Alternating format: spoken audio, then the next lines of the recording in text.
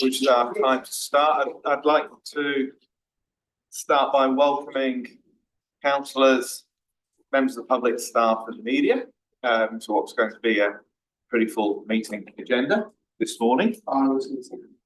And just to remind people that this is a meeting that's public, that is being recorded, just confirming that the recording has started. Yeah. So we'll kick off and work through the agenda. Firstly, to any apologies around the table. I see everyone's here, so no other apologies to record.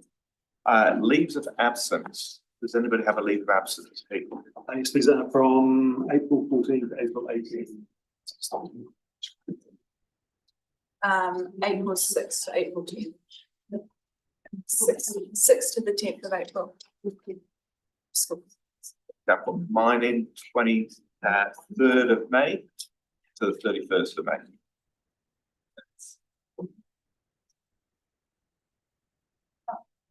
So any more leave of absence? In which case I'll move that those leave of absence be approved. In a second, please. Thank you, Heath.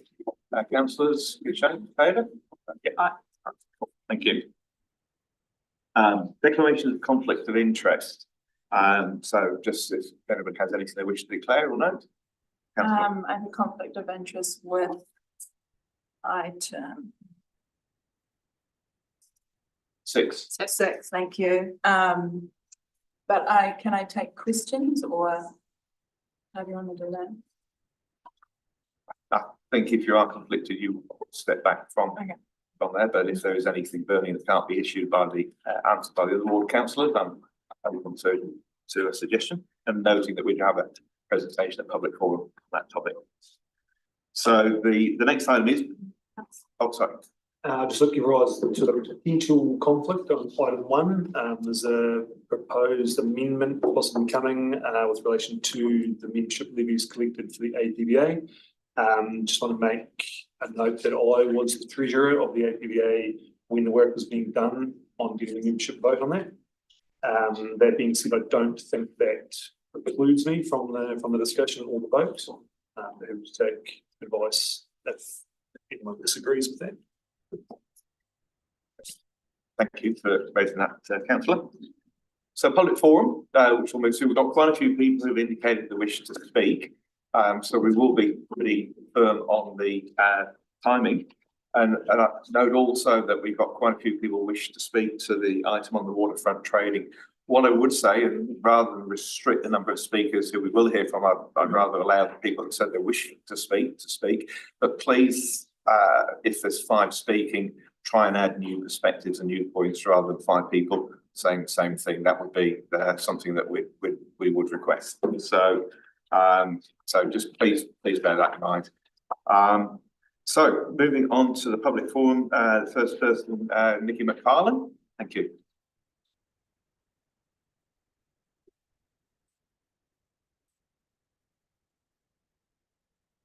I've got notes because I'm not so good anymore. Pura councillors, I'm representing Queenstown Lakes Community Action. We'd like to speak to the decision on the long-term discharge options for the Shotover Wastewater Treatment Plant before you today. We're here to ask you to do one thing: pause.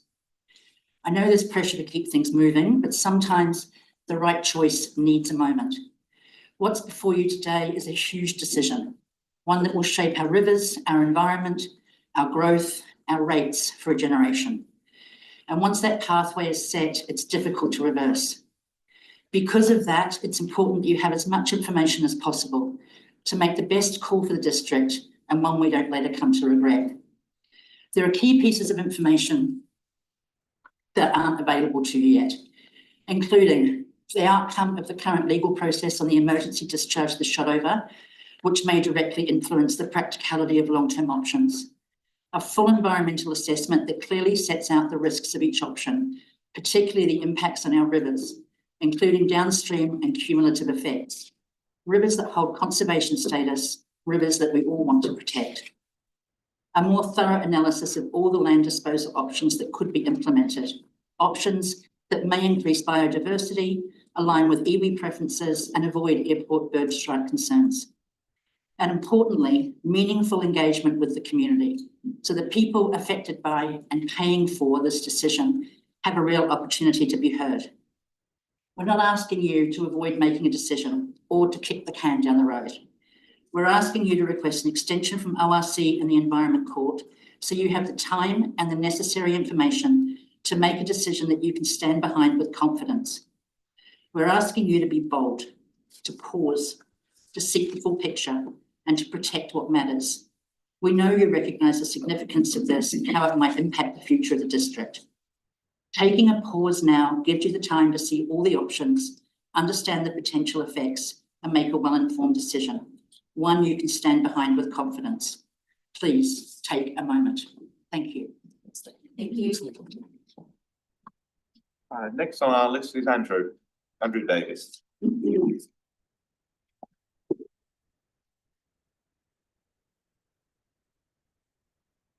Nikoto katoa. My name is Andrew Davis and my family and I have been members of this community for nearly 20 years.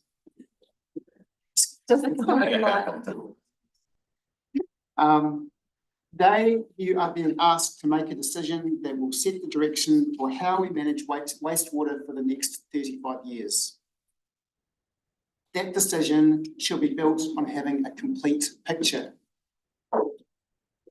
After following this process and reviewing the material, I'm concerned that by focusing our analysis exclusively on how we dispose of wastewater and not looking at its treatment, we are missing a real opportunity for our community and creating legal risk for the council.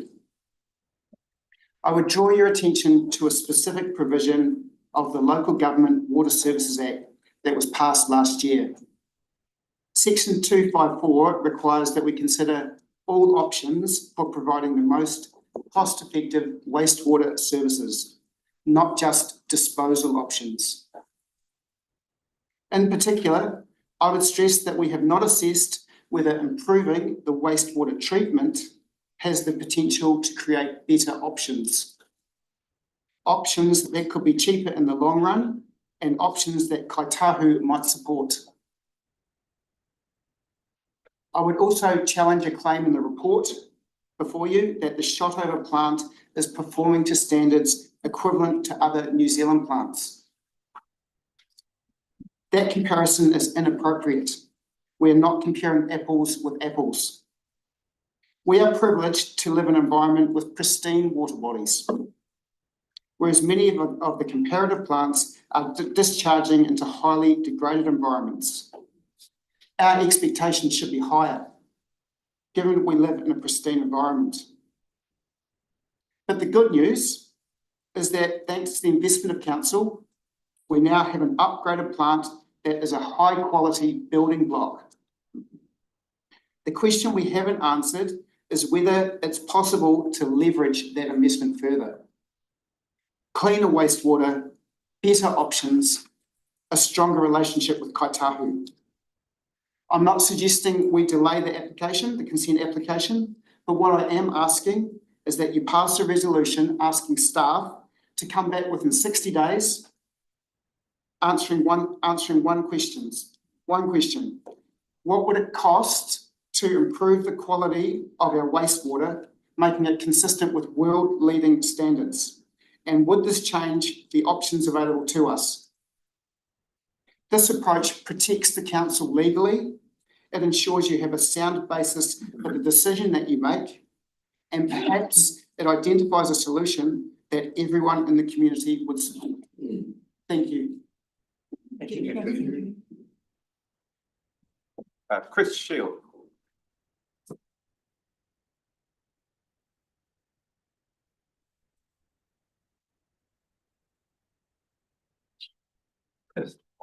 You, Mr. Mayor, councillors, good morning. My name is Chris Shield. I am the chair of Abbeyfield Wanaka Incorporated. We are a volunteer charitable trust working to establish an Abbeyfield home in Wanaka.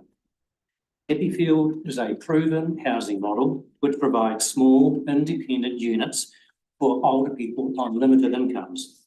Residents pay an affordable monthly rent set to slightly below superannuation for a person living alone. The monthly rental also includes all their utilities and meals. Our plan is for a 14-unit home to be built in Wanaka, so to provide affordable housing for older local people who otherwise face leaving town or living in precarious situations. The local committee will raise the approximate $4 million construction costs through community fundraising, grants and philanthropic support. However, we cannot afford the additional and substantial cost required to purchase a suitable site. The Abbeyfield model depends on the goodwill of the community and local authorities to provide or gift suitable land. We understand the Mount Aspiring College Foundation intends to relinquish Lot 2 at 131 Plantation Road in Wanaka and return it to council. Today, we ask you to support and facilitate that transfer of this land from the MAC Foundation to QLDC and to recommend that QLDC gift or long-term lease that site to Abbeyfield Wanaka Incorporated for the purpose of building the Abbeyfield home I referred to. That particular site also includes a house on the street frontage. Including that house in any transfer would be highly beneficial to us because it would provide live-in accommodation for the housekeeper cook who lives on site and provides meals and day-to-day support. Additionally, including that house would greatly enhance site access, parking and operational flexibility for the Abbeyfield home constructed on the rear of that site. Your support would unlock an affordable, community-led, cost-effective accommodation solution for older people in Wanaka. Thank you for your consideration. Nikki Buss.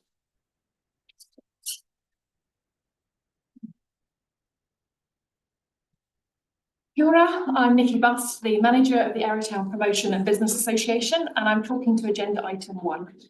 We represent almost 100 members, providing business support, governance, marketing, events, and protecting Arrowtown's heritage. Our funding comes from a council grant based on a percentage of commercial rates and accommodation levies.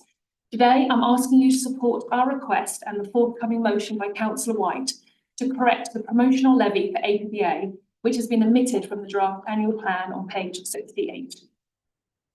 Over the past 2 years, we've worked closely with council staff, the previous mayor and CEO to address the need to increase our levy. Our membership has grown by nearly 30% in 5 years, while our funding has increased by only 8%, making it increasingly difficult to service our members' expectations and rising costs. We revised by council the appropriate process to undertake this, and it was to seek member approval via a formal motion requiring a minimum of 75% member support at either a special general meeting or an AGM. So ahead of our AGM last July, we worked with council to draft the motion. We engaged directly with all of our members and we received a 95% support. The motion was formally passed at our AGM with a full quorum and no objections in the room, following extended notice requirements and meeting our constitutional requirements.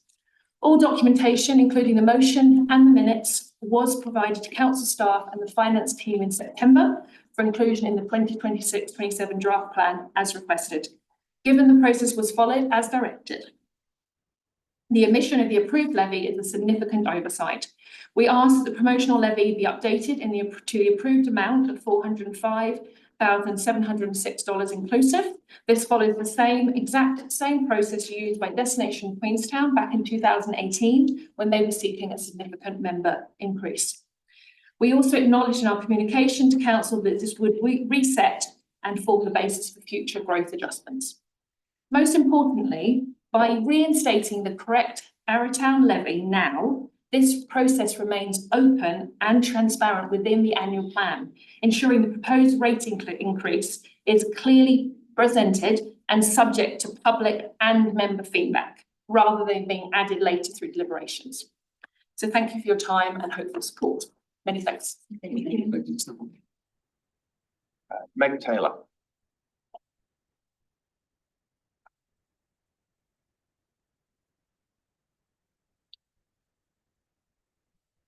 I take me more than a minute to actually get up here. and get in We full house. haven't started. Okay. So Meg Taylor from Wanaka Stakeholders. Commenting on Aegis's scenario presentation later today. Council has been given a very clear description of what the Upper Clutha wants.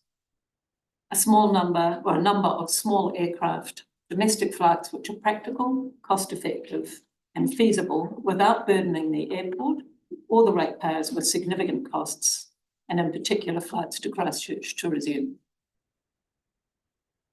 Overall, the Aegis survey shows far greater support for scenarios 2, status quo, and 3, limited domestic flights, than for scenario 4, which is the larger aircraft, more extensive domestic service contemplated.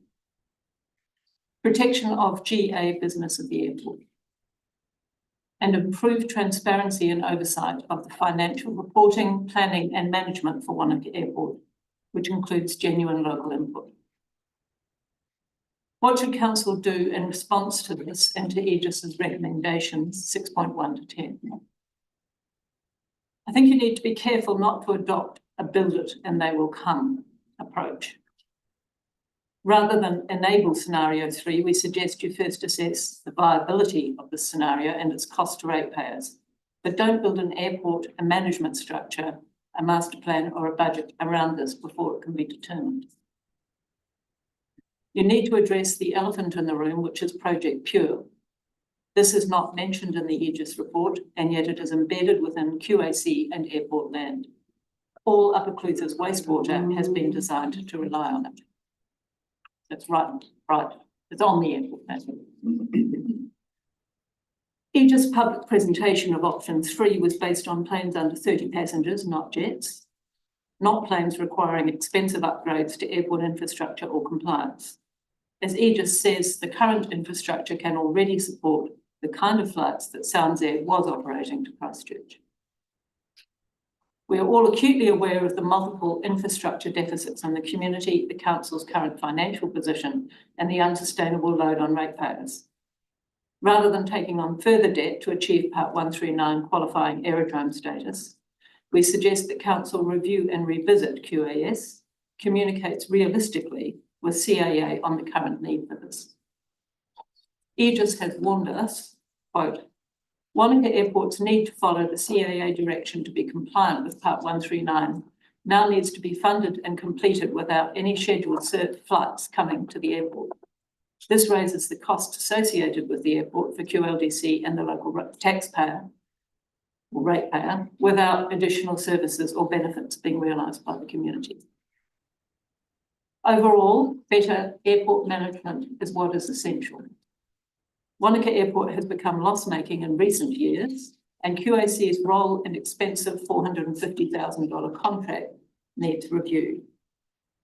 Local oversight is non-negotiable, and the challenge posed by Project Pure should not be ignored when you're looking at these options. Thank you. Thank you. Thank you very much.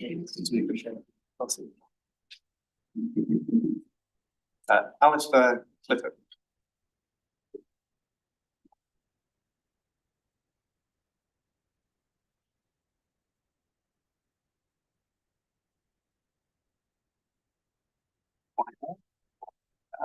Councillors, I'm here on behalf of Skyrim Properties, owner of several commercial buildings along Queenstown CBD, to outline our ongoing concerns regarding the street vendor activity in the Queenstown CBD, which is on today's agenda. We have previously raised concerns about the impact of these stalls, particularly safety issues, damage to property, inconsistent standards, and the effect on the reputation of the town centre. Despite changes introduced last April, we continue to see unmanaged occupation of public space, repeated non-compliance with licence conditions, and behaviours that undermine both the established businesses and the wider visitor experience. In many ways, the situation is worsened rather than improved. We are especially concerned about access to the lakefront and the fairness of allowing unregulated or non-compliant trading activity outside the doorways of compliant businesses, and the growing food hygiene risks. These include inadequate hand washing, unsafe storage practices, poor cleaning of equipment and substandard waste management, well below the standards required of permanent food businesses. From our perspective, the situation has now reached a point where stall activity should no longer be permitted in the CBD. Additionally, simply banning activity on the lakefront would simply push this into other areas of the CBD, such as the Mall and Beach Street, areas which are equally unsuitable and unable to absorb this activity without further negative impacts. In summary, we are not anti-street vendors, but the current situation is untenable. We believe decisive action is now required to restore safety, consistency, and the quality expected of a premium visitor destination to Queenstown. Thank you. Open for any questions should anybody have them. Thank you. Thank you. Thank you so much. Oliver Nutt.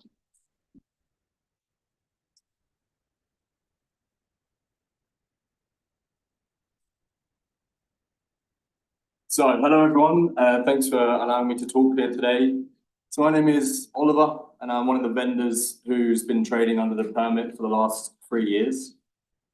Over the last few years, I have spoken at length to several of the councillors, council staff and enforcement team. I think it's clear, I think there's a clear and simple question which should dictate how you try and resolve this seemingly small but complicated issue, which is it in interest for the local economy, visitors and residents of Queenstown to have street food offerings at the lakefront? If the answer is no, then the efforts to get rid of us are justified. But if the answer is yes, then the efforts to amend the bylaw and make the situation workable are. Either way, the bylaw has to change, and either way requires effort and resources. Queenstown is a hugely popular and growing area, attracting more and more commercial investment for high-end projects, buildings and developments. You could be forgiven to start seeing Queenstown as a luxury holiday destination for the rich to browse Louis Vuitton handbags and play the world's best golf courses. But let's not forget its roots as a rural mountain ski town, a place where travellers would arrive from across the world with their belongings in a backpack to stay in a hostel and enjoy the scenery, adventurous activities and the tight local community.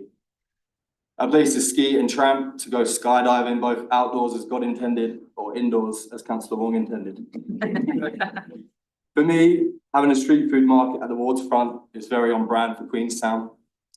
At a time where there are fewer and fewer remaining locally owned hospitality businesses in the town centre, it is a market which is made up of individual small business owners, many of whom are long-term locals.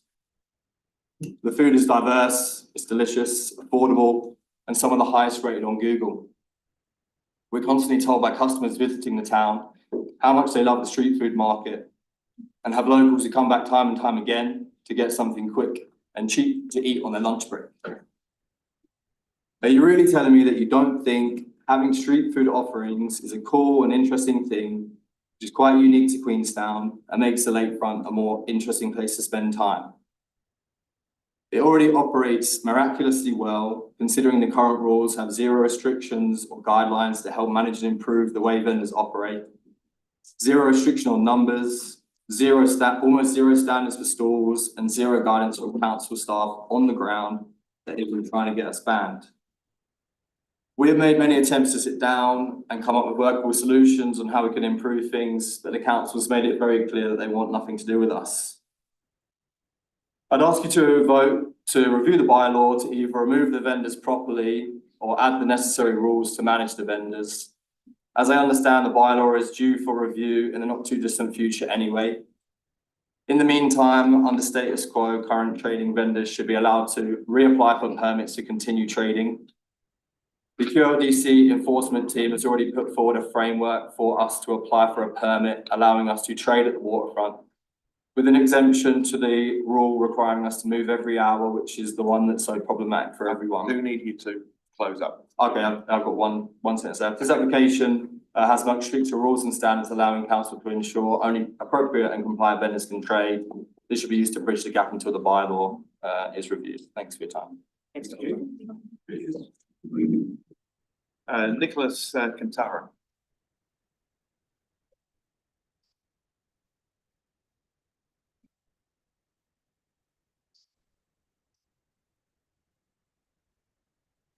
morning, everyone. Nicolas Cantaro from Pastor. Thank you everybody for being here. Honestly, I don't have a food vendor from the lakefront of court. I don't have any speech, any line to follow. I just came to show up and see and watch my point of view about this. Unfortunately, it's been a hard year dealing with these matters about the lakefront. I am the oldest one operating at the lakefront. I have 7.5 years in base of my time, marketing.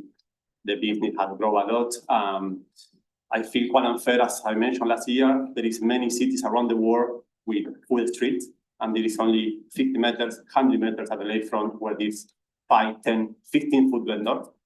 So I honestly wait and hope to work together with you, because whatever decision you take today, for good or for bad for us, I think the only real solution is working together for the lakefront, because it's just one street, and the problem is the lack of regulation, the lack of presence of the council. That became the problem that we are facing today. So I'm here for working for the future, whatever happened today, because I expressed myself by emails to many of you, to many departments, trying to bring solutions, and it's always a kind reply from you, but then nothing happened. Then we still carrying the problem, and we are not facing the real issue here. We need regulation, we need a council, we bring solutions like paying rent or a prime license or whatever you want to call it, but we need to keep this. It's part of the identity of Queenstown, it's part of the culture. We bring variety, we bring different food, we bring flavor, we bring different things to the council, to the lakefront, and everybody love it. Not only tourists, also locals. So I'm here looking forward to get a solution together for the future of the lakefront. Pretty much that's it, guys. Thank you for your time. Thank you very much. Poppy Prentice.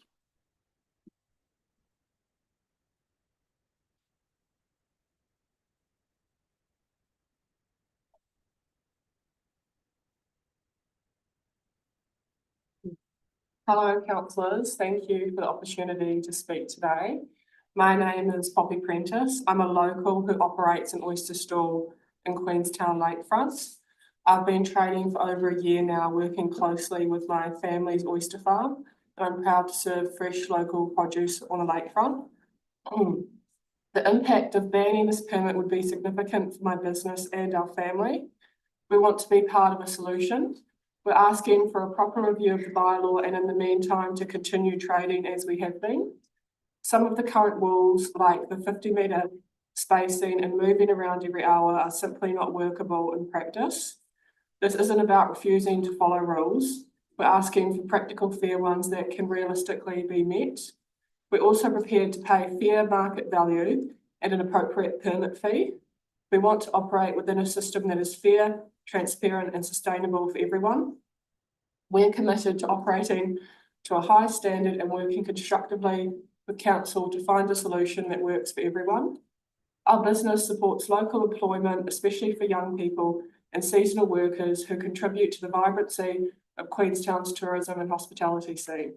Most tourists really enjoy visiting us and say that we've made their New Zealand trip more memorable. We also help promote other local businesses, creating a positive flow-on effect across the community. I respectfully ask that you delay this decision so there is time for proper consultation and for all the facts to be considered. Thank you for your time and consideration. It is truly appreciated. Monica Batidi.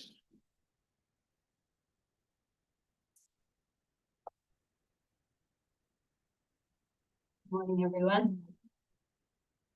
Thank you for allowing me the opportunity to speak today on the future of waterfront traders. I can only imagine how stretched the council must currently be on such a wide range of complex and challenging issues, and the future of waterfront trading must seem like a trifling matter by comparison. Having read the 25-page report you've been given in regards to this matter, I acknowledge how easy it would be to vote today to prohibit all waterfront traders immediately and indefinitely, but I ask you to please consider a few points before considering this. I am here today representing the local arts and crafts artisans who have had permits to trade for many years on the waterfront. We are a supportive community of creative individuals, and we work with each other in a harmonious manner. In our town that is rapidly becoming vertically integrated international chain stores, we give our tourists the opportunity to interact with locals, get a taste of New Zealand, and our visitors are always impressed with our uniquely, locally handmade products. We have value. We act as Queenstown's ambassadors to our tourists. We are information and direction givers. We're a local friendly face, and we are often the only local they meet during their time in Queenstown. We constantly hear visitors tell us how happy they are that we're here, that we offer something unique, and that we do bring life and vibrancy to their experience of the Queenstown waterfront. 8 years ago, when I first started working on the waterfront, when I asked, I was personally told by council staff to ignore the rules of no amplified sound, of moving every hour, and of being 50 meters from where we were, because they were buskers' rules and they were the only option they had for issuing permits to us. Buskers, food vendors, leaflet distributors, and artisan handcrafted arts and crafts are all uniquely different and should carry with them different criteria. This whole situation and how it has played out has been stressful for us all. We're law-abiding citizens, and we want to have clear, workable rules we can adhere to. And we understand the frustration from the enforcement team's perspective of our non-compliance of having to start moving every hour, 15 meters from where we were, 50 meters from everyone else, but it was simply impossible to achieve. They had issued over 160 permits for a map area that, if those rules were adhered to, would only allow for 3 stalls. And moving to the mall or beach street was impossible too, as we also had to be 3 meters away from any retail area, including tables and chairs. And the message was neither consistent nor clear nor given to everyone affected, and was never followed through with. If this current situation is no longer viable, then we ask you to please work with us to create a solution that benefits everyone, that works for council, and allows us to continue to support ourselves as artisans. Thank you. Okay, I think before we move on to our next speaker, we've exceeded our 30 minutes for public forum, so I'd like to move that the standing order 15.1 be suspended, so the time for public forum may be extended beyond 30 minutes to accommodate all the speakers. I'll move that. Is there somebody else? Thank you. Councillors? Aye. Cool. Thank you. So the next person to speak would be Graham McCarthy.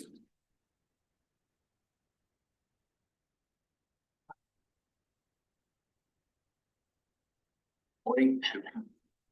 I'll introduce myself. My name is Graham McCarthy. My wife and I have been restaurant owners here for 35 years. In fact, we would have to be the longest restaurant operators in Queenstown, I believe.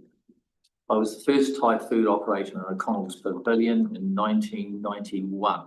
During that first decade and a half, we did numerous food cart events, food stalls such as Winter Festival, Mardi Gras, down at the lakefront area. Thousands of locals and tourists would come into town to enjoy the food and entertainment. The town had a great local vibe. We're also long-term ratepayers. I've witnessed the town and region grow over the years, and Queenstown today is unrecognisable from 35 years ago with its increased commercialisation of the town, with national chains and a decline of local owned businesses and vendors, particularly in central Queenstown. Removal of waterfront vendors just adds to this increasing commercialisation and loss of local character in the town. Food vendors do create jobs in Queenstown and spend money locally. Our food cart is actively promoted on YouTube and TikTok with many influencers with well over 1 million subscribers. They come to Queenstown because they see the beautiful scenery behind our cart. This has actually surprised us with the sheer numbers who have seen it. Pretty much to sum up, I believe that the banning of food vendors on the lakefront simply does Queenstown an injustice, and it's been part of the Queenstown landscape ever since I've been here, and that's well over 30 years. Thank you. Thank you. Down the person.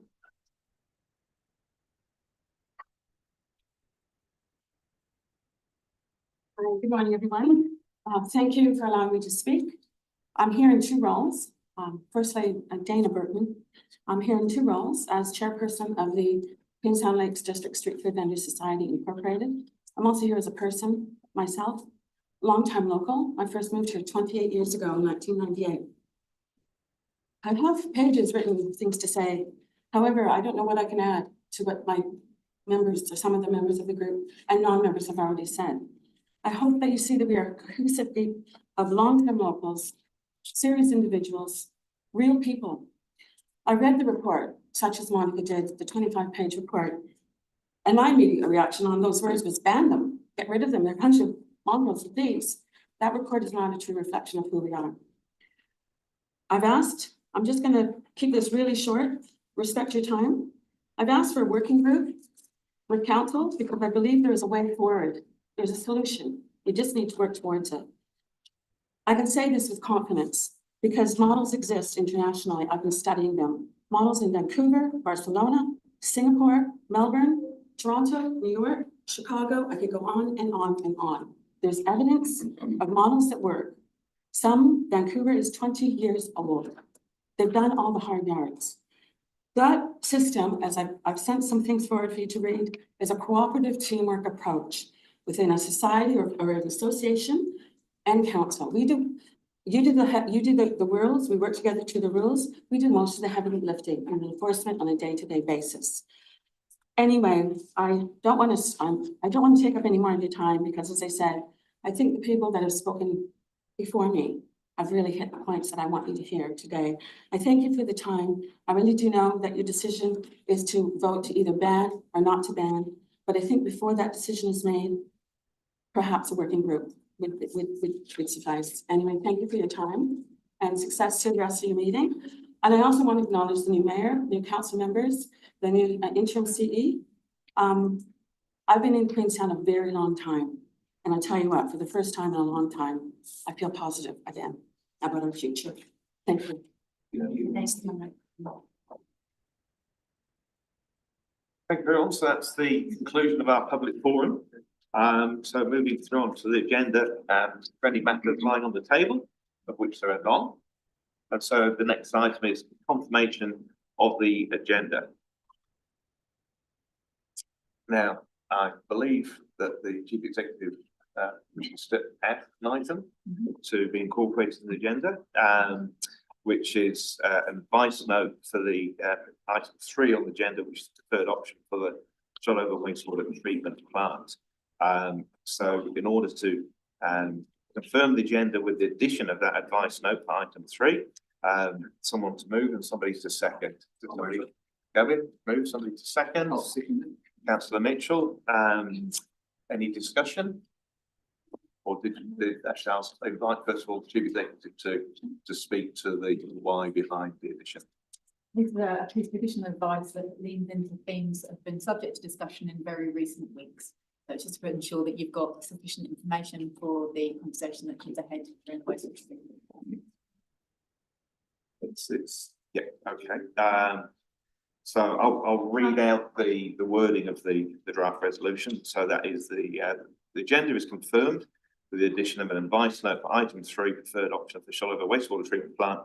The reason the material was not on the agenda is the documentation was not completed until after the agenda had been published and cannot be delayed until a future meeting because Shoalover Wastewater Treatment Plant is an item to be considered at this meeting and the advice note contains important information for the consideration. So that is the complete wording of the resolution, which has magically appeared behind me. Thank you, John. Councillor Lally would like to speak. Question, and then I'd just like to say something. Is what you've provided legal advice? It has had input from our legal department, but it's not in the legal implications section. Okay. I'm just a short list. It's not technically legal advice. Yeah. I'm just going to say my piece. So I've read through the advice and I struggle to find it balanced. and having had it provided at such a late time, the opportunity to respond has been limited, and I don't feel like it's a helpful addition to the mix of information that we have in front of us. So I can't support it being added. Anybody else would like to add anything? Councillor Smith? Given it was provided yesterday afternoon, am I reading back 2:50 or something? Was there any attempt to publish this advice with the agenda online? The item has gone live on Monday. The standing order is for us to then bring it to the meeting. Just bring it through. Yeah. Councillor Bartlett? Nobody else wants to speak. I'll finish the speak as the mover, but I mean, it answers very clear questions that we've all had over the last number of days. So that's why I support it.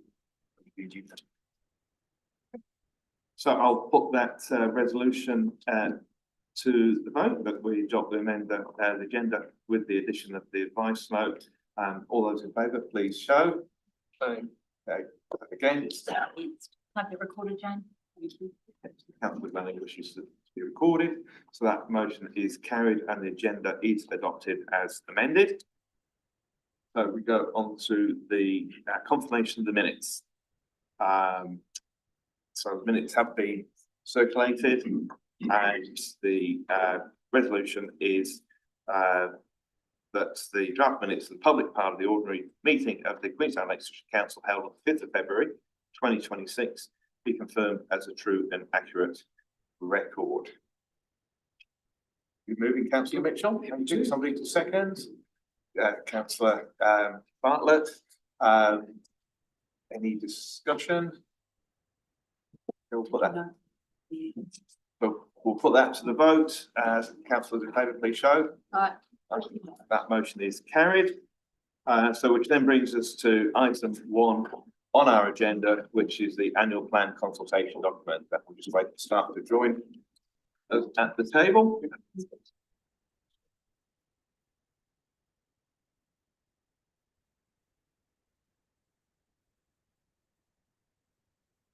Now we're going to, I guess, take the report as read. It's quite lengthy, and we'll take the consultation document and the draft plan content as read.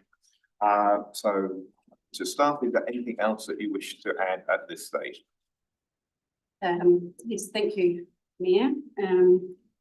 Right, so I just wanted to draw your attention to the supplementary information on page 7. There's a lovely circular diagram which is showing you where we are in the current process. Looks like this. So this is the 3rd year of our long-term plan. So we have already consulted on many of the items already in this plan as part of the long-term plan previously. We have been on a journey since you were elected. We've had 2 workshops. We've created a consultation document and a supplementary information, which is actually the draft annual plan, and it's in draft. So what we're expecting is that this consultation document will go out to the community. We will gain feedback from hearings, from submissions, and there will be changes to the supplementary information, which is the annual plan. So we are under no illusion that there will be some changes. As you are aware, there have been lots of challenges in producing this annual plan. And I think it's really well explained in the Mayor's forward section on the consultation document and in the annual plan. It explains those challenges. We also have a table in the consultation document about all the challenges. And really, the whole function around the annual plan and the way that we get our revenue is determined by our revenue and financing policy, which is set back in our long-term plan. So we're about to start our next long-term plan, and that's really the mechanism of who pays, what's that mix between users and ratepayers. That's really our tool. And if you want to make changes to that mix, then a long-term plan is where you do that. The other thing I just wanted to say is that rates is our last resort. So we do literally go through all the revenue items, trying to figure out where we can obtain revenue. And it's really last resort. We don't like putting up rates ourselves. I'm a ratepayer, so I've got that dual hat. The other thing that I just wanted to draw your attention to is there is a pie graph, and where it can demonstrate to you actually very little discretionary expenditure. A lot of it's tied to our capital program, which again is set through the long-term plan. And also we have provided the councillors with a line-by-line analysis of all our costs. So they have had that information. So really today is about the start of our community consultation on this plan. So you'll have a consultation document and the supplementary information, which is the draft annual plan. So thank you. I'd just like to address the comments that you heard in public forum from the APBA. Just to clarify that, I understand you may consider that.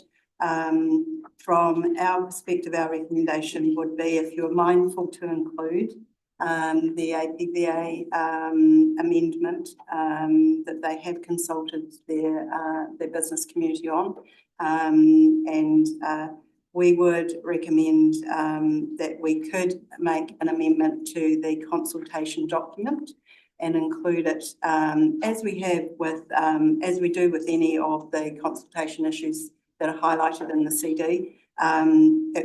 We could at this stage include that there. We would ask that we are not asked to include it in the supporting documentation. We haven't, for example, got the Wanaka Community Board priorities embedded in the supporting document until such time as we've actually gone through the consultation process. So if we do put it into the CD, it's there. It's there for the community to see and understand. And in the event that through hearings and deliberation you agree with that that issue, then that is the point where we would do the work to amend the supporting document before you then adopt it in June. So that's really all we have to say on that matter, and we'll leave it in your hands. Thank you. So we'll start with questions. Let's start with Councillor Tucker. Hi. I've got two questions. One of them is a bit obscure. In terms of the sewage wastewater rates, I was reading about counting urinals on commercial property. Essentially, every house is counted as one toilet, and everything that's not a house that you count the toilets. Is that correct? Mm-hmm. Are you able to just sort of speak to how that's the case? It seems a little strange. Thanks for the heads up. Yeah.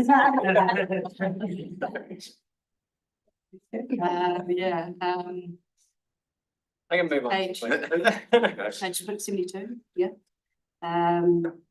Yeah, so part of our, I guess, rating through the long-term plan, we would have consulted on all these different rating types. That is a tool, a mechanism of rating that we can use as PANS.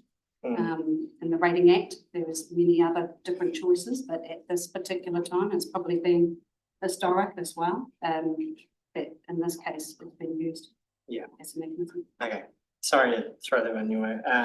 It's a bit obscure, but the other one, I guess, obviously there's a big rates increase for hardware, 22.3%, $952.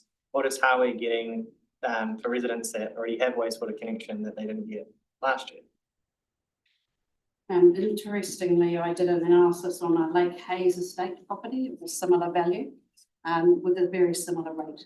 So although it might feel like a bigger rate increase for hardware, it actually brings it in line with other districts, other areas in the district.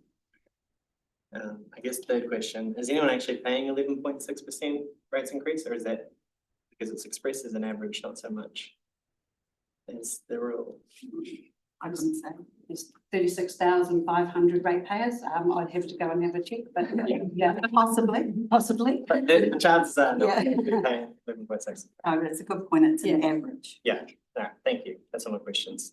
Okay, councillor Gladdy indicated that question. Oh, thanks. Yeah, I was just interested, the 50-50 split between Wanaka and Hawea for the wastewater.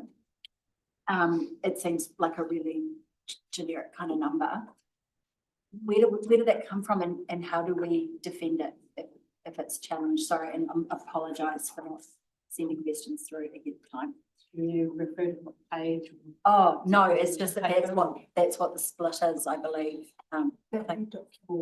Yeah, it's in, I can't, sorry, I didn't write the page down.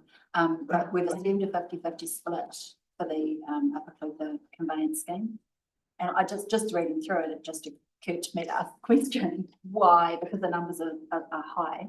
So normally it comes back to the business case. So business case at the time of writing, we would have assumed that split. Right. Okay, I'll do a more practical question. With the APBA tourism rate inclusion, we're approving the consultation document today and how everything is framed. If we approve it today on the basis that you will include it and frame it up, can we have any input into that? Would councillors have any input into that? Would, you know, so that it becomes accurate and not. If we are asked, if you put a resolution today to include it in the CD, I've already asked the team to start working on what that would look like, and I'm more than happy to circulate that. Would need to be a quick turnaround because we go live tomorrow, but happy to circulate that later today once if that's the outcome today. Okay, I think councillor White and then councillor Smith. Can you please explain to me why the APBA changes weren't made when we were under the impression that they would be made last year? Well, maybe I'll take that one because I think it's one of those most unfortunate things that has occurred in between the change of shift. So I do know that the former mayor and the former chief executive had worked with the APBA in terms of what they needed to do to enable a change to be considered by this council. It still remains your decision, and they did dutifully go forth and do that work, as we've heard from Nikki today. Where that sat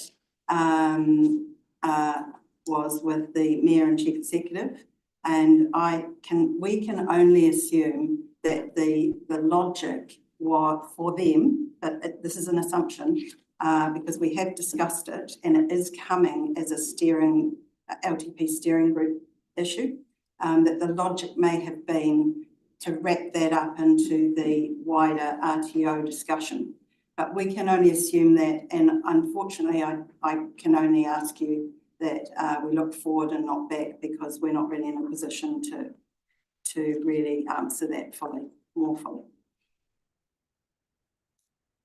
Supplementary? No, I'll just have it in my comments. Okay, councillor Smith. Yeah, thank you. Sorry, I'll follow up on that one first, just so,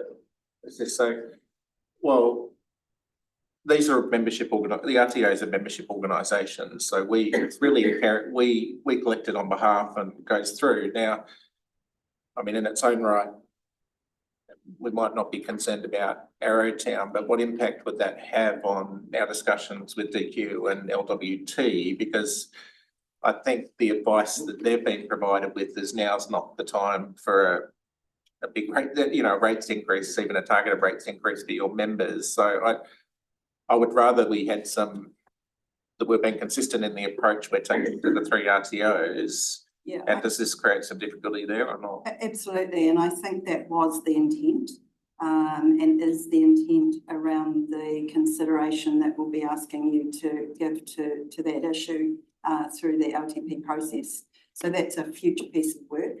In the interim, APBA have taken the initiative, as DQ did do a few years ago, to bring this through the members. At this time. So I don't think you really conflate those two things, and maybe this is a standalone matter today for you to consider. Okay, so we could deal with this separately without too much problem. Okay. and just going back to the hardware thing, so, you know, I take your point that we're in the year 3 of the LTP, but have we, as far as I'm aware, we've never signalled to hardware that they'll be subject to a 22% rates increase. So we can't rely on the fact that that's what we've signalled, and potentially we've either spent less on those projects but yeah, you know, we're overall the delivery of that project should be less, not more. So why are we subject to something that's out of line with the LTP, the predictions in the previous LTP? Because yeah, as I said, we're relying on that, and if we're to try to shift that balance, am I correct in saying that the development contribution indexation update, we're not consulting on the development contribution, is that right? We're only updating the schedule. So if we were to change that, as in change the rating impact for hardware by putting more onto the development contributions, is there any way we could do that through this process? Sorry, there's a couple of questions there. That's right. So I guess it comes back to the projects are all determined how much is growth and how much is levels of service and how much is renewals. So that was all set through the business case. So that was done 4 or 5 years ago. That would result in. And so that cost is then pushed already through the development contribution policy. So that already incorporates that. If we're to take that model, it would result in what was predicted, not more than what was predicted. And what we're predicting is it's going to be less, so potentially we're overcharging them. No, sorry, if that follows, but we haven't predicted that there would be a 22% rates increase until this year. So something, what's changed, the business case hasn't changed. The delivery, the amount we're spending hasn't changed, or in fact it might have reduced. So what's changed that results in the increase? Probably the infrastructure's in the ground where it's been undertaken, and this is where the cost comes in. But it was always projected to be under business case. So why didn't we project a 22% increase? But that was predicted in the business case. In the LTP. Well, I suppose that's what I'm asking. I don't recall ever seeing, and I've gone back to the LTP, I can't see where we predicted an increase. I accept that. Most of that fell last year, and it would fall over a couple of years, but this year is way bigger than we projected. So there has to be something that's changed, or something that's caused that. What we're proposing to do is to provide some more detailed analysis for each of the smaller communities. So Hawea, Drona and Kingston. We've drafted something for Hawea already. We're just finalising it, and that can be used to explain as part of the consultation. I mean, this is, like I said, it's consultation, so we welcome any feedback. But if we get a bunch of submissions saying, you know, we oppose the 22% rates increase, which I dare say we will we even have scope to fix that by adjusting the development contribution balance or whatever it is? I mean, this is my concern, is how do we actually resolve? Well, I think so it's subsidisation. I was just about to say, I mean, this is one of the issues that you have just recently told us that you want us to address through the LTP, which is equity. And so this is a really good example of where that could be applied in the future. But I don't think we can right here, right now, answer your question. But I think we need to answer that question when you sit down to deliberate on this. So if we can undertake to answer those questions more fully at that time, that's when you're going to have to make. What I'm asking, is there actually scope to resolve it at that stage? If we're not consulting on the DC policy, then we're unlikely to be able to resolve that at the deliberation stage. Because, I mean, I take your point on equity, but the feeling is I'm getting from this is we've miscalculated the balance between growth and level of service. And that the only way to rectify that is to take away from rates and put it on development contributions. And I don't think we've got scope to do it in through this process. So I'm trying to work out how do we resolve this, because I think there's been something go amiss. Yeah, I don't think we can answer that today, Quentin, but it's a fair comment and we'll take that one away. Councillor Mitchell. Sorry, just one supplementary. So, but even if we determine that has been the case, how do we rectify it without waiting till the following LTP?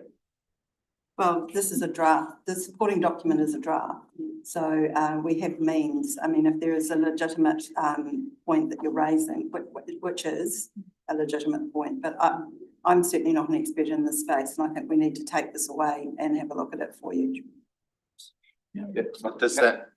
Does that put me in a tricky position today, whether I can approve the consultation document or not, when I don't know whether that issue can be resolved, or there's a way forward on it? Yeah, oh, that's for you to determine, but what we're saying is that the supporting document, which will ultimately be adopted in June, is where we could potentially, if there is any way of addressing this, we could potentially address it through that. But I can't commit to anything. It's not my field of expertise, and I'm not sure if I've got anyone right now who can jump up. The only thing I'd say is that the 22% is not just water. So there are obviously other services that have increased, so it's not just water.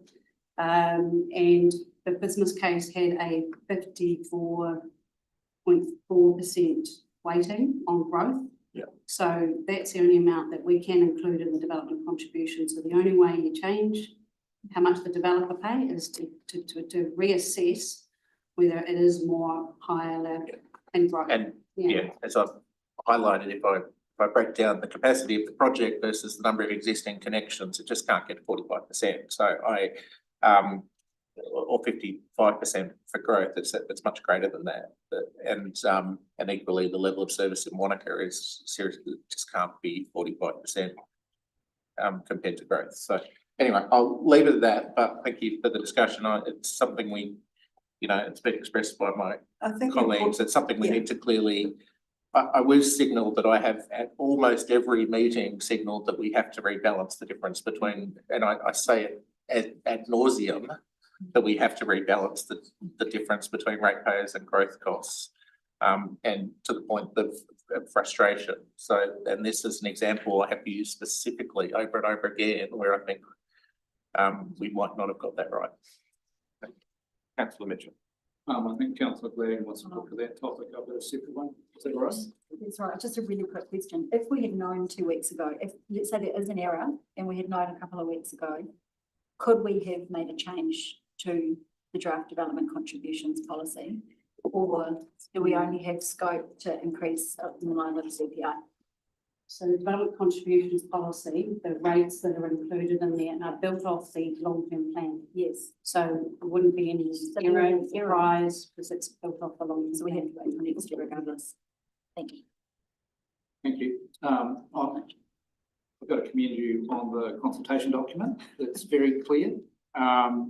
And people should be able to get a feel for where the costs lie. Could you though, because I've got a concern about this, and it relates to the previous discussion. I think this council has a desire to, and I'm not speaking to everyone here in doing so, but a general desire to be able to see more detail on the sort of stuff that's just being discussed.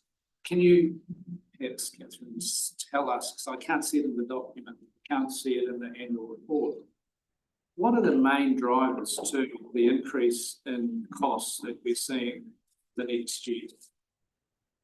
And because we've got in the documents, and including the consultation document and the 24 LTP, that in fact, the increase this year is less than was proposed back then, which is good.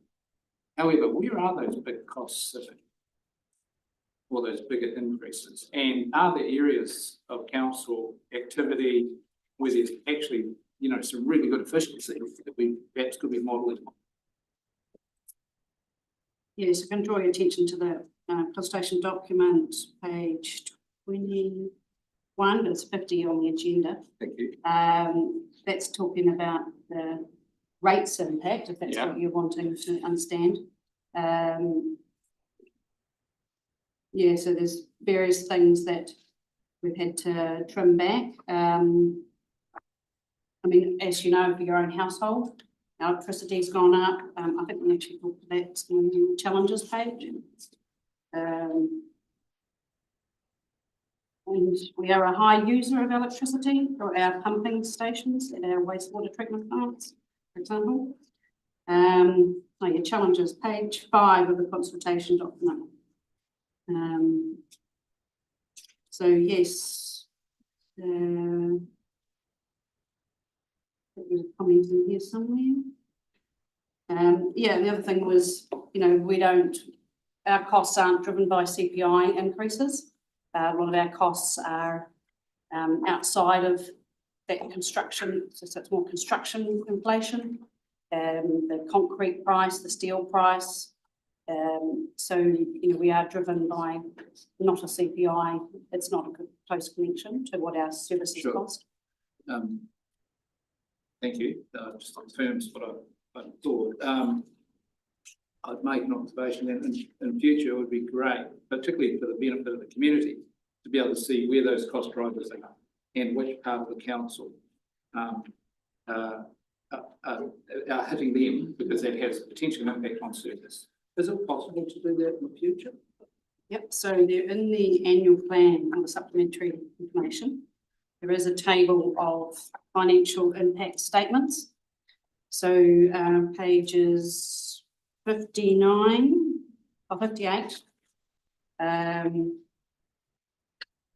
has for the whole council, it has also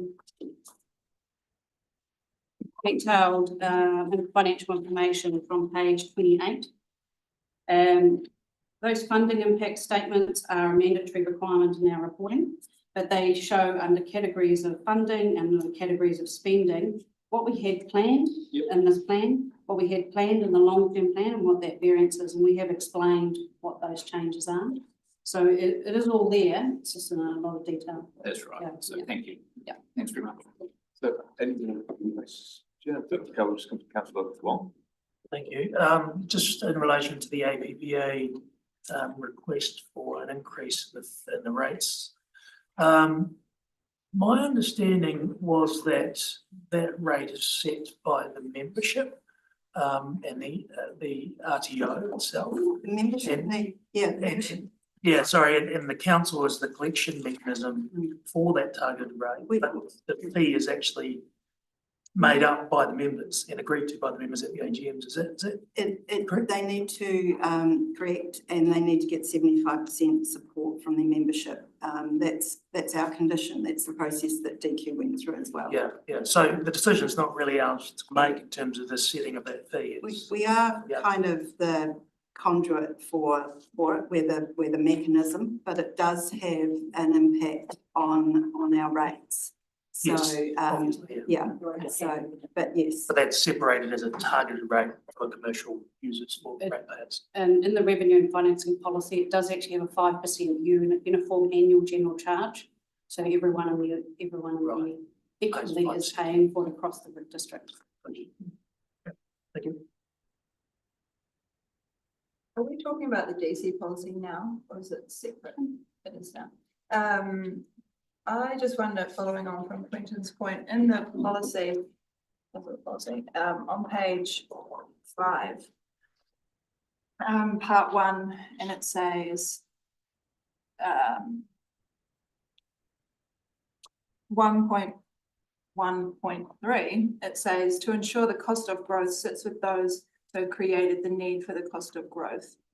And there's some other wording like that, and it also says that council considers rates to be the best way. I just wonder if we want it, like the wording there, I mean, it's not paying fully for growth. And I actually think in the consultation document, you've talked about DCs in a better way, saying that it's a way, but it's not the only way. I think we could change it, those who create the cost paid, to something like those who benefit over time, contribute over time, or that's the way that we need to also work. And that's something like with the hardware scheme, that I understand paying for the, you know, if I was a ratepayer there, paying for it over time, but it just seems like it's so right now, like you say, those 1,500 people who live there paying for something that's going to be for 6,000 people in the future. It just doesn't actually seem equitable from what we're trying to. I think rather than make a change to the supporting document, you've highlighted something which is great, and you might want to engage your community around that as well. You know, around once we get to deliberations, that's when we can make changes to the document itself. Yeah. And I think there's a piece of work that we will undertake to do to, I think, help you to understand, you know, how these costs have been applied and the DC side of it, because I think we're still, I'm not sure if we'll agree to it, disagree or agree to agree. But, you know, Quentin has long held a concern in this space, and I think we'd like to try and address that for you, so that when you come to deliberations, if there are any changes that you want to agree, we can undertake it then. Well, and to that point, if we can't understand as councillors, how do we communicate that to the other, you know, our community? But you did say that you thought it was clearer Oh, in and the consultation yes, document, yes, I do which will think be it's the main Yeah. document will be Yes. the community. But to the hardware point, you know, I just think there's a bit of, I think we could do, and it's probably just the next generation of work, you know, some kind of easier system to look at your rates, to look what you're getting, to see how it's spread, and that could just be can't just be on a piece of paper. Oh, Catherine's got a deal for you. Okay, so We are looking at the complexity of the rates. Yeah. this is a new. Yeah, it's just a really quick one about 4 million reduction for the disposal field. Just one of the things we're approving is a $4 million reduction in this year for the Shire wastewater disposal field. And we're doing it obviously ahead of the decision at item 4, I think. I just want to be clear, if we approve this to go out, I don't want to get to the next item and be told that there's only $1 million left in the year and therefore we can't do it. So I just wanted to be really clear that it may be that we need funding and it may be that we need to do an internal submission to get that back, maybe. So I just wanted to air it and make sure. I think that is the most likely circumstance. It should be fine basis in that position. Right. Is there any issues around that with, in terms of not having consulted, it being a large number? Is there any issue if it has consequential changes that people didn't foresee? I think we'll have to see what threshold it was meeting when the number comes to light, but when we have some more clarity around what that would need. Right, so if we agree that reduction now, because at the moment there's 5 million in there, I think, give or take, we're reducing it down to 1 before making the decision, which begs the question, how did anyone know what we were going to decide and that we didn't need the money? But I'm just wary of taking it out because it may affect the decision later. So if there's not a clear pathway to getting it back, if the resolution of council is to do something that needs it, I'd be minded to take it out or not agree it. It would be a clear process to getting it back. Okay. We just need to know, I can't answer it on the fly. We need to know what that process was when we know the dollar amount that we needed. Right. We do a reforecasting process, so it could come through there. But I'm assuming this is early stages of the disposal field. It's only 1 year's worth of cost, so I'm assuming that the bulk of the cost will be in the long-term plan. They are the year after. There's a couple of 20s to follow, but it just depends on how much work might need to be done in this next year. Okay, well, I think we should, Councillor Bartlett. So just on that point, you know, in the total amount of the 77.1 won't be spent in the next 12 months. So that's where I would say that might be there's in and out over different years. Yeah, it's just this year. Reforecast. The other question that I had was just in relation to the total net debt. So it's gone up a little bit more than was expected in the long-term plan. But can you, well, first 2 questions here. Do you know what's contributed to that increase? And does that include QAC debt as well? No, QAC has their own debt. Right. At the winter time.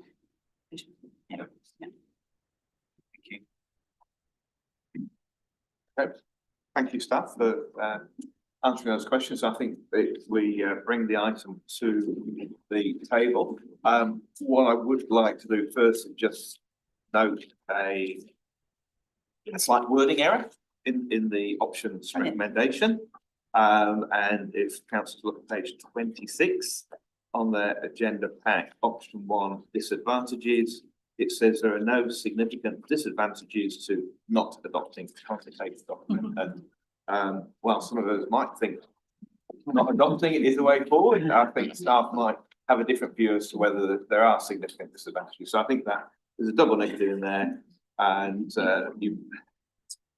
unless there's a subliminal. That's why Ian's sitting here, so we can look to our right. Unless it's a subliminal. Also why I've got my face structured. It's a subliminal steer in our direction, maybe. So item on the annual plan, we do have a resolution before us. Is there anybody that would like to move that? Okay, councillor Bartlett, councillor Mitchell, second. Councillors, discussion. Yeah, thanks. I mean, obviously, I've expressed some concerns. I think that the disadvantages with not going into consultation outweigh but I would signal that there's some things we need to resolve through the submission process, like expect the corporate submission on that subject, and I'll certainly would expect that we'll hear from the public on that subject as well. So signal that. I want to acknowledge that the community board's priorities have been acknowledged in there. Equally, I think there's a little bit, we're asking the question, which is great. I think there's a little bit more work about where the dollars lie and things like that that might come out of the process as well. But look, as I said, I could reject this, but it's not going to help me move forward. So let's get it out there, but I'm just signalling what those things worked on. Councillor White, you foreshadowed an amendment. Would you like to talk to that? Yes, so I'm just gonna speak to the one that we've got in front of us, and then I won't repeat it. So yes, once I realised that the updated APBA request hadn't gone through, I did indicate that I thought it was an error. I have heard what staff had to say. I still believe this should be in the draft annual plan. I know that that is a little bit of extra work to get that done, but I believe the process has been followed. It is a pity that there have been staff changes that maybe this was missed, but I do think for the wider the business community in Arrowtown who voted for it, we've got all of their support, but I do think that it needs to be how we intend it to be going forward in the annual plan, so we can get consultation on it rather than adding it in. I don't think the consultation document is the right place. I do think we do need to make the changes in the draft annual plan. So I have got an amendment to the motion that I would like to put forward, and so hopefully it will appear on the screen for everyone to read. I have circulated it. Appreciate that. Earlier as well, so I would like to put that motion. Okay, we'll just wait a moment to get that on the screen before us. But noting that, thank you for circulating around councillors. So there's a form of words there. I think are fairly self-explanatory. Are you formally moving? Yes, formally moving. So somebody to second that, councillor Mitchell. So discussion on the amendments. Can I go first and last? Sounds great.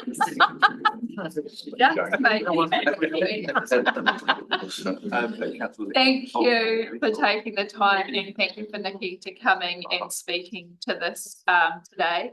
I have been part of these discussions for the last 2 years, so I was completely surprised not to see this in the annual plan. I just thought it was a given. So it's a pity that it's kind of coming to this as a way that it was, but a lot of work was done by the APBA, working with council in terms of how to do this. This actually is a growth issue. And we have so many growth issues, but this is something we can do about it. So although this looks like a percentage increase, what has happened over the last 5 years, the actual amount that individual businesses in Arrowtown have been paying has actually been decreasing because the number of businesses have increased. So the same amount has been split by more businesses. Basically what this does is just corrects, and again, the bigger picture we do need to look at in the long-term plan, but this basically corrects the growth issue. We'll leave it as that. Okay, so anybody else would like to speak in the way of discussion on the amendment?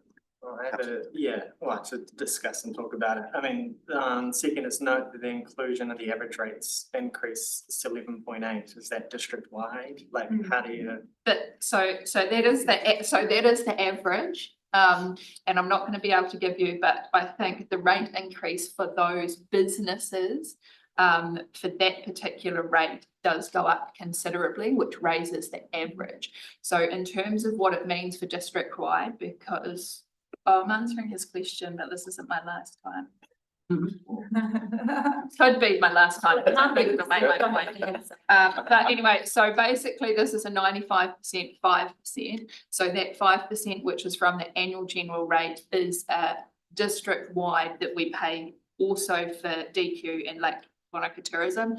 The difference between what's currently there and what I'm proposing is $7,000 between the whole district. It has to be less than. Well, Councillor Mitchell. I just want to speak in favour of the motion. I seconded it, but I like how we've approached this. There's a problem being identified. Some councillors have approached it really constructively. They've brought the evidence along with the community. When we identify a problem, we should address it and we should fix it as soon as we possibly can, not leave it till some later date when it's more convenient. So I'm all for this sort of action in the future. So thanks, Mel, for putting it. I have a point of clarification to jump in. I don't think $7,000 would add the average rates by 0.2%. It's not, that's only for the annual general rate. So it's right. It's a $75,000 increase for those members. I'm just wondering if that's a bit of a misnomer or it's problematic, if it needs to be acknowledged or not. I don't know. I'm just thinking procedurally if that is accurate. I've got confidence that it's. I think it'll come out in the wash. I mean, once we do the final, once we deliberate on it, it'll become clear where the impact lies, and the number won't end up being 11.8. I can be almost guarantee it. It'll be one way or the other. And then is it prudent to put it in the resolution? Well, it's just a note. What could you say that the inclusion of this amount will increase the average rates? Or may? That's what I mean. We'll have a reading. Move to 11.8%. We'll have I think that's inviting the increase of it. I mean, I don't. I'd have to take advice. Councillor. So to make a comment to that, so it will. So the headline number that we've got in that consultation document is 11.6 at the moment. This change will increase that, but the user pays amount of that the members of the APDA have all agreed to pay makes up that 0.2% change. So it's the way we have to. It's the way that it has to be. That's fine. Reported, I guess, but I guess point of clarification, because I do need to just let you know that in the event that you do want to go with this resolution and include it in the supporting document, it's not a matter of convenience. We actually have, we're scheduled to go live with the consultation tomorrow. Catherine's indicated that this change, because it changes the rates, it has flow-on effects throughout the entire supporting document. It's unlikely that we can get that reviewed and ready to go live until probably Monday, Catherine's indicated. So I do want you to be aware of that. And to your point, Mal, Councillor White, the easiest way I can put this is it will always be a matter of consultation when an RTO wants to make this change, because it does have wider implications. So we're only recommending that if it goes in the consultation document, that's where it would have gone regardless. In the event that we were all aware of this and we knew what we were including, it wouldn't have been in the supporting document. It would have been in the consultation document. because you get to make and have to make a final decision on whether it's in or out in deliberations prior to adopting the plan in June. So I do just want to clarify that. It might seem like I'm pushing back a lot, but it is actually, you're going to have the same outcome, whether it's in the supporting document or not.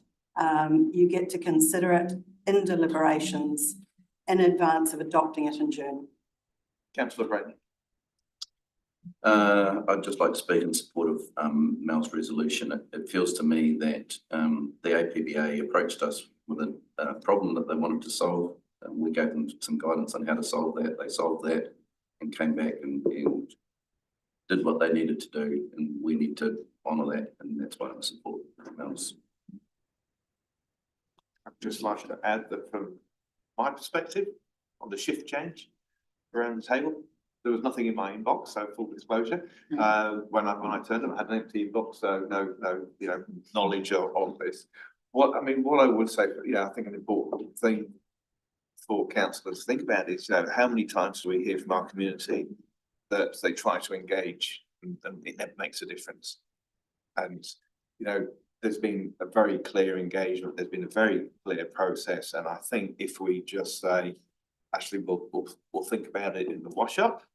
I appreciate it creates difficulties for staff, and appreciate the work that goes in to get these things through. But I think there's some reputational risk about leaving this till further down the track. That's all I'd like to say. John, can I ask a question of staff in that case then? Is it possible for what's intended with the proposal to achieve that outcome, which is to have it in the annual plan, potentially without the content, some of the content at point 2, to make it more, to enable it to happen? This is what's on the table, Yeah. so we either vote for it or we're not. Yeah. This is what I'm proposing. You can change it if you agree to it. A proposed amendment. So do you want more discussion, or would you like to put it to the vote? Yeah. Are you moving an amendment? I'd like some advice from staff on whether we could. I think we're beyond that. Okay. Right now. If I just 2 cents, I think the most transparent way to do it is to put it in the main document, because if someone's reading it, the full consequences, because if there are flow-on consequences, they will be obvious to everybody. And I'm more than happy to take that break and wait until Monday. I don't think that's personally not an issue for me. Sure. Yeah. Okay. All right. Well, we'll put your amendment to the vote. Yeah, can I just If you want to have write my a reply. right reply? Yeah, thank you for everybody's comments. And I do appreciate this is more work and a bit of a pain, but I do think it's something that we need to get right, and we need to go out with the information that we intend to act on, which is what, and I don't think this is the right process. Okay. Yeah, I'll put the proposed amendment to the vote. Those in favour of adopting the amendment, please show. Those against?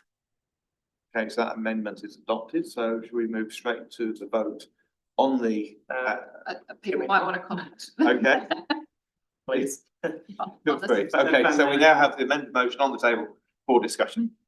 Yeah, I mean, I want to say my piece about this. I've written things down, but in the spirit of, being, having a discussion and taking in new information. For me, we had this conversation yesterday with stakeholders about transparency. And I had to make the point that transparency is not about putting a line item in a spreadsheet in a 400-page document. Transparency is about people understanding what they're paying for. And 11.6% average rates increase is incredibly misleading. To the point, no one's paying that. That's the average. Cardrona is a 20% increase. Hardware is a 22.3% increase. In some cases, luggage a 29% increase. And I tell you, it provides no comfort that when you average that out against other communities, overall, it's not that bad, because that's not real. And for me, I feel like not enough has been done to tell that story. And so how do I approve a plan that's for consultation when I can't even explain to the community what that's about? This is the only power I have in this position and in this seat. And we keep sort of coming up to this point of, well, just push it through and we'll sort of figure it out. But it's 3 lines in a spreadsheet, but it's $950. We're making it incredibly hard for young families who live here to afford to live here, yet we still make it easy to bank land that we've spent millions of dollars on infrastructure enabling for housing. And I don't think the balance is right. And at some point, that's a political decision. And that's why my decision, I don't agree with this annual plan. So I'm against it. Any more discussion, debate, contributions? Oh, I'll speak to it. Thanks, Mr. Mayor. I echo Cody's concerns and I've raised that when we've had several conversations actually about the impact of, it's a reality, the costs are increasing.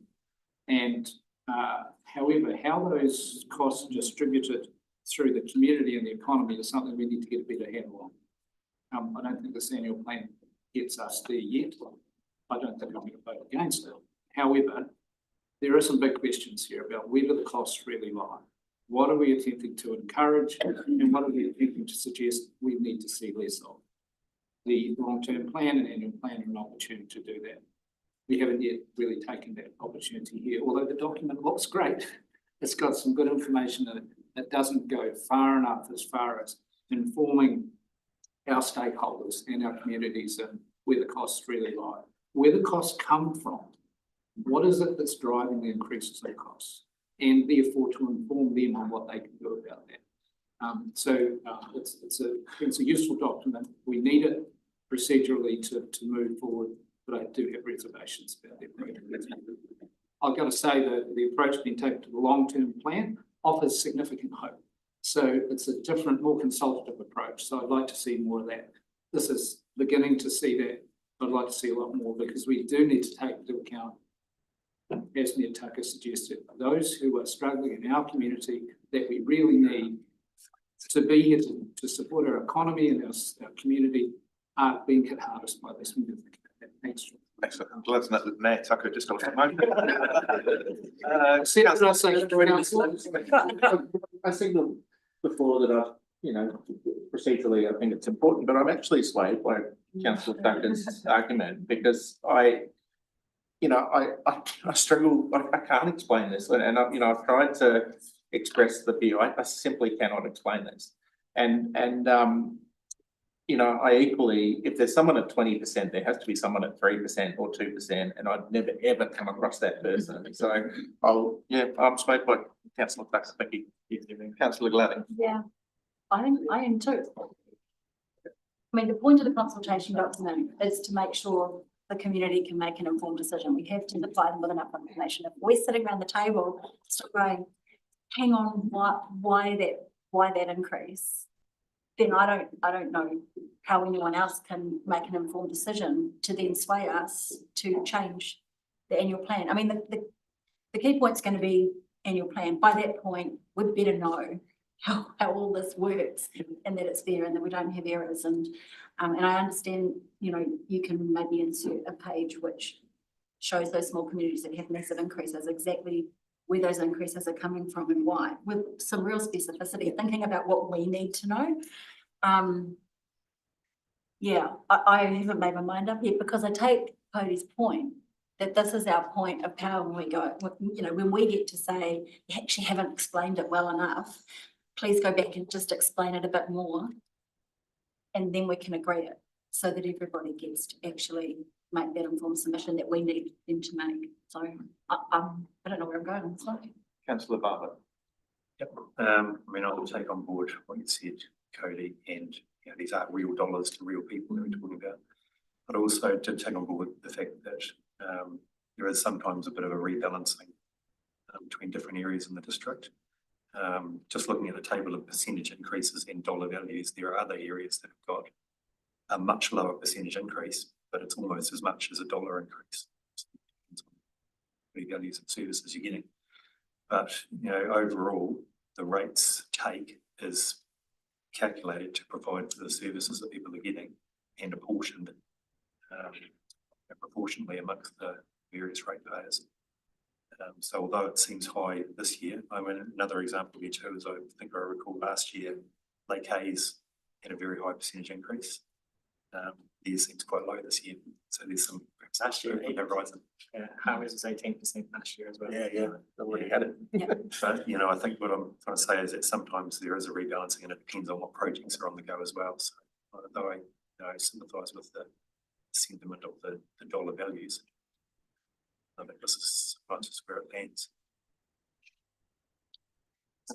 I'll probably just add a little bit to that, in that I think the consultation document and the way we do this and present the information is always focused on percentage increases and less focused on what you were saying earlier of we're playing catch up with certain areas and others have been established for quite some time. So I guess in future, probably not for this one, but for future, we probably need to also have a parallel of how much everyone's actually paying within the district as well as the percentage increases, which gives it probably more of a fairer balance and focus on both of those figures. That's good. I mean, I'm sensing a couple of issues here. There's a very eloquently put argument about equity, but we've also got discussions and questions about the complexity. And Councillor, you're a great advocate for, as councillors, we explain things to our community. This is what we do. We've got to be stronger in explaining what the council role is, what we do, what we don't do. I struggle to see how we do that if around the table we're still struggling to understand the figures and the backgrounds and where they come from. How can we possibly go forward and do that? And I'd hate the headline in the ODT tomorrow to be councillors approved annual plan without understanding the basis of the rates, because that's sort of a bit of what we've heard around the table. I'm just going to put that into the mix and see where people are. Councillor Brent. I just wanted to say, well said, Councillor Tucker. I hear your concerns. I also feel like I'm part of a new normal around this table to try and address those concerns. And I mirror what Mitch is saying in terms of the mindset that I feel that this group will take through the long-term plan and the next annual plan and things like that to address some of your concerns. So I just probably wanted to sort of say that and give that commitment to keep working to do something better. Thank you. Okay, is there any more discussion or right of reply? Whoever moves the original motion before it became amended? It was me, but that's fine. Okay, so we'll put that motion as amended to councillors. Those in favour of adopting the annual plans, etc., as amended, please show. Aye. Those against. Okay. Okay. So that is passed. Through the chair, if you want your votes recorded, can you show your indications, please?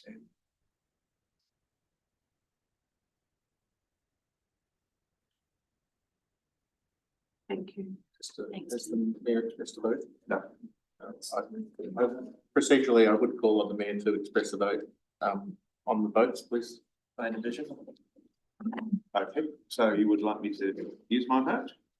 Okay, so in which case I will vote to approve the plan for consultation. Sorry to put pressure on it. It's important that the mayor votes. Thank you. Okay, thank you. Thank you. So we'll now move on to the much less contentious issue of front trading. Are we planning on a break? Yeah, we will. Yeah, we will. Yeah, I think probably after this item. Okay. We'll get through more than one. One of your one group. I've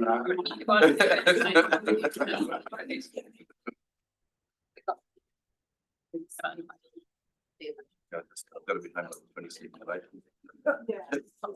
Yeah, this is my body. I've got some time to sit around.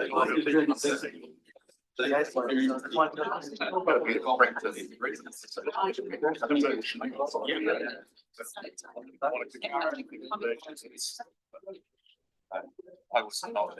Yeah, it's something we do like a little, it's not high. Okay, so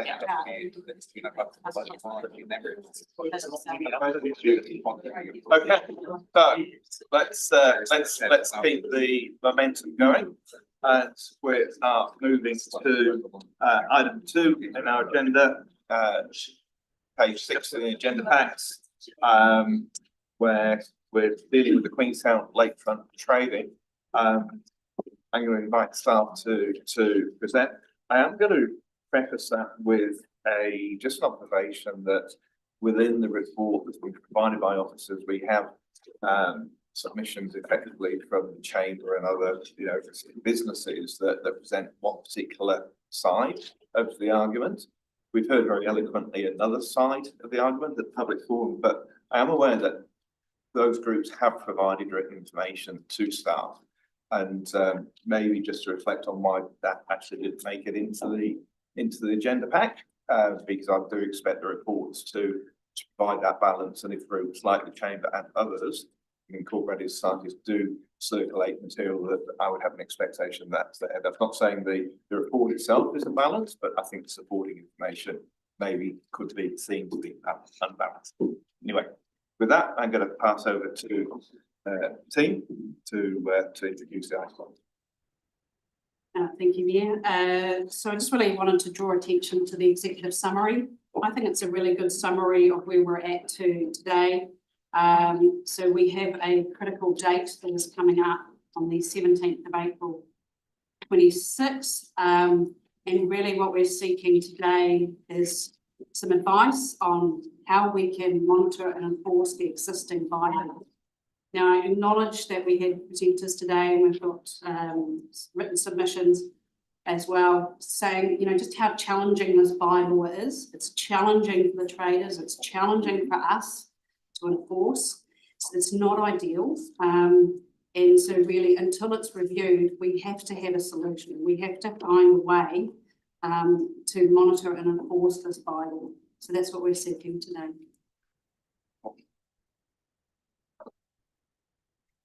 Is there anything else that you wish to add, or would you take this? Yep. Okay. Questions, councillors? Councillor White. Oh, I've got a few questions. Just having the sense of data from a year ago though. Can you please confirm when the bylaw is up for review? Through the chair, I can give some rough dates. It does vary and depending on the way in which council decides to proceed with that. Obviously it will be undertaken in accordance with the local government threshold. But I'll just bring up some dates as this isn't my field of expertise. But it is between a 5-year review. So it could potentially start at the end of this year, the start of the review. However, again, that's a separate conversation for today. It's not it was more just about getting getting the head around, because we've heard some suggestions about needing to review the bylaw. So end of 26, but it actually doesn't have to be reviewed for another 2 years after that. Is that right? It's within a 5-year window, and it was 5-year adopted in September 23. Okay, but it takes quite a while to do as well. Okay, so it's coming. Can you explain the difference between a registration and a permit, please?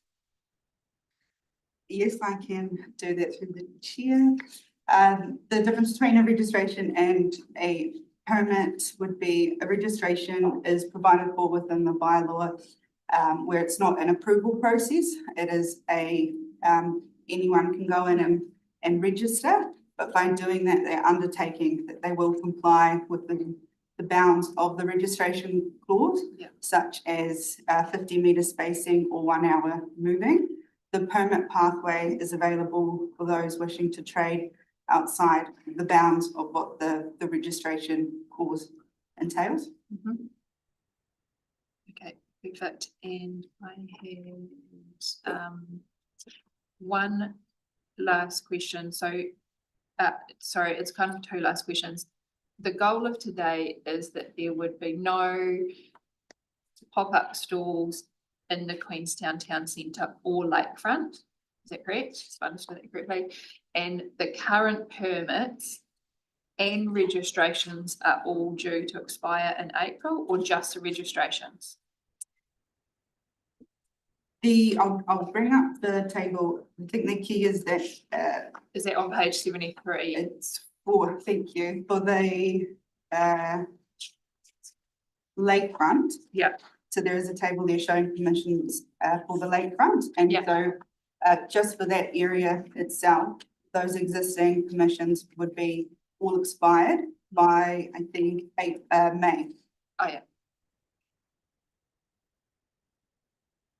So then table 2, which is 0.53 on page 73, these are permits, so they have different requirements or conditions. They can still trade on the lakefront or not? So was this table 2? Table 2 on page 73, yeah. So table 2 represents the number of permit applications. So those are the number of permit applications we've received over those months. And so they haven't been granted necessarily. Okay, just in progress. Yeah. And just to further comment on that, the type of permit applications we are receiving, the majority of them are seeking semi-permanent occupation. So they are seeking to occupy one particular space from hours, say 10 to 6 p.m. As opposed to moving every hour. Yeah. Thank you. They're all my questions. Thank you. So I'm just trying to find a map of where the permitted areas are. I couldn't find one on the website. So across the district, I know. No, so not the Queenstown Town Centre, but where else in the basin and in the district? Where do I find a map of where they can go? There is a map on the website.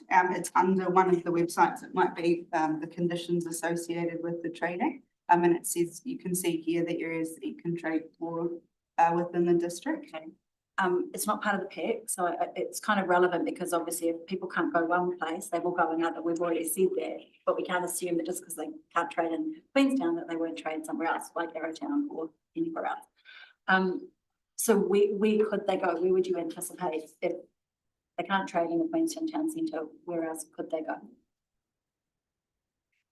There are some avenues, so there are other permitted areas in Wanaka and Arrowtown, but there is also the permit pathway in which they can apply to trade in another area on council land. But I would stress that the issue of today is in relation to the issue that we're seeing specifically on the lakefront, which we're trying to address. I totally understand. It's just that there will be flow-on effects potentially, and we have to understand the implications of our decision, which might be that somewhere we create a problem somewhere else. Through the chair, so one thing I do want to point out is they can operate on private land. We have seen particularly Shotover Street, which is now town centre zone, which is the focus of our discussion today, really has started to embrace that culture that's down the end of Shotover Street. I presume you've seen these sorts of activities taking place. That's not when Yeah, very similar to like Wanaka. There's a few more of those sorts of activities on Wanaka, but the semi-permanent occupation of space on private land is. Is that the suggestion? Is that what we're trying to do? Is drive people onto private land? No, So I know what was raised. I'm asking you, where do you think these people will go to? And there's those sorts of opportunities. I'm not asking that. I'm asking where they will go that's permitted by our bylaw. And I just don't understand it because it's not in the PAD. I can't see where else it is permitted. Look, I'll move on from that one because I'm just going to assume that could go lots of places that I don't understand. So when you've got different areas, we've got areas that are permitted, we've got areas where it's prohibited. What's the other land? Or is it either permitted or prohibited? Through the chair, the other land, it depends. There's different varying types of land parcels. So some of it might be private or not applicable to the bylaw. So if we are looking at this bylaw, the other land outside of the permitted areas, if it is council land, then if it is not a permitted area, people can still apply to operate there through a permit So application. there's 3 grades of land. There's land that's not tagged as permitted or prohibited, and there's permitted and prohibited. Yeah. I'm just trying to, the reason I'm trying to understand is that the prohibition occurs under clause 11. Sorry, it's going to get a little bit technical, but it says clause 11 is about permitted activity areas, and 11.1 says unless specific permission has been granted, the holders of a permission may only trade in places approved by council. I'm just trying to establish, we can place a prohibition on a piece of land. Does that mean they can't apply for a permit? The paper says yes, it means they can't apply. I'm just trying to understand. It looks like the permitting allows for it. I'm struggling with whether legally, if we prohibit it, we can say you can't apply for a permit. It just wasn't clear to me on there. Thanks, Mary. You want to just speak to us? Yes, I think Probably it'd be easiest. easier, yeah, so Okay. if a person who wants to trade has to follow the bylaw. If it's a permitted area, of which the diagram is in the document itself, so there's currently 3 areas potentially permitted. Lakefront and the mall, which is not, it's prohibited at the moment, but the point is that if they want to apply for a permit on permitted land, we couldn't stop them applying for that permit. Yes, that's what I thought. So what I think what we could do, we can't stop them for applying for a permit for anywhere on public land. But there'll be Reserves Act requirements if it's a reserve, so that would be a reserve permit, for example. So it's the land ownership is important. Yeah. And if we prohibit, or if council prohibits the lakefront, people can apply for a permit for it. But of course, you'd look at that as part of the criteria or scope for your That's what I process. thought, and the paper actually says if we agree the resolution that they can't apply for a permit. So that's why I thought that was it's a little bit misleading, and I can't take you to the page, but so there's a limited number of criteria that you can decline on. I think if you took a prohibition of the space, then the consequence of that is that if they apply for a permit, council's going to look at it and go, it's a prohibited area. So, but the whole thing is communicating with people. This area, I mean, it's actually prohibited, not just, oh, it's one of those areas that we could.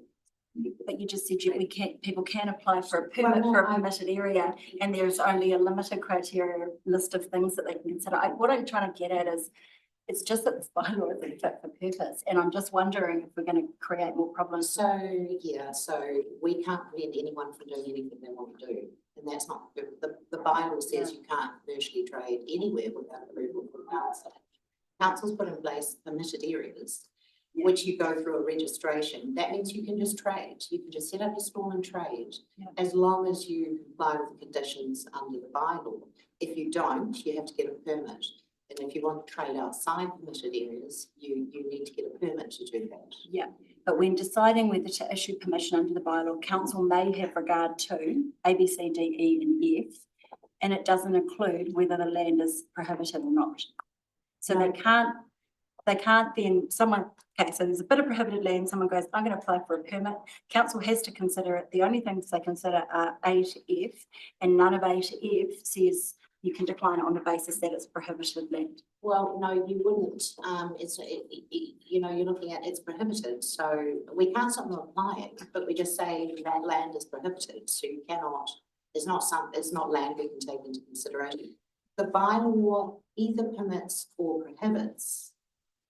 So if you've permitted that land, that's a different story. If it's prohibited that land, then that's there for the general public to see. You cannot trade there. If they want to apply for a permit, it's going to be declined, isn't it? Well, I don't agree based on A to F. That's the problem. But look, I can leave it there. I think what we're struggling with is the framework of what we're discussing. Exactly. It's come to the table because of an end date on a previous council resolution. I appreciate that. So this resolution that's before us does not prevent people from applying for further permits within the area that we're looking at prohibited. So just because it doesn't come across in the resolution, so so that I'm corrected in my understanding of that.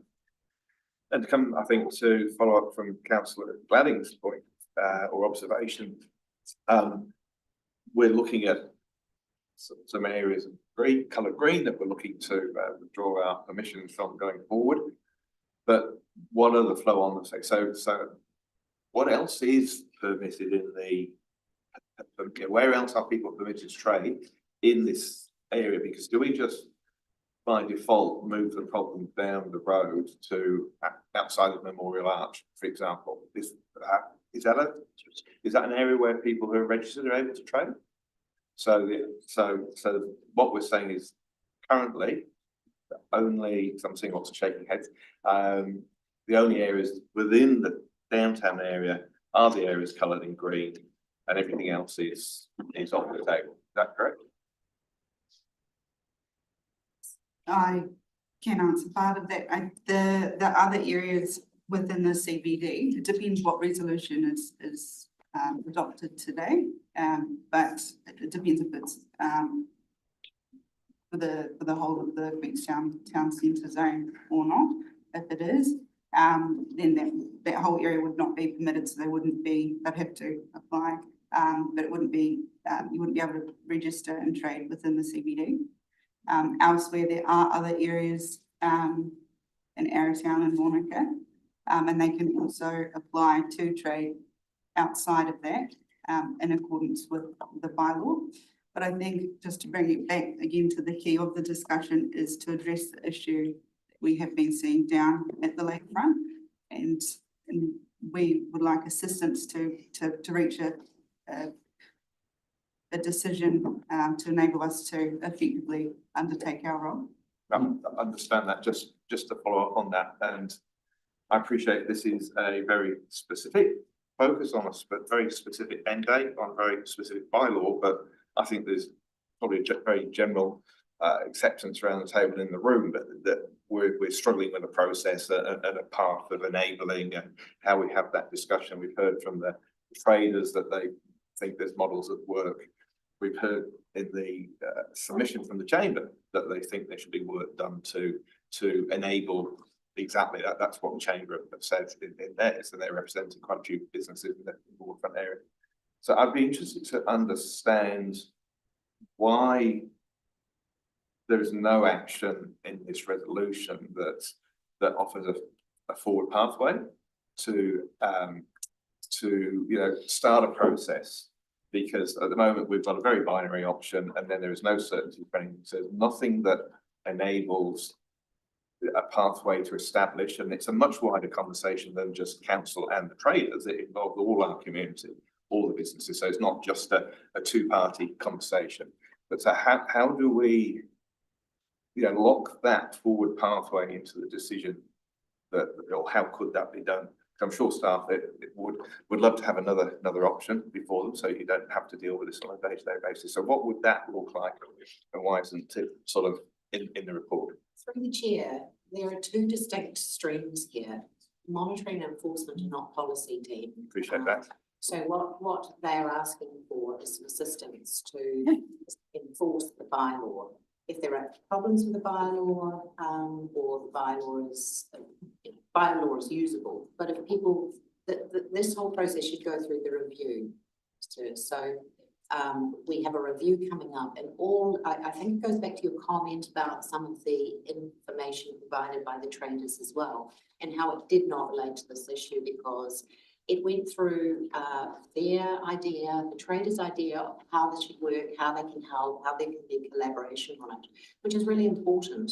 But that's a policy decision for council to make and can be incorporated into the bylaw review or at any time you like to do a workshop on, okay, this is an issue, it's been brought to our attention, how do we resolve this issue? I just caution council to conflate that with what's here before you today, and the resolutions are simple. Lakefront ban, QT, Queenstown Centre Zone ban, or status quo. So how can we help for the councillors to understand that that work stream. This does not prevent it, but I'd be very concerned if there was a conflation with this particular application to the councillors.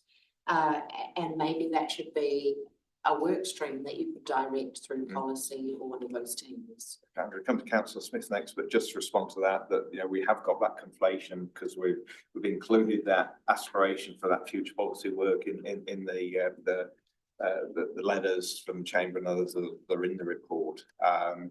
And yes, it's a really good question. How long has this been rumbling on? Probably a couple of years, and yet there's been no work done around that space. I appreciate we're talking about a very narrow legal decision right now. I appreciate that, but I think councillors would have had some comfort in making decisions knowing there was alternative pathway. I'll leave it at that, and I'll move to Councillor Smith.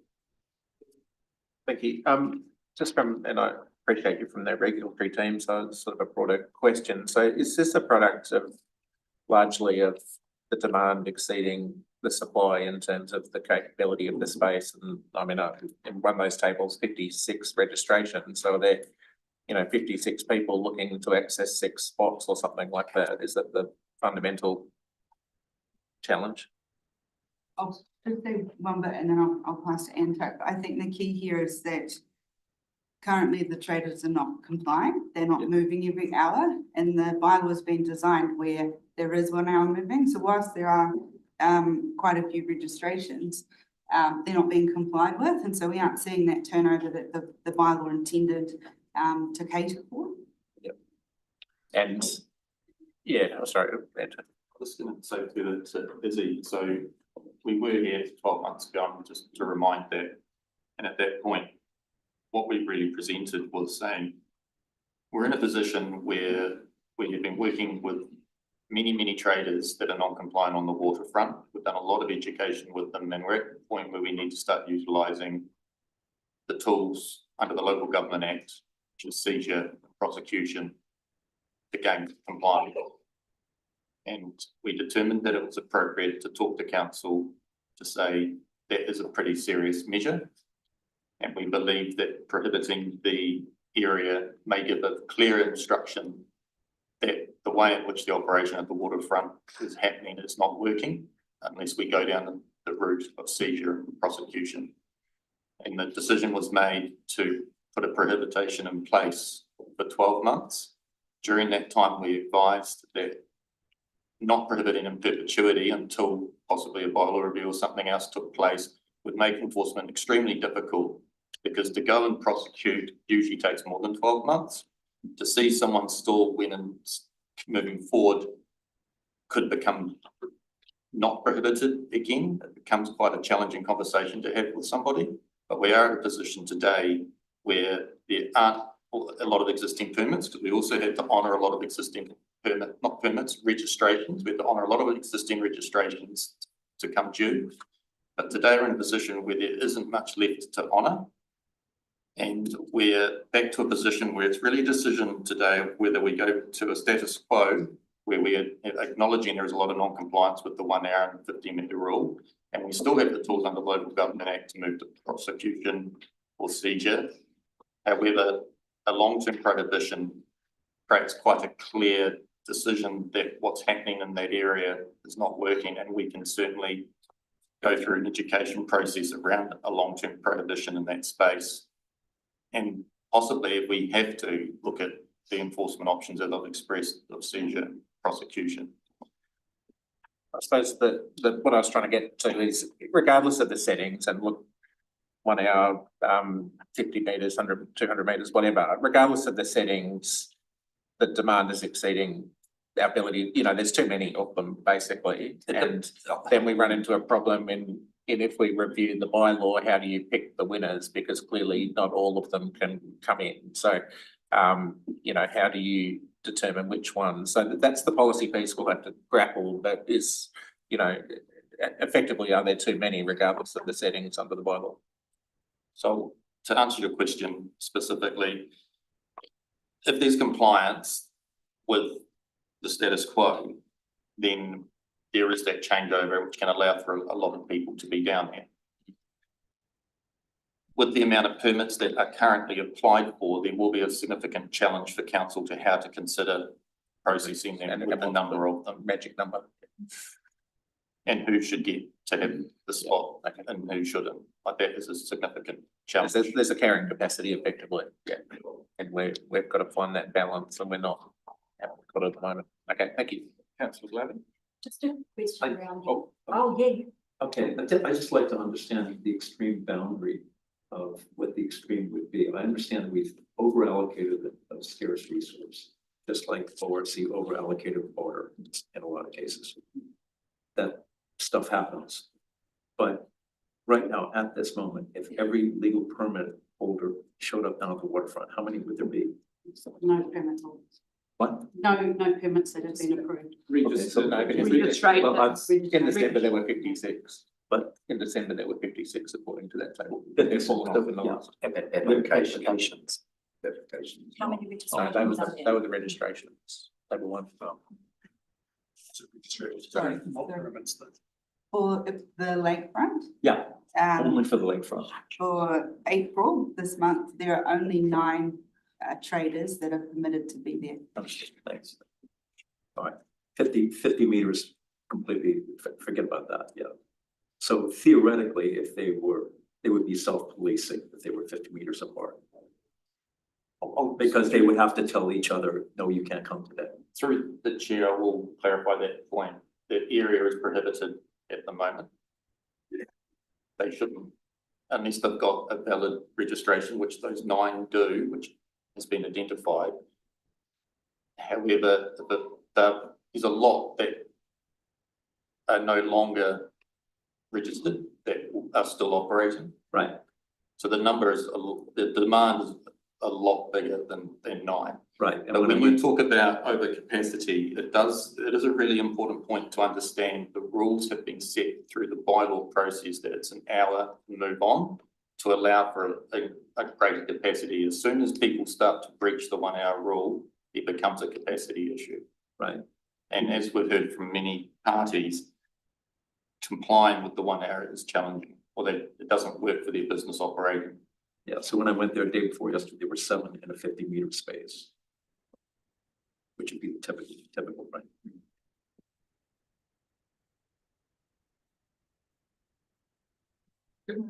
So if you're going to start enforcing more rigorously then, sort of getting back to what some have asked about, would there be a priority in where enforcement would be applied? So would it be those who are there with either never having had a registration or now not having an expired registration? Would it be those who've been there unregistered for the longest, or would you be looking at the other non-complying issues like distance apart, or would you just go on and do everything?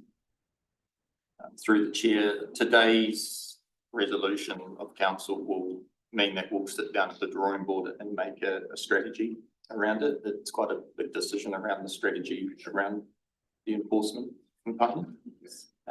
Typically, under different acts and legislation, we have things like infringement provisions, which are a tool which enable for us to gain compliance more easily than something that's quite significant like seizure or prosecution. That's the only option. That's correct. You can't issue an infringement notice. That's correct. I just want to clarify. So if we vote today to remove, we vote for your option 1, just remove lakefront trading. Is that it forever, or can we, is there a pathway, like you're saying, I know you're the enforcement team, not the policy. Is there a pathway to make that policy better? And so that they can, and we can work and we can, you know, find a better solution for them in the future? Or are we just like, no, today, if we do that? Certainly the bylaw is up for review, so that's the opportunity to change the rules. Right, because acknowledge, I feel that bylaw is obviously not working. That one, they can't move every 1 hour. It's not very fair, but I totally understand where we're at today. But Just one further question. So we're using a bylaw to manage this activity. Is a bylaw the only option that we have available to us to manage this type of activity. That's I'm just going to say, from an enforcement perspective, there'll be one question. okay. Well, There is also an answer from a policy perspective. There may be other interventions that we'd want to explore as well. Yeah, a bylaw is really sort of the blunt end of the piece. So if council wants to explore that more fully, they absolutely can. I'm just trying to understand our frameworks that we have for managing activities. So we're using a bylaw to manage this type of activity. Are there other frameworks, regulatory or otherwise, or that council can control, leasing, licensing, permitting, whatever, that are not bylaws? I suppose the question of what the resolution, I think, we've got one action today, but, is there another item that says bring back a report to options regarding long-term management or something? Well, I'm just trying to get an answer to the question because it might be something that somebody will want to add to the motion on the table. So is there a... Well, I think that is the answer to the question is yes. There are a range of actions. There's actions in the property space, there's actions in the enforcement space, there's actions in the policy space that could, yeah, if this council directs us that this is a priority area they want our work programme to focus on, there are other interventions and we can bring that back to a workshop to sort of test appetite and understand where you want to stop.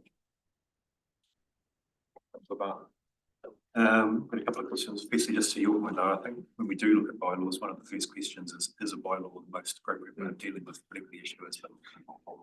So for my questions, with the points in the recommendation, 2A is to continue the prohibition on the lakefront area. And there's currently 3 areas that in the bylaw, that's covered in the bylaw. There's the lakefront and then the 2 streets, Beach Street and Ballarat Street. Point B is prohibition of pop-up stores in the Queenstown town centre. Does that just cover the Beach Street and Ballarat Street areas, or does it cover a bigger area of the whole town centre? Or is it just relating to those two, what are currently permitted areas? It would be the the whole area. The whole town centre? Town centre. Right, okay. And so that would then mean, so for the whole town centre, if someone was to apply for a permit, it'd be unlikely you'd be able to be permitted in the entire town centre area. Not just the 3 areas that we talked about in the bylaw.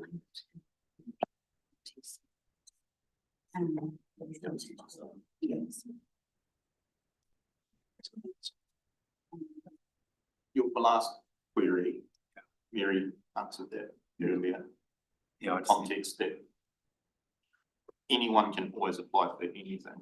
Yep. And it comes down to the fact that it's prohibited.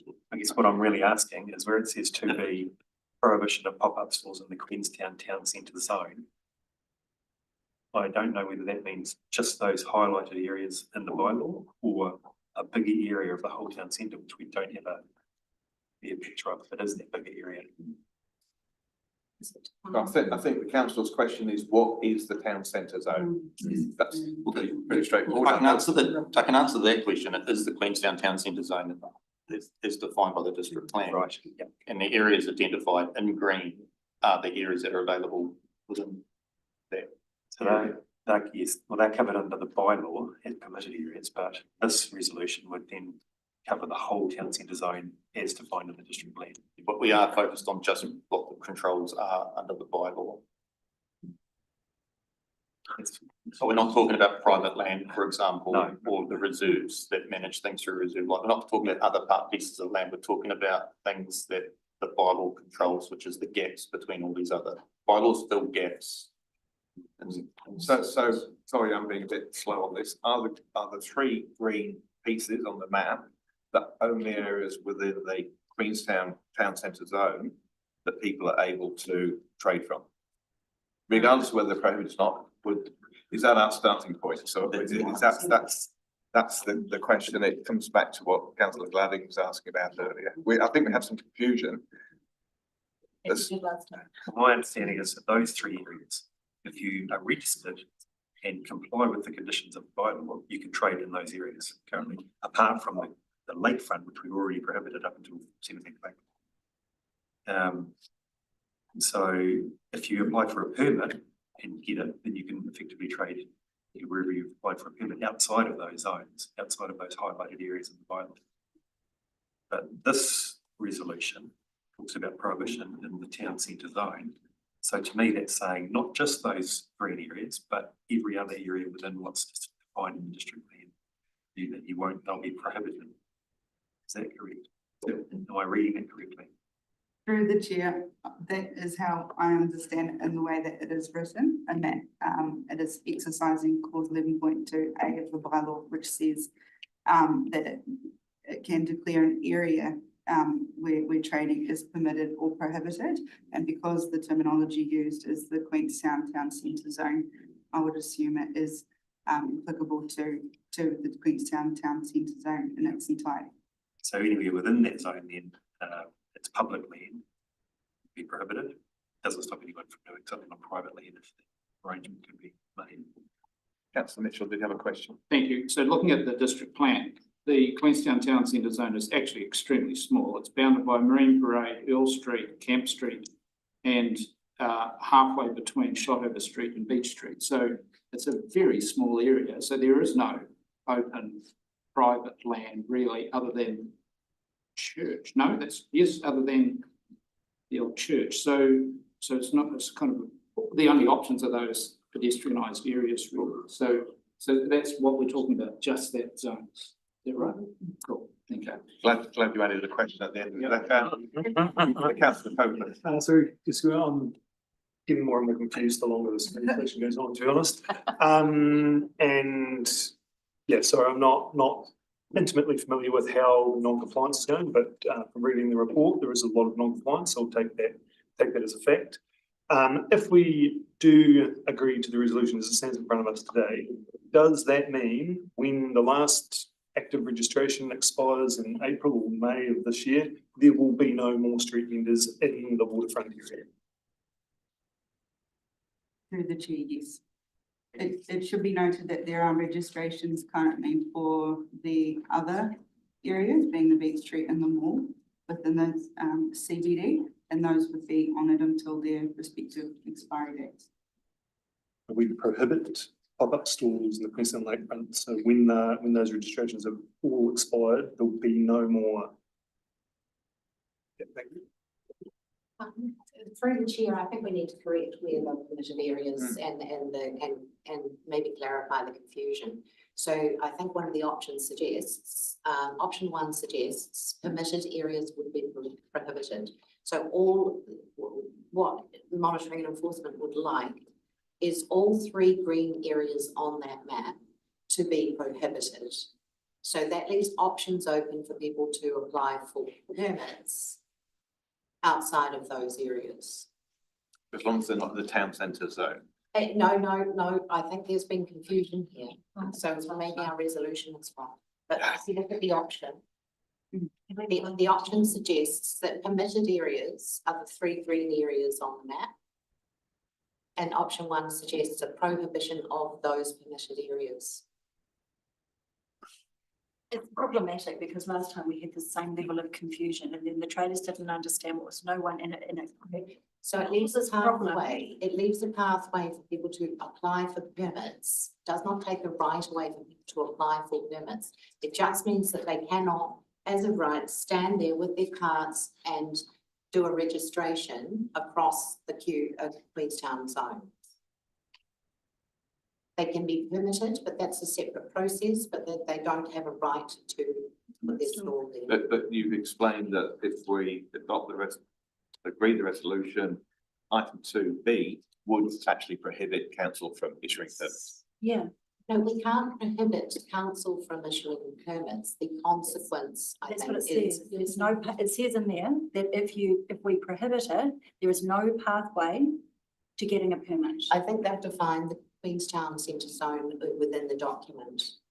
No, just generally they've said if you prohibit an area, there is no pathway to getting a permit. Well, in that area. You can't. Yeah, you can still get permit. You can still apply for a permit for other places. But you're saying prohibition of stalls in the Queenstown Town Centre Zone. I'd just like to raise that I have some concern that we're making a very impactful decision which has regulatory and judicial consequences, and we still don't know what we're talking about. So, councillor Bartlett. So just to clarify, so you're right, it does say in the body of the document, it refers to the permitted areas in the Queenstown Townsend zone. So that does clear that up. And as councillor Mitchell mentioned, the Queenstown Townsend zone is actually quite small, so there are other public areas outside of that that you could potentially apply for a permit for anyway. So, you know, to clarify all of that, to me, what this option 1 is saying is that it's only those 3 green areas that the prohibition would be. Then we need to change the resolution. It's relatively easy to change the resolution. Yeah, we can pull two we back. haven't even got it on the table yet, so, yes, councillor Wong. I'll change the line of questioning maybe. Yep. Option 2 just relates to prohibition on the lakefront only.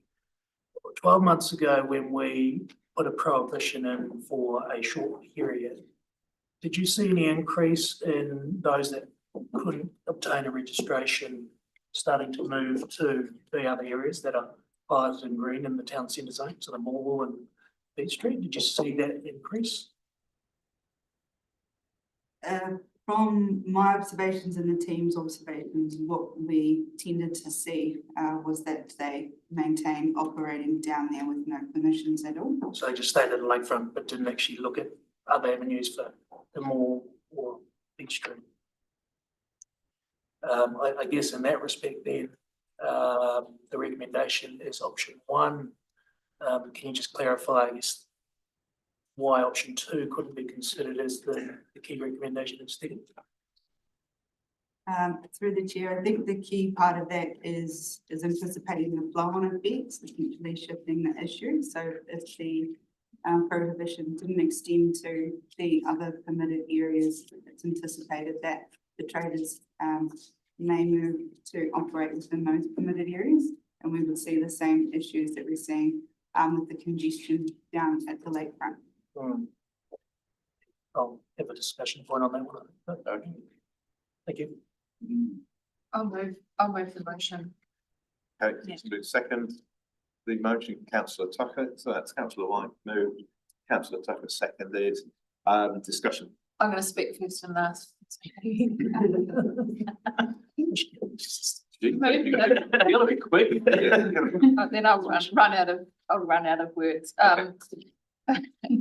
For all of those new around the table, I completely apologise that this is still on the table. It was the exact same conversation that we had last year. It was very confusing. I'm pretty sure I had point of clarification about 10 times, and it's the exact same item that we had last year. I do believe that it was a political decision because it was election year, and when I say we, I didn't vote for it, but it got kicked down and it is now our problem. We do have to take some responsibility. The issues down there are not going away. This does temporarily relieve us of them. We have the review of the bylaw coming up, which can, and I think we know it needs to be looked at because it doesn't work in the way that it is. It gives us an opportunity for a way forward. So I will be supporting it as is to help solve a problem that hasn't been solved by any other means. Thank you. Councillor. Thank you. So I guess the question that I asked last was around the fact that I don't think the market, I think the market dictates where the vendors go, and the lakefront is the prime location to trade from, and the others are less attractive in terms of the locations. And I just question whether there would be this desire to actually operate from some of the other streets as a result of not being able to trade at the lakefront. Secondly, yes, I apologise too, because this was a decision that we should have made earlier, but I think that we made it 12 months because we wanted to create a sinking lid. There was an empathy at the time that we didn't want to remove business owners from being able to trade at short notice. So I think that was part of the decision we made, was giving the indication that, hey, something needs to change. Yes, we know the bylaw was inappropriate. It's not fit for purpose anymore, but neither is the behaviour of some of the vendors down there either. So I think that's why we made that decision, to signal that something needs to change, and if it doesn't, we will need to change it either by prohibition, and then at the right time, we need to change the bylaw. But that's a separate part, that's policy, that's not enforcement. So I think that's probably all I'll say on it for now, because I know there's lots of other people who want to speak, but that's a bit of context. Yeah, to say, yeah, I mean, look, it's fundamentally not working, and there's clearly a massive amount of non-compliance to people, including people who are completely unregistered, just flaunting the rules at the moment and just operating down there. So, I mean, I think notwithstanding that, there is a pathway for reviewing how we do. It's a really difficult thing. Quite frankly, it's a full-time job for somebody to you know, we've got the difficulty of picking winners, we've got the constrained resource, and we actually want to get a return for our ratepayers if people are profiting from there. That's a whole bit of different piece of policy work, but fundamentally it just can't continue as is. So I support the motion, signal to the council that we do need to look at options moving forward, and we probably need to do that sooner rather than later. I also support the motion. It's what I'm acutely aware of is that as I walk through that area, on one hand, you have people who are on council land and who, yes, they are paying for permits, but on the other side, you have businesses who are that are very expensive to operate through rents, rates, insurance, a whole panoply of charges that make it very expensive to operate on the waterfront. So I support it. With this recommendation, I would have liked greater clarity about where the boundaries are and what the demilitarized zones are and that sort of thing, and where, if I was a stallholder, I might migrate to. So the way this is written, I'm still trying to get my head around it. But what I see most importantly is very expensive lakefront that in many cases you can't access because of the stalls, and business owners, as represented by Hospitality New Zealand, who are running very expensive businesses. And I think we need to look at the equity between the two business models. Yeah, just a couple of comments, Nick. I think just from my view personally, like I actually quite like the vibe down there in the lakefront. Like I like the vibe that the street vendors bring down there. I like the entrepreneurial spirit they bring. And to Matt's point, like it's a free market. Like if they're there because they're making money. People are down there buying their food. That notwithstanding, though, I do have to trust the staff here. And if there are non-compliant issues, like when I'm down there, I'm not under the hood. Like I probably don't understand those non-compliant issues. So I'm going to trust the staff here. And through trusting the staff, I will have to support the motion, I think. But I would like to see, or would like to hopefully have something on the agenda for this council that it can come back to us through a bylaw review or something to work with the vendors to look at paying for permits or paying for licensing or paying for rent, something like that, to sort of make something work. They're looking at some models elsewhere around the world that can work, but that's just my comment. I'd like to put an amendment to the motion to the effect that we get something moving, because if we don't direct it, I don't think it will happen speedily. And when a useful, look, I won't talk, I'll put it. I'd just like to add a 0.5, direct that a bylaw process begin in July 2026. Bylaw, what did I say? Just bylaw. Oh yeah, bylaw review process. I think the problem is it might not be a bylaw, and I think we need options. Okay. I think we need to review the options available to us, not a bylaw. Okay. Not exclusively. That we're gonna, tricky. I think, direct, I think we need to do something now, I guess is my point. If we direct that a bylaw review process begin, but staff have other ideas about what it might be, it will come back to us anyway, because we'll have to undo the decision to do a bylaw and put other things in place.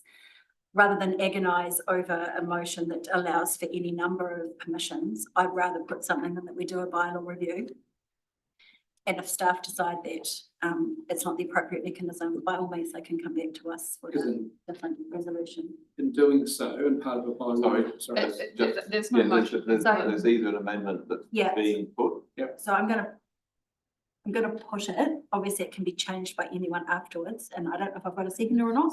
I'll second direct that a bylaw review process begin in July 2026. And I'm going to speak to that. One, this is about moving things forward. I can see where this is going, and what we're doing is undoing people's livelihoods. And I feel a huge responsibility, having been a councillor over the last 6 years, having not managed to get a bylaw in place that works, because as these people have said, we have zero workable rules. There's been no enforcement. We haven't allowed them to be charged. We haven't put criteria in place. We have enabled anyone under the registration process to just put their name forward, and this is why we have a demand issue.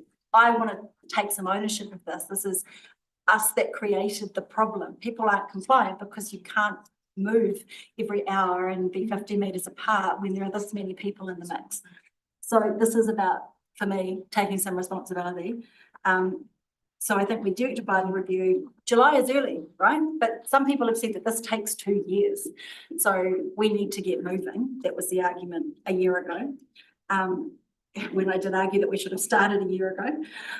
So July 2026, if there's no funding for that, we can put in an internal submission to the annual plan and make that work.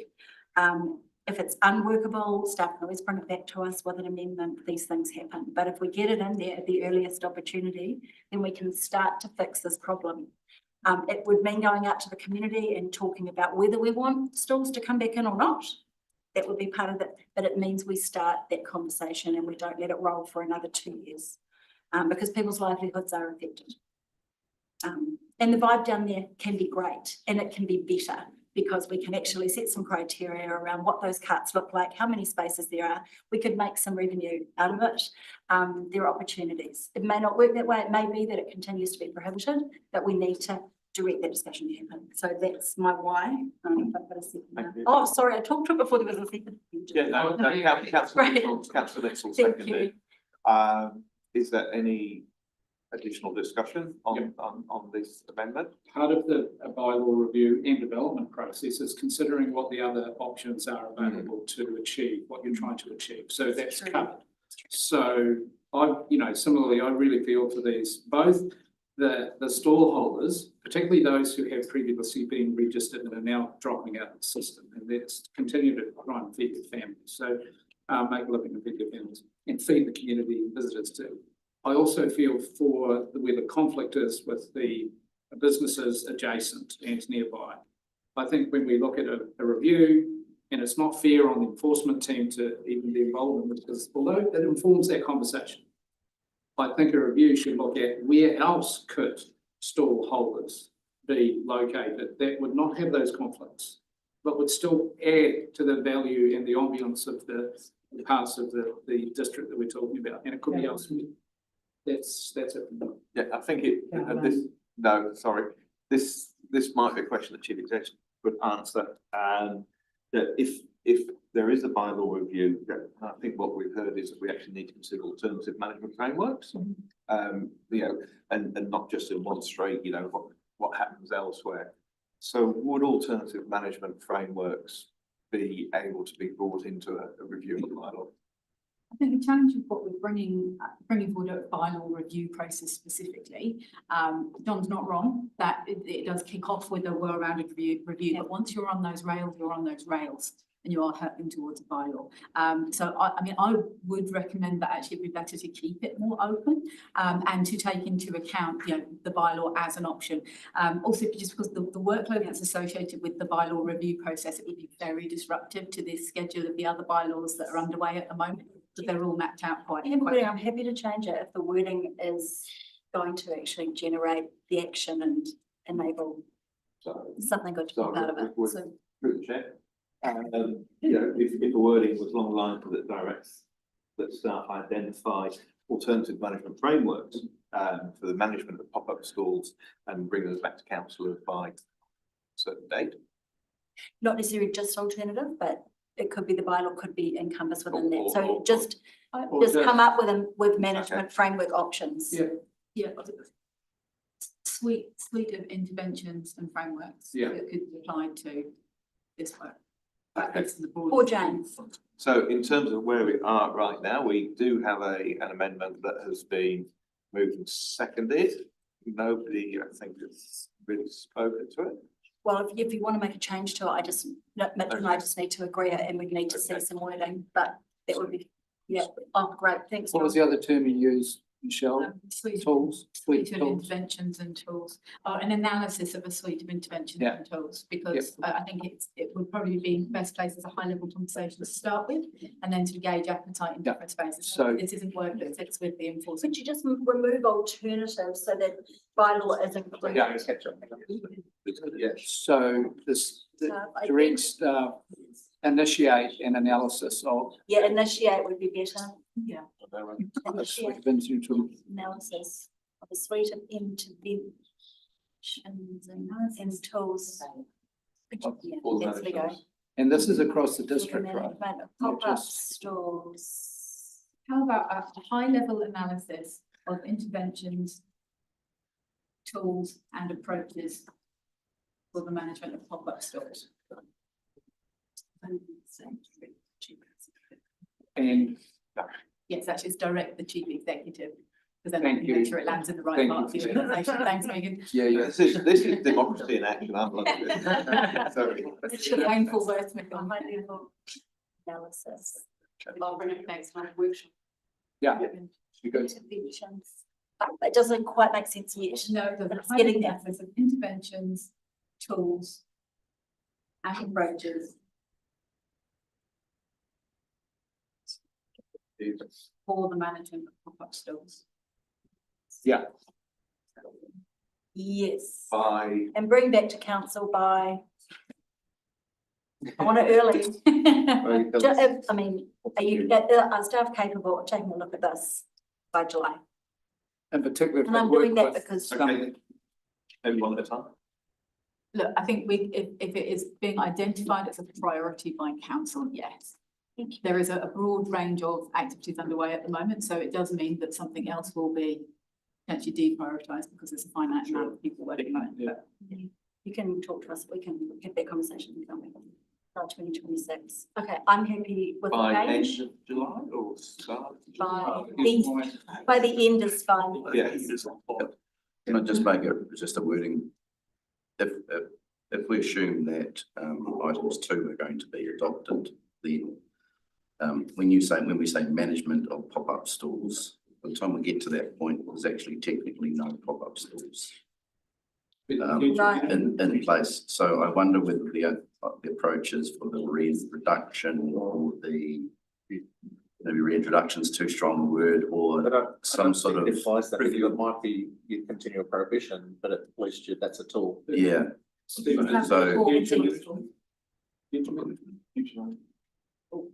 We could remove the prohibition just through the same process if that was necessary, and then there would be another overlay of something else.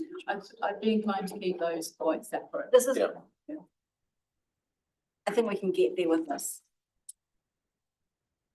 Okay, so we have a wordsmith amendment which has been moved.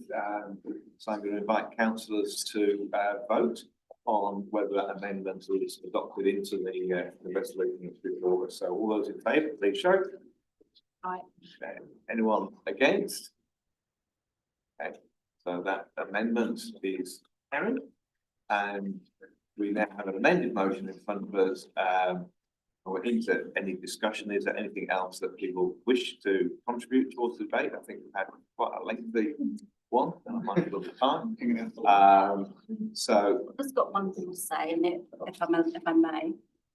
Last time, yeah, I'll be quick. Last time when we prohibited them over the last year, people still came and they were still there, and we didn't enforce, we didn't pull people out that weren't supposed to be there. I'm just concerned that if we do this, people are still going to pop up and we're still avoiding enforcement. And anytime you have rules in place, you do need to enforce. The rules need to be workable and justifiable, because if you enforce on unjustifiable rules, then maybe you've got a case against you, right? And I think that's played into why we haven't enforced.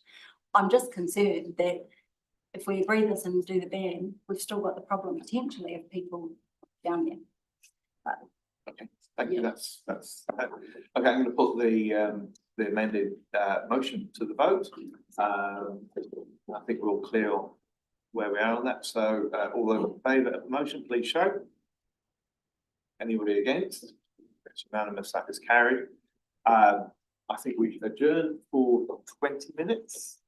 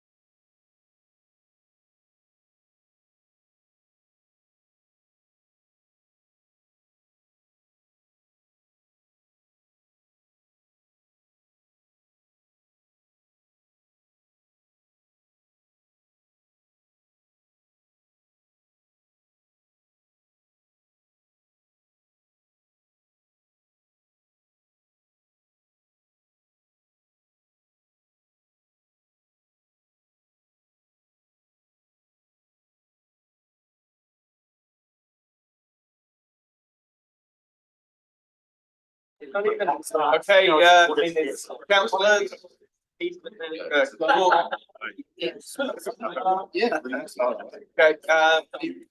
we can bring the meeting back to order.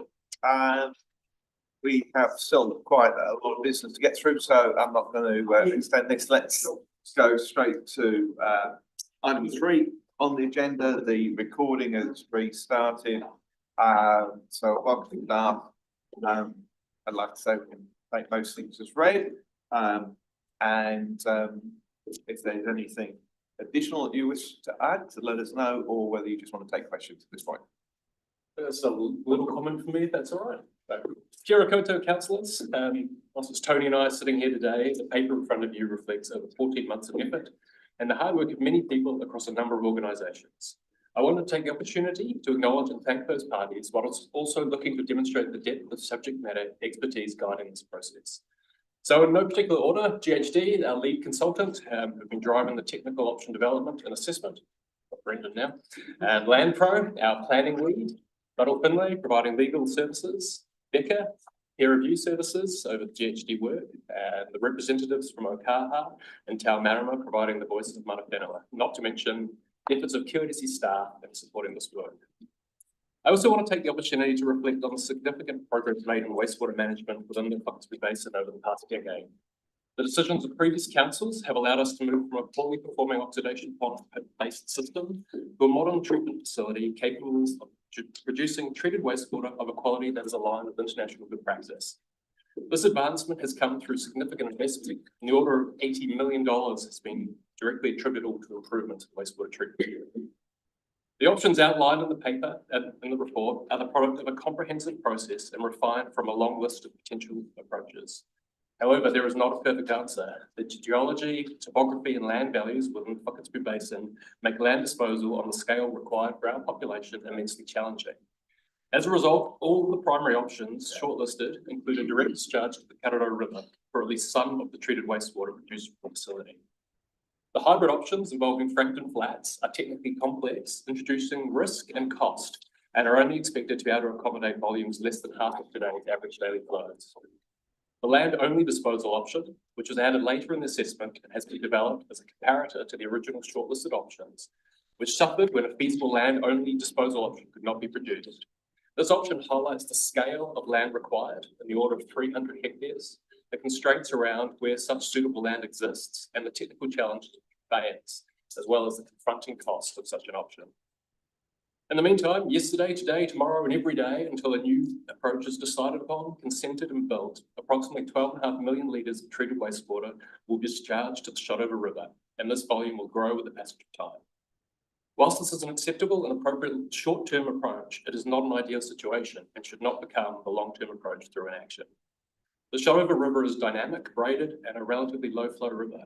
These characteristics affect the length of the mixing zone, the area where the discharge enters the river, and makes this aspect more difficult to manage.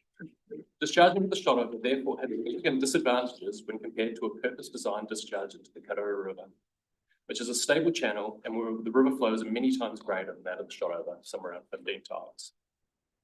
The decision you're faced with today is not an easy one, and as I said earlier, there is not a perfect answer.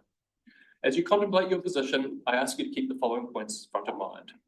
A decision to support the recommended option and progress with a resource consent application does not preclude parallel work streams.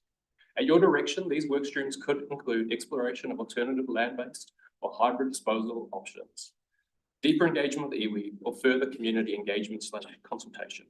Undertaking this work in parallel protects against the risk of delay should further assessment fail to identify a more suitable approach.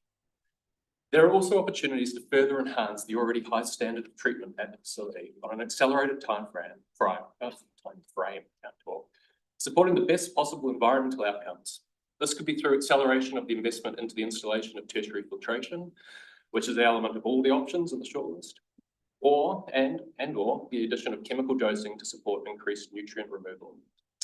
And lastly, that we can and must do better than continuing to discharge to the Shotover River. The decision made today will determine how quickly this outcome can be reached. That's it from me. Thank you. Councillors, questions?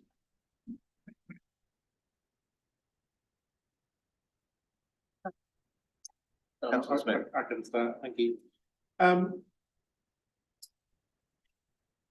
couple of frustrations, I suppose, is that the wetland option that's included in option 2 and option 3 or whatever they are now, the various options anyway, doesn't appear to really be of any particular value.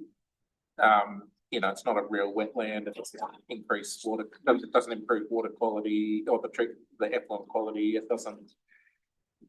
Yeah, so it feels, I'm frustrated because it doesn't feel like it added much to the assessment. But in comment that. I guess we have imperfect solutions in front of us and we're looking at options to provide land contact in any form that we could. So subsurface wetland is one of those options that we felt was beneficial to have on the table in the process. Any of the options that include a discharge to the Kawerau is through a rock thing, what you call it in there? I can't remember what outfall. Yeah, rock outfall. But it seems to be unnecessarily complex and expensive, given the, you know, ultimately we're taking a treated effluent and putting it in the river. And the numbers against that seem to be unrealistic in terms, well, unnecessarily high, I should say, you know, given that it could be, a pipe could be delivering that amount of water relatively, you know, potentially cheaper. Have you got any comment on that? So I guess there is also the option of a pipe diffuser as an alternative. So those are the kind of the 2 options of how the water could be returned into the Kawerau River. And I guess it's important to note that at this point, the options are very concept level. So you know, once we get the direction from council to further explore, we can get into the deeper levels of design. So we will get to a point to support resource consent, but then you'll get into the more developed and detailed design. So if an option in the shorter term included a discharge, which, you know, all the options do really, is it likely that could be delivered cheaper and more effectively than it's projected? Yeah, I guess we need to work through those details. The cost estimates include contingencies, and there are always opportunities that we can value engineer these things to come in at a lower cost. But I think the cost estimates as they stand are appropriate for the level of detail that's all of the options include a tertiary treatment of some sort. What, you know, if there's a 33 to $38 million, what component of that is involved in the actual tertiary treatment and the commonalities, I suppose? Like what's the actual? I can turn to my colleague Scott, see if he has that number more accurately in his head. I think it was around $5 million, but it'd be great to the treatment or the tertiary. The tertiary treatment's only a $5 million component. Tertiary filtration. Correct. Yeah, not treatment. Okay, sorry. Filtration, it's additional filtration, which we think that's got $5 million. Yeah, Scott's going to confirm, but I think it was on that ballpark. So if we, okay, it still sounds like a lot of money that we're putting lots of concrete channel in the ground. But anyway, I mean, I won't get caught up on that. But I think one thing that has come out of this, and I think it might hopefully be reflected today, I think there are options that we can clearly close the door on. You know, the potential option to dispose of to the Crown Terrace is not feasible in any real terms, and equally, I don't think a wetlands option of this nature, I'm not saying that, adds any value to the options that are presented to us. So, yeah, I mean, look, I suppose just add that, you know, this is pretty challenging. I don't feel we're really comparing deliverable options against each other with clear numbers, with realistic numbers against them. And that's the biggest challenge that I have, is that I understand the challenges. I understand there might not be land-based solutions. I understand that, but I don't think all the options are real and deliverable. That's my biggest challenge. Just a quick question, and this is Quinn's chopping off the left tail if you want. The DAD has no role in any of this, correct? We've had some late night conversations about what about using the DAD? The DAD does not have any role, correct? So the dose and drain field, DAD DoD doesn't feature in any of the shortlisted options. So I think there was some information presented previously around the capacity of that field. They had it around 5,000 meters cube per day at the best case, and under high river rain events, that comes down to a negligible capacity. So it offers very little in regard to a solution, especially when we layer over that cultural, our understanding of the cultural perception of the DoD, that it does not have anything but a direct discharge.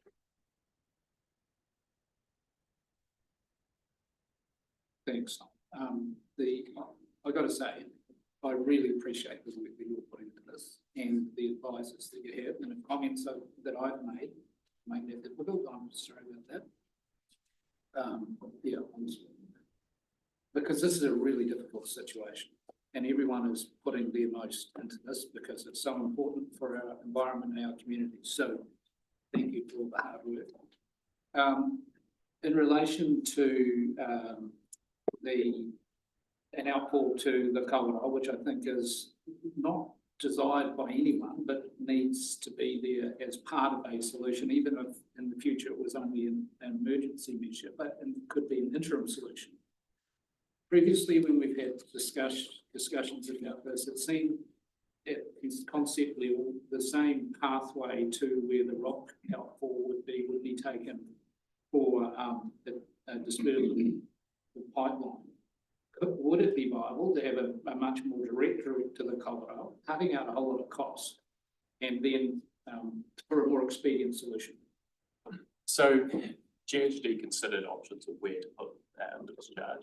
And so they have recommended closer to the confluence for particularly the amenity area of the delta as it stands, and also trying to get into the higher turbulence area where you have the shot over river interacting. So those are the recommendations. In regard to how much money you'd save, we haven't done that exercise, but it's likely not to be all that significant, would be my sense. Thank you. Councillor. Also, I just had a point of clarification. The 5,000 to the dad on a good day, is that without ponding as the assumption? That's without water popping up somewhere else. So yeah, whether it's within the DAD field or downstream. Yeah, thank you. One of the questions that I had, because it's been proposed to potentially delay this decision, which concerns me in the sense of cost to ratepayers, as I represent those ratepayers. What can you give me an estimate of if this decision was delayed and we had to start again, what that cost to those communities would be? So we've pulled together a rough order cost estimate, and it's about $900,000. And who bears those? Is that district wide or just the ratepayers affected by this? So that will hit the project cost. Yeah. And so that will then be distributed to the ratepayers, and they obtain DCs associated with that project. So it will be just those limited to who are serviced by the shopping facility. Okay, so that's. Just to find on that, of that 900,000, if the delay is for a year, a big chunk of that is legal costs around the process. Yeah. We think of 450 would be the cost of doing the extra consultation, area consultation, those sorts of matters. So if it's not a 1 year delay, which involves the environment court, it'll be substantial, 450, we think, around that, to do that extra consultation. Thank you. Councillor Barton. A few questions actually. So just going back to the dose and drain field, you can confirm that it's really unusable as it is at the moment. But that maximum amount that it could possibly take on a good day is 5,000. It's less than that on a bad day anyway. We don't see it for a good day. Yeah, and so when at this stage, yeah. A follow-up question to that is, knowing what you know about it now, if you were starting from scratch today, would you be designing a dose and drain field? I suggest probably no. I wouldn't be. No. Yeah. That's good. The other question I've got is there has been talk about delaying, deferring. You're asking for extensions, and this is more of a legal question probably. Can you just state, Brendan, what the implications might be of applying for an extension, and if it's the likelihood of it being granted and the implications of it not being granted? Yeah, okay, it was probably starting with the last question. The implications for not being granted on the councillors have got some advice around what the legal implications are and the exposure there for councillors. in terms of breaches of the law. And so I guess you probably have a good handle on that. In terms of getting the extension itself, there's a couple of things that there's the time of the extension. Generally, in these sort of court proceedings, you're talking about extensions that are measured in weeks rather than months and years. And then when you apply for an extension, usual court procedure, the court wants to know, well, why do you need an extension when a date's already been set? What have you already done to do what you need to do to meet whatever it is? And then if you're going to get an extension, what are you going to use it for? What are the steps? Normally a court will want timeframes, milestones, dates, meeting schedules, reporting back requirements, that sort of thing along the way. And all of that supported by evidence. Court's driven by evidence, so rather than opinion. So there need to be some evidence to support the extension, support the length of the extension, and to satisfy the court as to why it was needed. And then if parties are opposing that, then they might be putting contrary evidence up. The other thing I'll say in this particular instance is more than one party to the proceedings that we're talking about. And if they oppose, it's a much more difficult proposition. If they consent to the extension, then there might be an easier case to be made before the court. But ultimately, the court has to look at applying the law, making decisions based on the evidence that's before it. So that's the legal framework we're dealing with. Does that answer your question? It does. And just my follow up that then is that if that process was proceeded with, and the court was aware of all this work that has gone on over the last 14 months, the options that have been presented, the comparison between them, that there are feasible, cost-effective options available to us. Would they be less likely to entertain application if they would think, well, to comply with the law, we've got a solution that we could be choosing?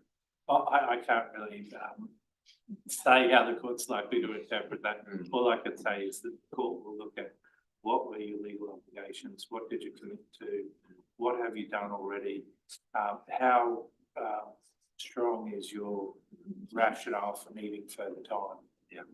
And if it's not satisfied objectively, you need further time, then there's a few scenarios. They might say no, and councillors know the legal ramifications of that. It might say you can have a shorter period of time, or it might agree. But that's the kind of councillors, lawyers will be put through their paces in order to get any extension. That's what I'd say. And my final question is in terms of the relatively recent Local Government Water Services Act. It's only brought in last year, but there's a clause in there which is set out in the report that says we must consider the most cost-effective option. Or I think actually the second part says we must choose that option.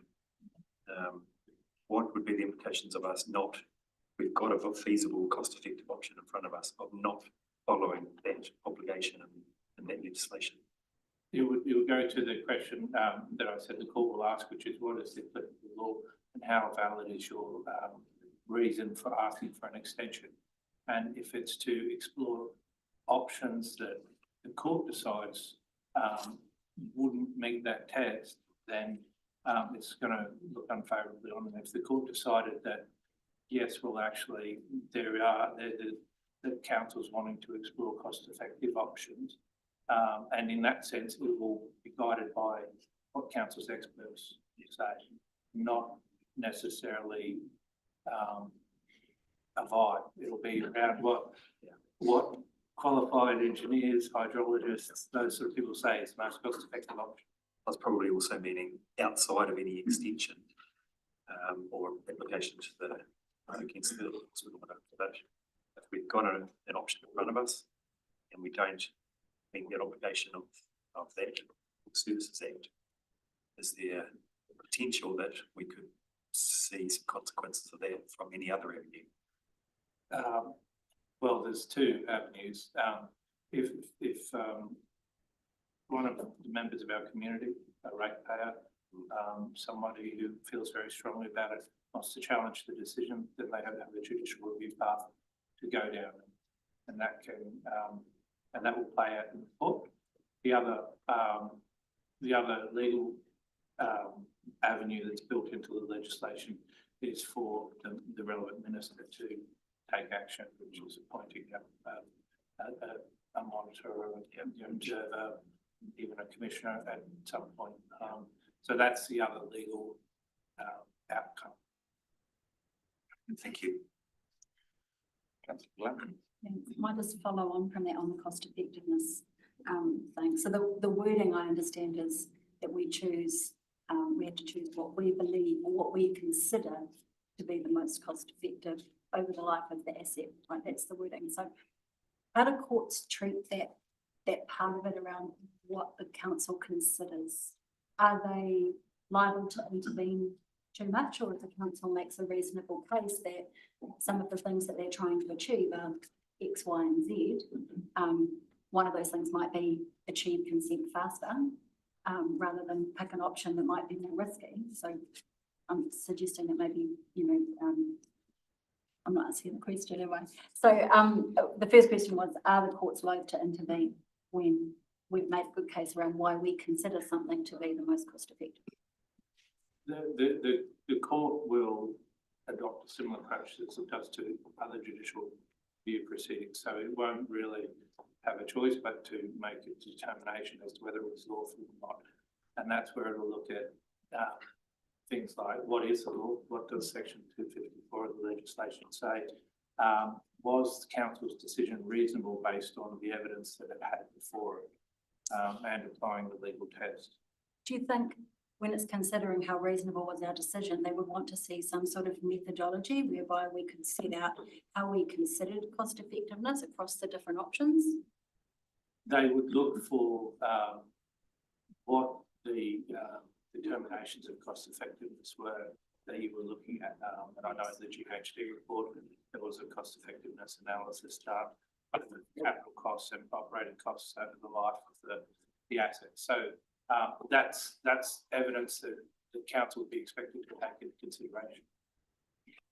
Would consenting risks, so obviously one of the things that we're trying to do is discharge, what the preferred option is to discharge to a river with a water conservation order across the top of it, and the wastewater environmental performance standards don't apply. We're going through a normal consenting process where the regional water plan will be up there in the national policy statement.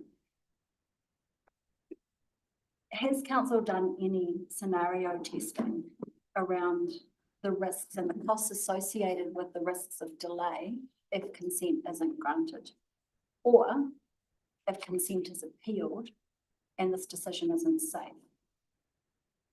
Have we looked at those different scenarios and discharge to water, discharge to land, and looked at the consenting risk for each of those options and then fed that back into the cost effectiveness methodology? I think so. And certainly that was something that was addressed at the council workshop recently, which was, is this achievable? Can it be done? What are the timeframes? That sort of thing. I'll probably hand over to Simon. Yeah, I guess just my thoughts around that would be, Amber's telling me I'm saying I don't get. Well, no, I think it's a process question here as well. And what you're kind of talking about here is a theoretical situation. About risk. So, yeah, no, but if we had a legitimate land disposal option that was, in the ballpark of cost and was a real alternative, I think what you're talking about would be very pertinent. Whereas at the moment, we have not been able to find suitable land that we have tenure over. So the consenting pathway over trying to secure 300 hectares within the Wanaka Basin is actually going to be a far greater timescale risk than running through an assessment of alternatives and assessment of fixed-based consenting regime. To that land-based option though, because treatment does affect how much land we need, right? So we need more if there are more nutrients in the discharge. So if we treat more highly, we may be able to get away with less land. Hang on, hear me. If we decided to do parcels, then that may affect our decision on whether there is a feasible land option. What I'm getting at is there are assumptions that you can put in your way, And if you assume that we have to cater for 2060 flows, and if you assume that we have to have one contiguous block, and if we assume that we're treating to a certain standard, then out spits a certain result. But if we change those assumptions, we may end up with a different answer. And that's our job at the table right now, to sit and challenge those assumptions. Yep. So I guess what I haven't seen in the work is an exercise where we've gone through and detailed those assumptions and gone, okay, well, what if we change this one?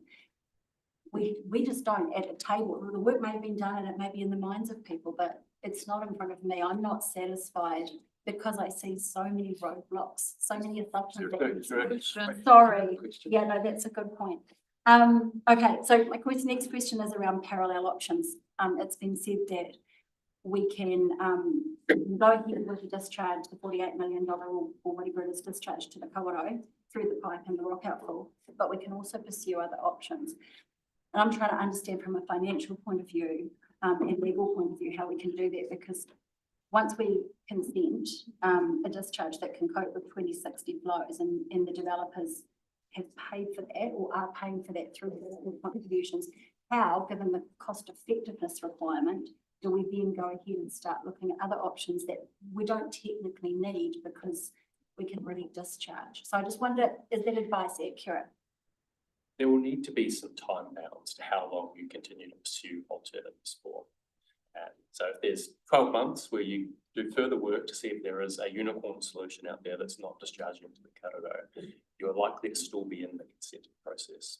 You probably will not have a consent for the discharge to the Kawerau by March next year.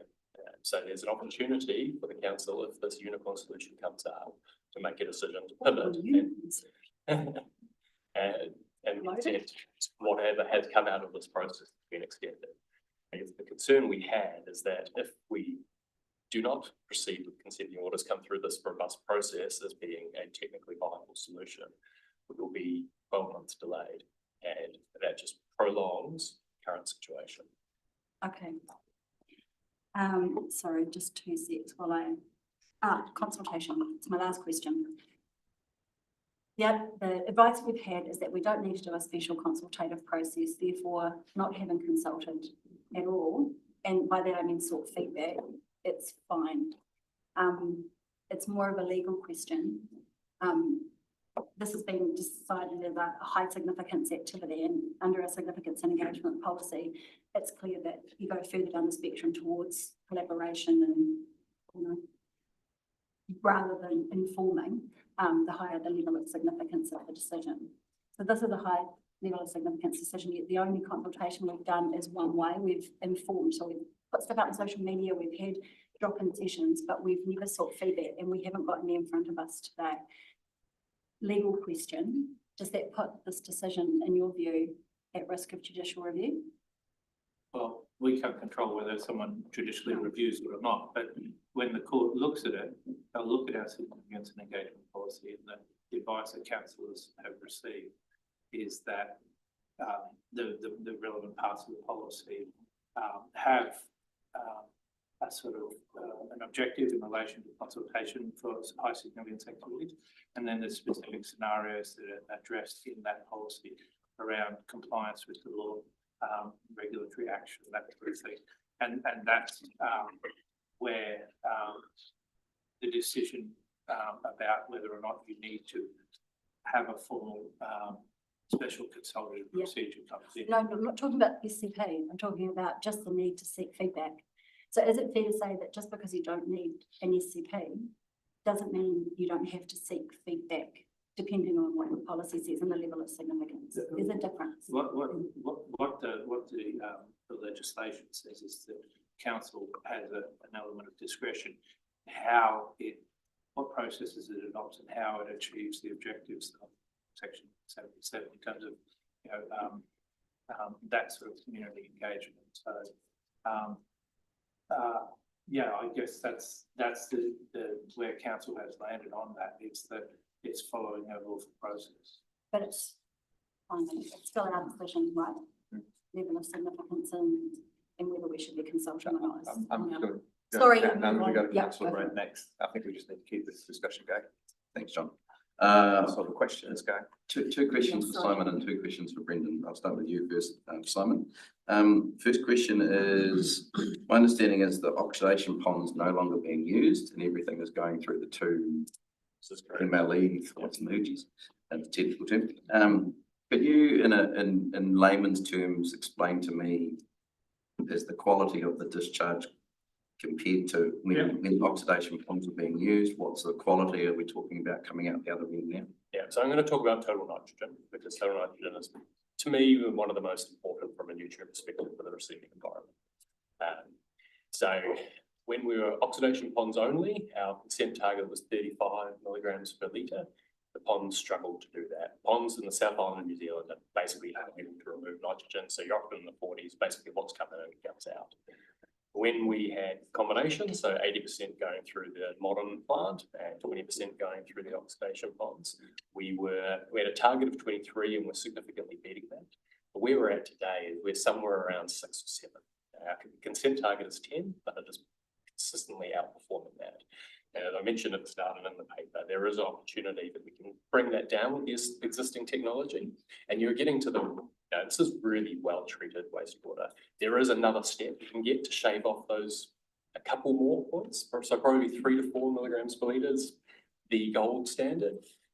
But that is an investment of another $300 million. So it becomes diminishing return as you start chasing those last few milligrams per litre of nitrogen. Phosphorus is similar, but nitrogen's an easy number. Right, thank you for that. My second question is, if we were to go looking in the next 12 months for a pure land-based option, do you think there's any chance? What is your percentage of chance that we might actually find something in that 12 months? I know that that's a big hairy question. What's that, Swimmer? It's a unicorn. Well, someone's called it a unicorn. But I'm just after an assessment, your assessment, because yeah, that's what it must be. And I guess that's why this comparative option has been provided, because it highlights the scale of land we need. And as you move further away from the treatment plant, your conveyance cost goes up. So you may find the land value comes down and your opportunity, your potential of being able to secure that land may go up, but the conveyance cost will go up dramatically.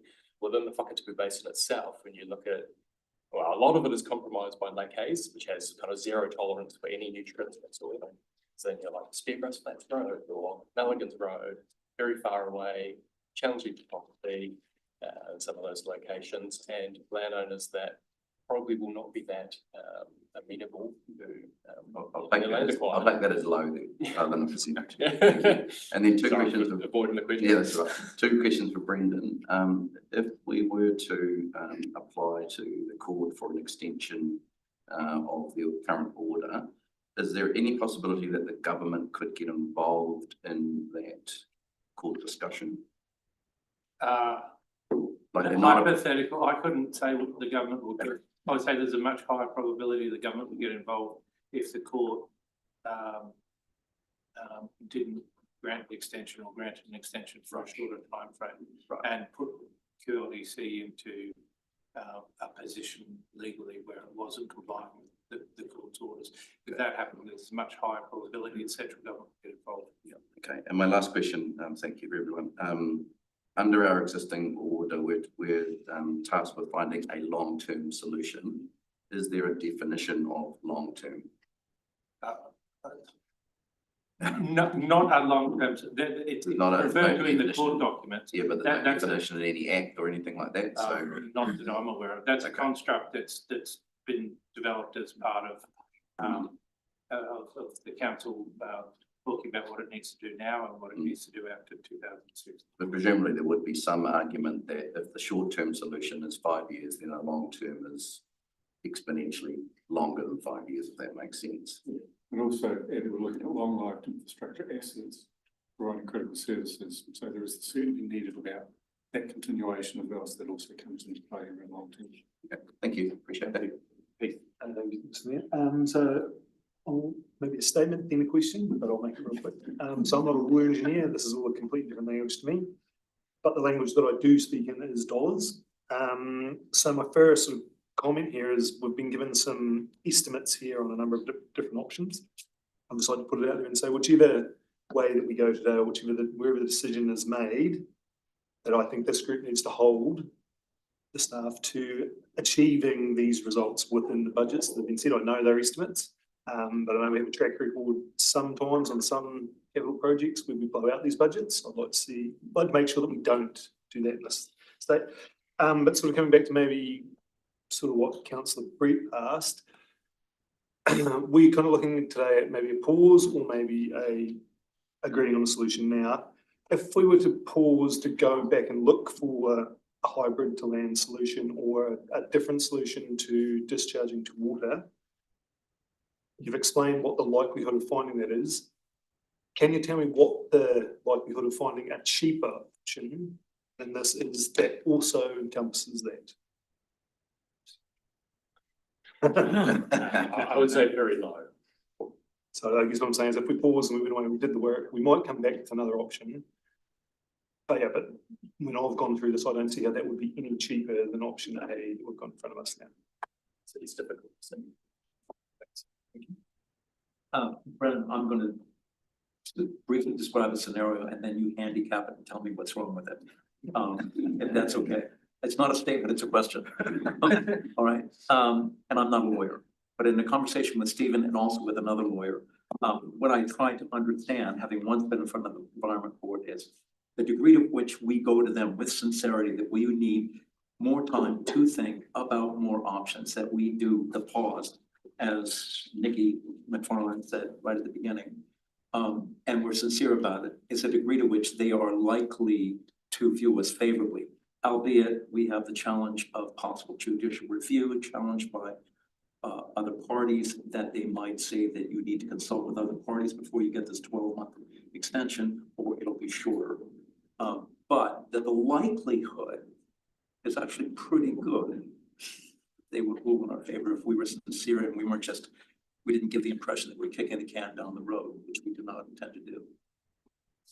Well, there's probably three elements to it. There's, in terms of council's legal obligations, I mean, the most fundamental obligation is to deliver a wastewater service to the community, and that's the local government obligation. There's all of those sort of levels of service and so on around that. That's the starting point, and then layered on that is in doing that we need to comply with the law, and by comply with the law, that also means comply with orders of the court, comply with commitments that have been made, and that sort of thing. And so that those two things are things that the court will look at.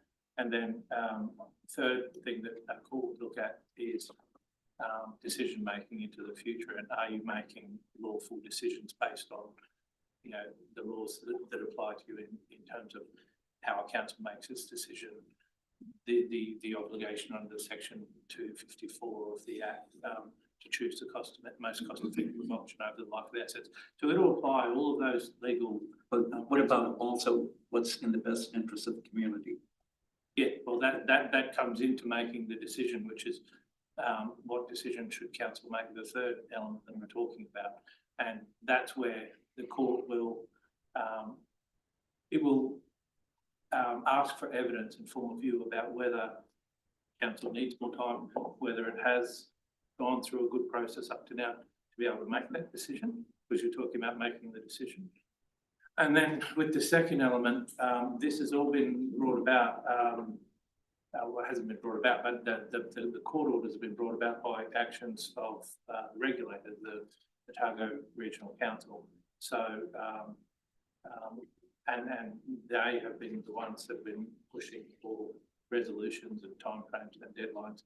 And so what they've said and what they'll say in the future will be relevant to the court as well. Nicola.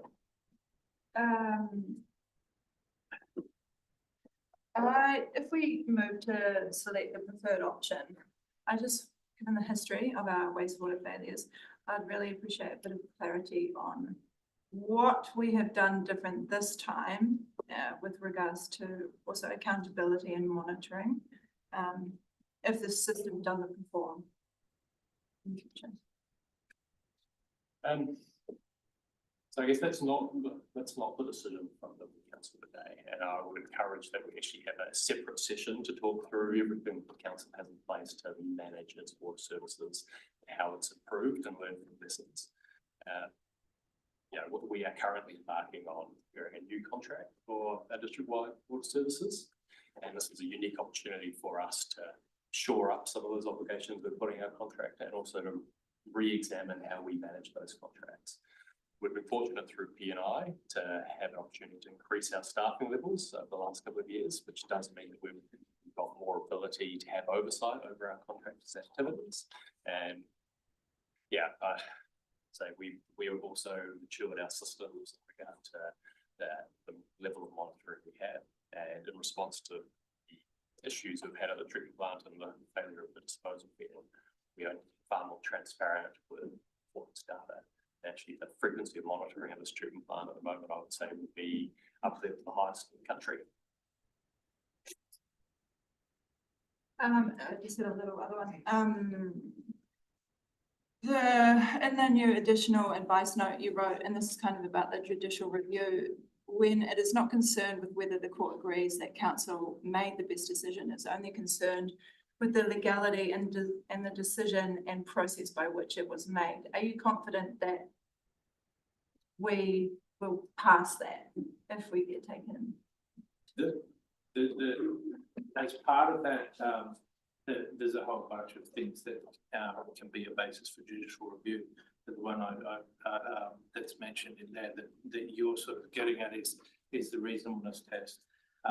So if council will make its decision in good faith and based on the evidence that's before it, and if it's made a decision that's patently unreasonable and not supported by the evidence in front of it, then that's where the court will intervene. It won't intervene if council's made a sensible or a decision that it believes is sensible, that is supported by its evidence, that not everyone might agree with. So it's not what the courts call a merits decision. It doesn't review the merits of the decision. It looks at whether it's lawful or not. But part of that lawfulness is around reasonableness. Has it made a reasonable decision?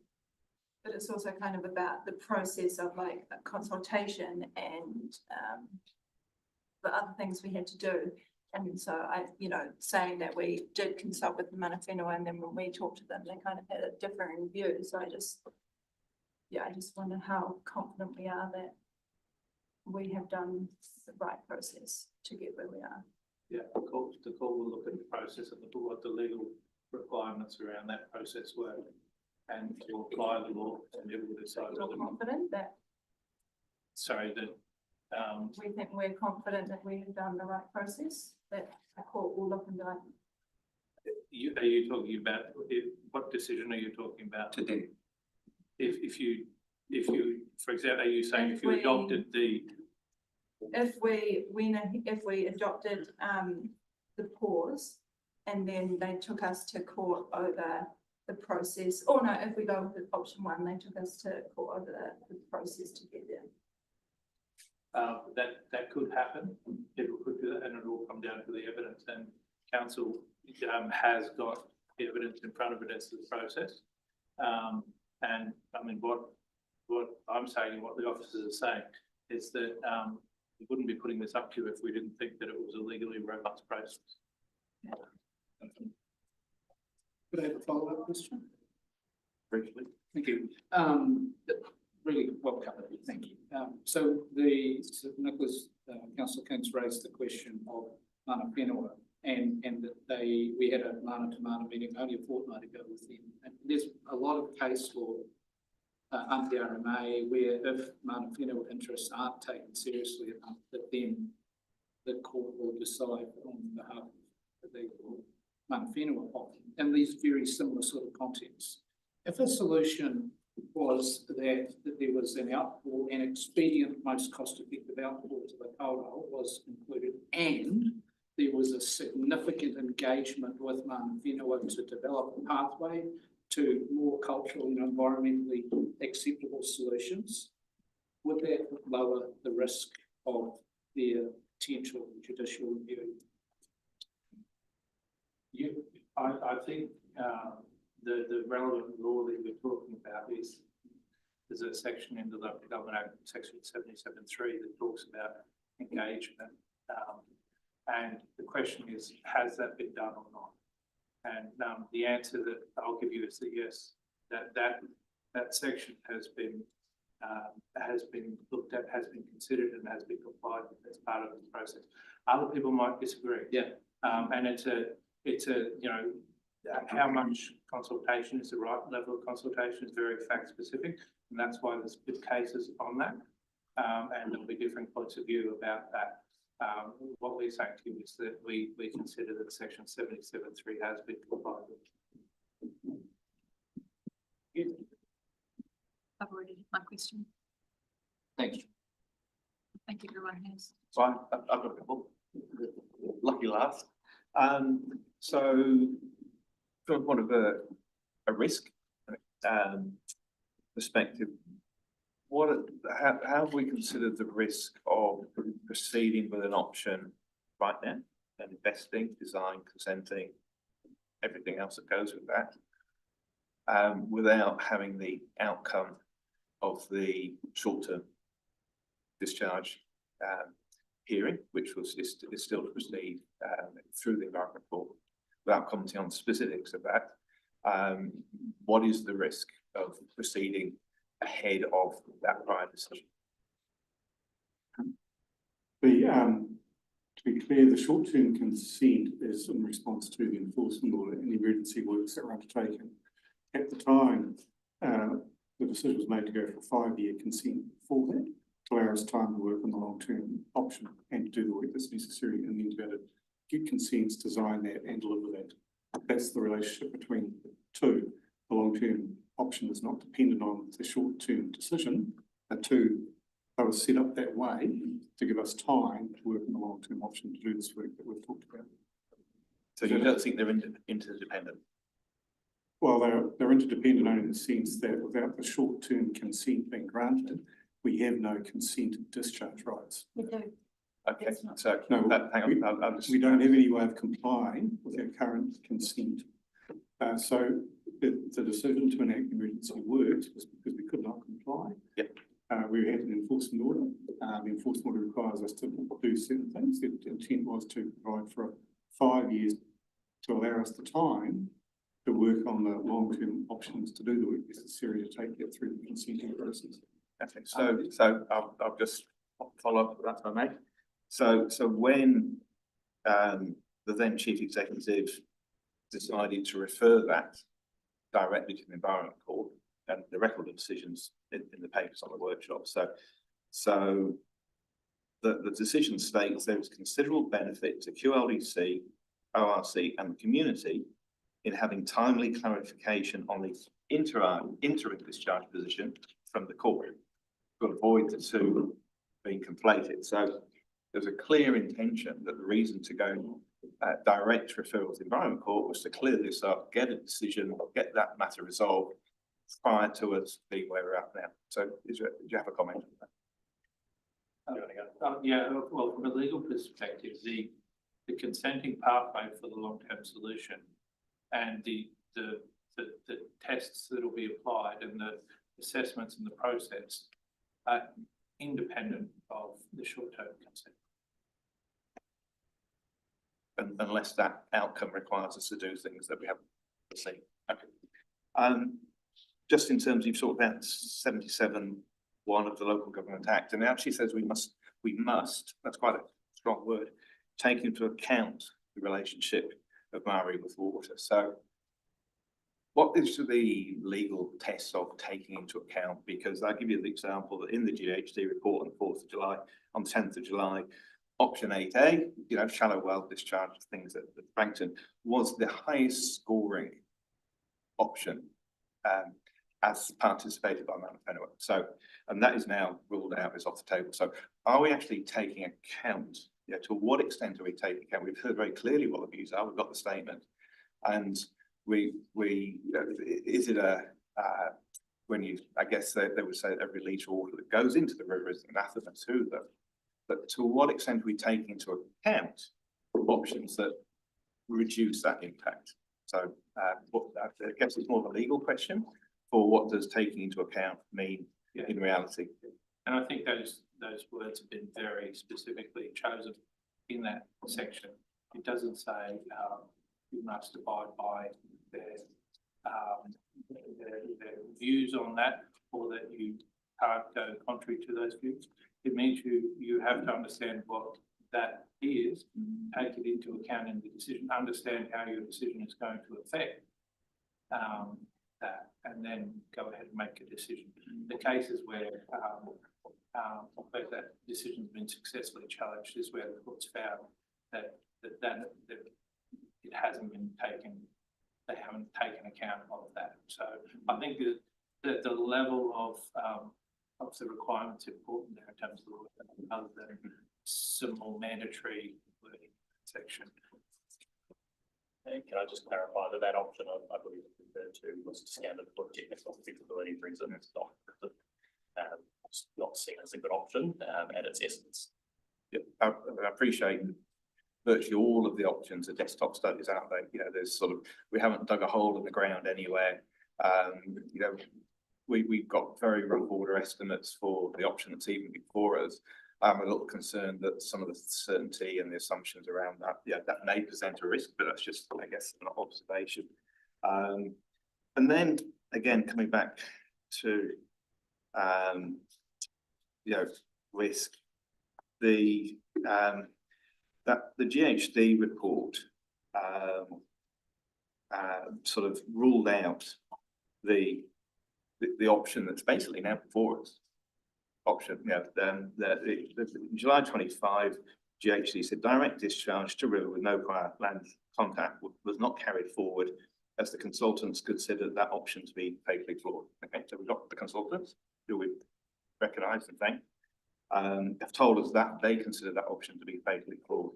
It is now the option that we're being asked to recommend. I struggle to reconcile that unless I've missed something somewhere, and I'm sure you'll correct me if I'm wrong. But I'm just wondering why, when that option was put back in the mix at the request of staff to provide a do minimum comparator, why is it now the only option that we're being asked to consider? So it's a challenging situation. There are not feasible land-based solutions in front of us. We have to find a solution to this problem. There was the sentiment growing around cost effectiveness. There were the WEPS, the Wastewater Environmental Performance Standards, which is compelling us to consider discharges to water for urbanised populations. And for that reason, those options had to come back in because they are feasible options. Unfortunately, they didn't meet our criteria that we were set off at the commencement of the project around ensuring we met the cultural expectations. But fundamentally, they are still feasible options for us, and we've had to cast the net wider to bring those back in to make sure that we've got a valid process and feasible options to take into the council today. Okay, thank you. That's end of my questions. I think we now come to bring the item to the table. I would like to, as I foreshadowed, put an alternative resolution before councillors, which I'd be grateful if John is able to put them on the screen. And I'll speak briefly to that. And I think what this resolution is trying to achieve is to keep things moving forward, to deal with the things that we know are not great right now, to not predetermine things for the future to the extent that Mana Whenua really walk away from any potential relationship we may have, and also to take into account the things that councillors have expressed. And just as Councillor White earlier said, sometimes we need to pause and make sure we've got the information before we go out and discuss and agree an issue down the track. This is basically doing that. And the reasons for, so we're asking for a 12-month delay, but actually looking to expedite the filtration, so actually get better discharge outputs now. So bring that ahead of time to give that certainty. And I personally think there's a significant risk that we get our cart before our horse, and we make assumptions about the way forward before we know what we're required to do in the short term. I think there are some tendencies there.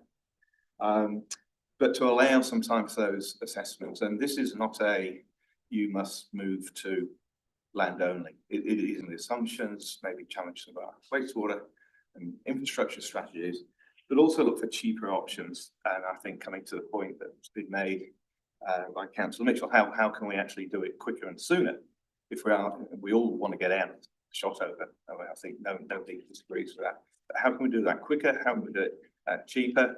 And how do we do that without it predetermining us to look at it as the forever solution? And I think this decision is very symbolic of how this council wants to approach growth. I think everyone would say if we had a choice, we wouldn't put our wastewater treatment plants next to the Shotover River for a number of reasons. We know they fail. When they're next to the river, we know what the outcomes looks like, and that's not great, as we've all seen in Wellington. So if we could start again, we wouldn't do that. But how do we even make space to look for an alternative future? So that's what this is trying to do. It is not a unicorn. It is suggesting that we have some space, but we still progress things forward. We still look to put a discharge into the Clara. We look to see how we can do that cheaper. We do that in partnership, and we look for others to help us on maybe some hybrid options, and just being mindful that we haven't done a single hole and we've just done desktop studies, and I think we could do more, and I think our community expects us to do more. So that is the motion that I have circulated. It's the one that's on the board. I'd like to move it. I'd like to hope that somebody would second it. Second. I'd like to foreshadow an alternate motion in the event that this motion isn't successful. Yeah, and I appreciate that.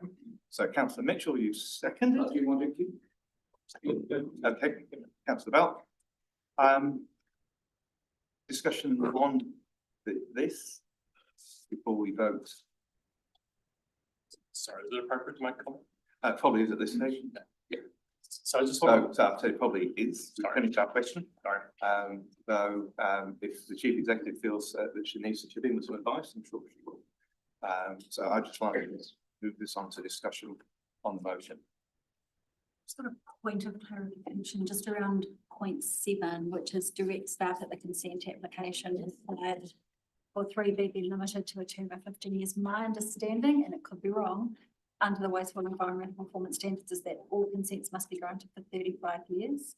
So I'm wondering if a limit to the volumes related to the 15-year point or 10-year point. So my response to that would be, if we apply for 35 years, it must be granted. The question is whether what we apply for. So I don't think there's any requirement that requires us to apply for it 35. That's my understanding. Exactly. So Happy to comment. Look, in general, like I said, I appreciate the complexity of this, and I don't want to kick the can down the road, but I don't equally, as I mentioned before, I don't feel that all those options that we've considered on the table are achievable, or I want 2 or 3 options that are absolutely real, and in some ways this allows us to do that. I am very uncomfortable that we are heading down a road that's in such fundamental opposition to our iwi partners, and certainly haven't closed that loop, notwithstanding that we may not be able to. But yeah, no, I mean, it's good that some of the options are now being taken off the table for 2 and 5. That we're committing to tertiary treatment. In principle, I'm happy to support this. Subject to the debate continuing. Cody. Get how you breathe. Yeah, no, I just took a big breath in. I really understand what this is trying to do. I have some concern that we're not letting Simon speak to it, because I think there is some genuine, technical advice that could help us move forward. I think we all share a sentiment that we want to do best of what's happening now, but then also want to find a long-term solution in partnership. with stakeholders in mana whenua, and at the moment it's very big and confusing, and there's lots of things in there, and I think I'm not 100% sure if that meets our technical obligations and our legal risk, which is why I guess I'd appreciate hearing from officers on it. What I would say, this was worked up by and large with the chief executive. By and large, or there have been additions? Yeah, by and large, apart from a couple of additions, so, yeah, okay. I can't support this amendment.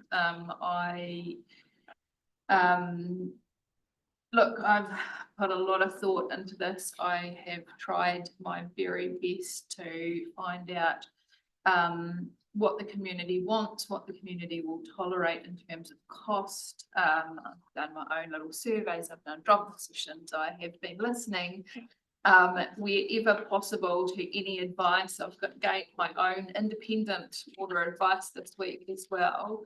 And I just don't think delaying this decision is right. I do think we should be aiming to do better.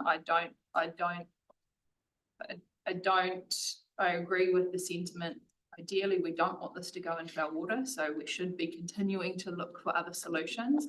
But I see that this option gives us too much risk of even more cost to these ratepayers, and we've talked about this in other items today, and any cost this is going to cost us to do anyway, and so to add another year of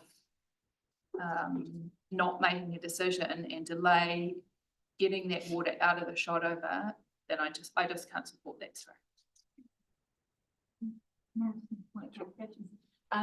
The officer's recommendation remains the one in the paper, just for clarity. In support of others who have tried to prepare resolutions, we've tried to offer some support in the wording of those resolutions to make sure they're feasible and possible. But the officer's recommendation remains the same. Thank you. I think councillors and council have this historic nature of trying to kick things down the road. You know, when I think about the council's one response to try and set up a disposal field to land, 2016 that was adopted, 2019 that was in operation, and then by 2021 it had failed miserably. We have this opportunity in front of us to meet our statutory obligations. I think it's quite easy to meet those. The challenge we have, I believe, as a council is how do we meet those cultural and those environmental obligations after we have met our statutory obligations. I don't believe that in 12 months' time we are going to have that unicorn moment where we do have a solution in front of us. I think if we did, it probably would have surfaced well before now, and it really hasn't done that. So I think for me, the hard choice is the one to meet our statutory obligations. But the next point that we have to do, or the next thing we have to do, is make sure that we have a pathway where we can meet some of those cultural and environmental obligations as well. And I don't know whether the current policy and legislation restricts us from doing that, but I'm not asking you a question. Thank you. Peter, go next. I think we need to get this right from the beginning. I like most of this motion, and I'm prepared to agree it in part. So I'd be keen for you to take it in points. I'll start with just the bits that I'm not interested in. No, just hear me out. So approving the development of a recycled water reuse scheme at the Shottery Wastewater Treatment Plant. We haven't got the detail on that yet. The advice in the papers is that it's not necessarily feasible at this point. I would prefer to change the wording to, and I would approve it in that case, to investigate the development of, rather than approving it. And directing the staff that the consent application required for 3B be limited to a term of 50 years. I just say it's a little bit problematic to go ahead with a discharge to the kawerau without fully understanding the financial implications of the terms of things and what we're doing. I think we're trying to satisfy everybody. at this point. And I think we run into problems when we do that because we will inflate the overall cost of things. I'm not happy discharging to the kawerau at this point. I'm not opposed to a discharge to water, but I am opposed to it without having sought feedback from the community. I believe that is a statutory obligation that will put the entire decision at risk. I believe if we go out to a discharge to the kawerau right now and try and get that consented and it's appealed, it is definitely not going to be the fastest way to get the stuff out of the shot over. I think it's going to take a very long time because I think there will be grounds to appeal the decision. It's just been precedent. So where we've been so far, since that disposal field went in, we've had no community input and really no councillor input on anything.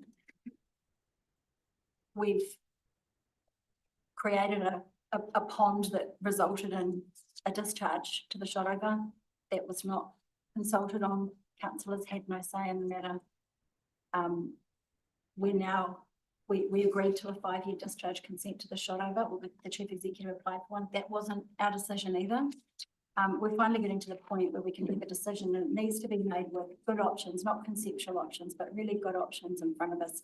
We need to go out and talk to the community. We need to bring everybody on board and work together so that our solution isn't contested, because it could be years before we get consent, I think, if we don't do these things the right way.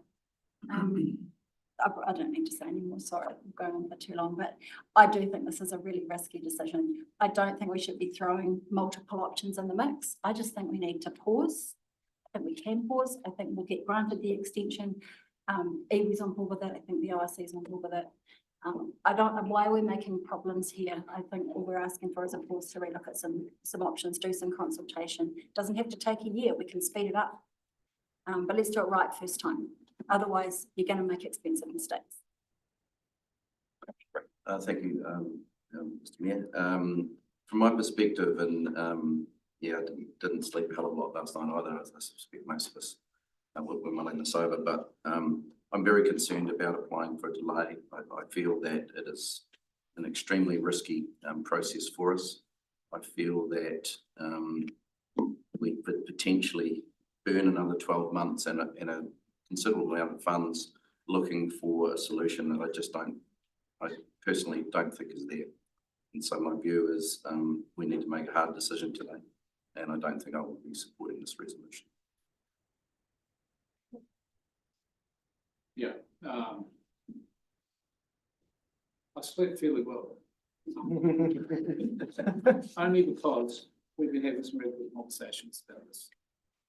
We're carrying out our due diligence as governments, and I think that's really cool.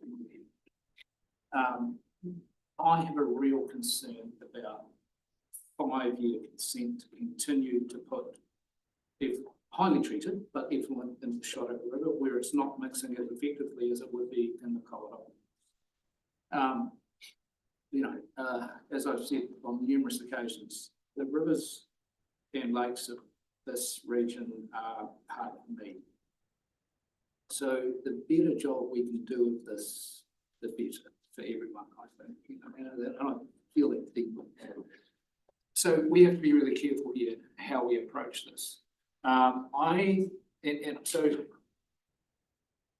fundamentally, I similarly, for those who've expressed support in the amendment here, I agree with that. I do think, though, that I don't think there's actually much risk in seeking an extension. It is an honest ask for some more time to be able to make sure we make the right decision.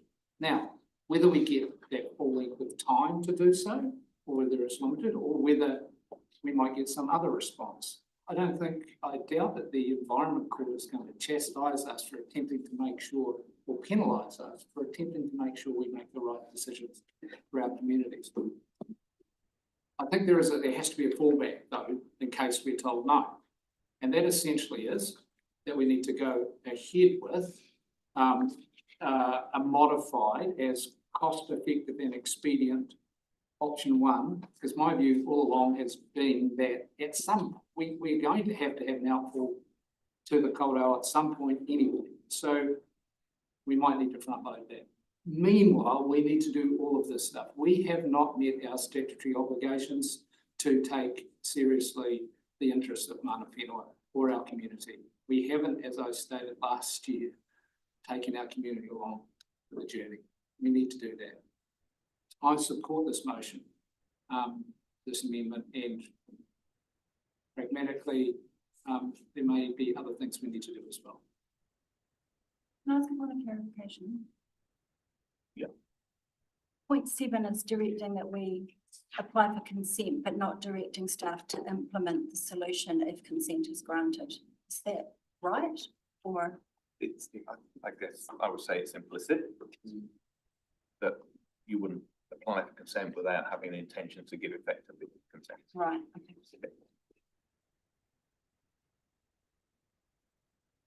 Thank you, Ms. Mayor. I don't usually like to talk to the motion, just to reiterate points that we made around the room, but I think this is quite an important one. I've been going back and forth. I've piggybacked a lot off Councillor White and her community engagement on this, which has been really helpful for me, but it's a pretty difficult decision to make regardless, I think. When we talk about bringing the community along with us and giving feedback from the community, at a community session that we had the other night, the community arrived with pitchforks, thinking that we were pumping untreated sewage into the river. By the time they left that session, an hour and a half later, they all, well, the majority voted for option A and a very, very small minority voted for option B when they understood what was actually in front of them. And that was, it wasn't the whole of the community, but it was a representation of the community. And that gave me confidence that we have to make a decision on this. I think the uncertainty around requesting an extension and how long that extension might be is too uncertain for me. And I think even if we were to pause and take 12 months, we would go away and we'd do a whole heap of work. We might find a hybrid option. We might find some small parcels of land. We very well might be able to find a hybrid land disposal with a backup water disposal. But I just I can't get comfort that that will be a more cost-effective solution than what we've got in front of us now. And because of those two, well, so those sort of three main points, like the community sentiment that I've seen firsthand, the uncertainty of the extension, and the fact that I don't think we're going to find a more cost-effective solution to this, means I don't think I can support pausing now instead of making a decision.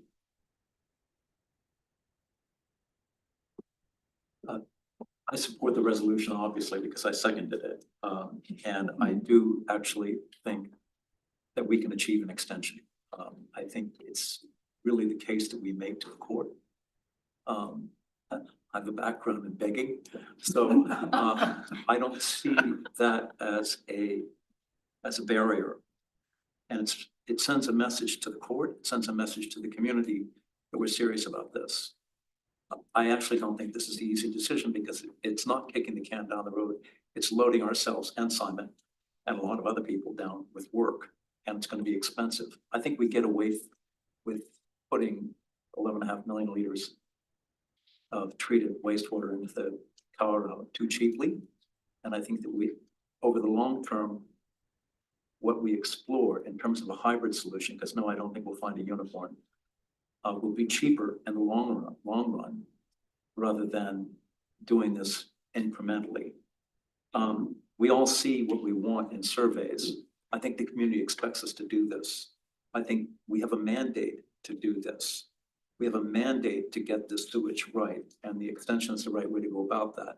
And I know that Melissa's survey was viewed by everybody. I looked at it so many times. It's a very effective survey, but one thing that jumped out to me was the number one thing is to clean up the river, and the number two thing is the people in that somewhat unique demographic of Lake Hayes and Shotover country are willing to pay for it.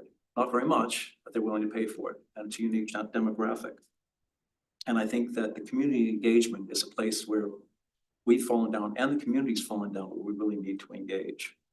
I worry about the precedent that not adopting this resolution sends to the community, and that is that it's okay for us to keep doing what we're doing, albeit with tertiary filtration, and also the message that it sends to communities downstream in terms of what they can do, because at the very headwaters, Queenstown's doing it.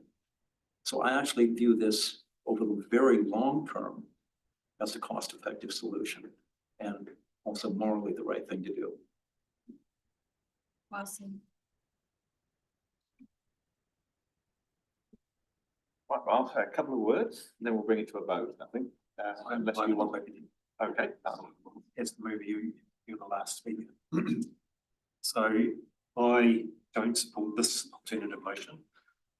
Firstly, because it doesn't deal directly with the current unconsented discharge to the shotover in a timely way. And the matters subject to the enforcement order covers. We've got a viable, cost-effective option in front of us, which, in my view, under the Section 254 of the Water Services Act, we're obliged to take.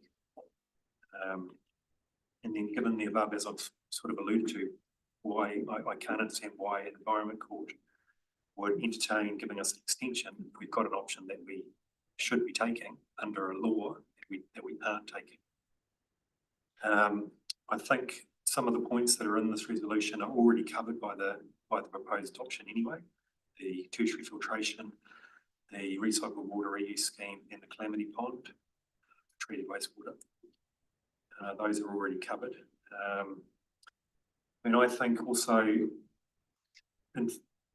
delaying for 1 year to further investigate land-based options in the face of all the work that's already gone on in the last 14 months to get to where we are today, where no viable land-based option has been identified as feasible. And given the potential of court action for that, for not taking a solution today, that to me is a huge gamble that we would be taking on behalf of the ratepayers. And I'm not prepared to take it again. Just also as an example too, if we were to find somewhere along the line some land-based solution, whether it's on the Crown Terrace, which we're ruling out anyway, but if we were looking at 300 hectares of land to dispose of our treated wastewater, currently our current discharge would be 4 millimetres a day on that area every day for the year, which is double our annual rainfall, on top of the annual rainfall.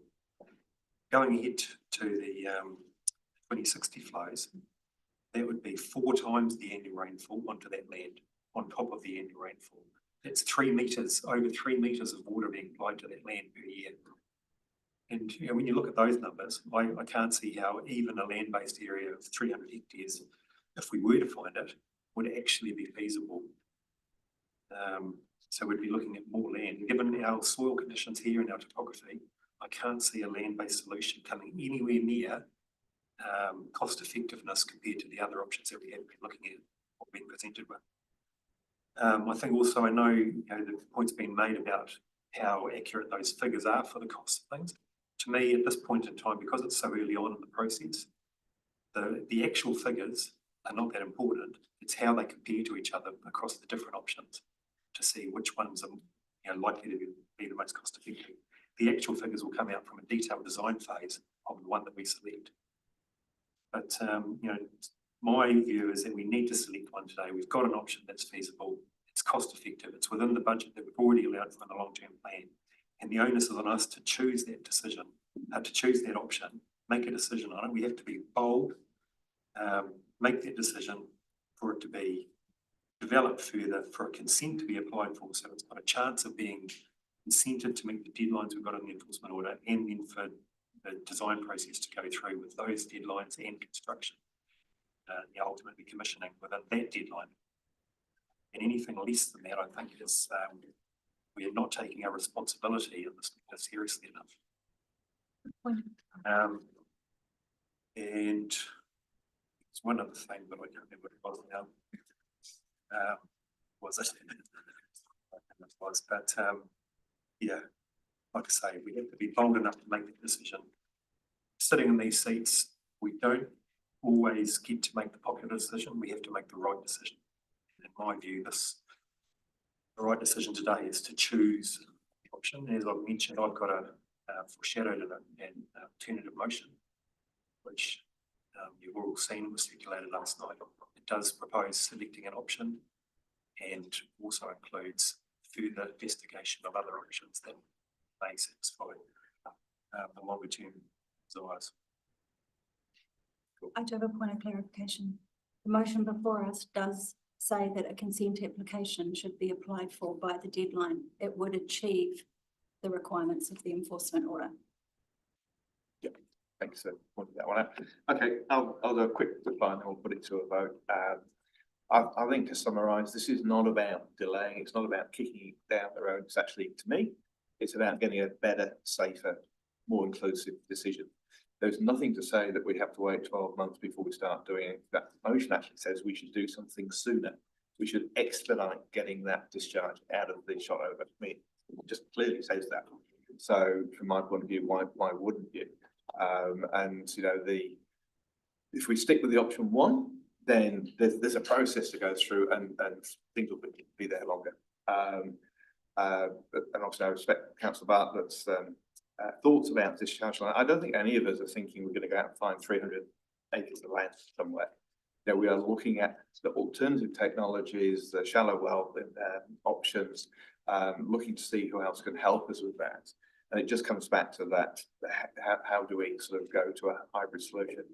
I find it really, I guess, enlightening. Yesterday, I presented to a select committee on the planning bills, right?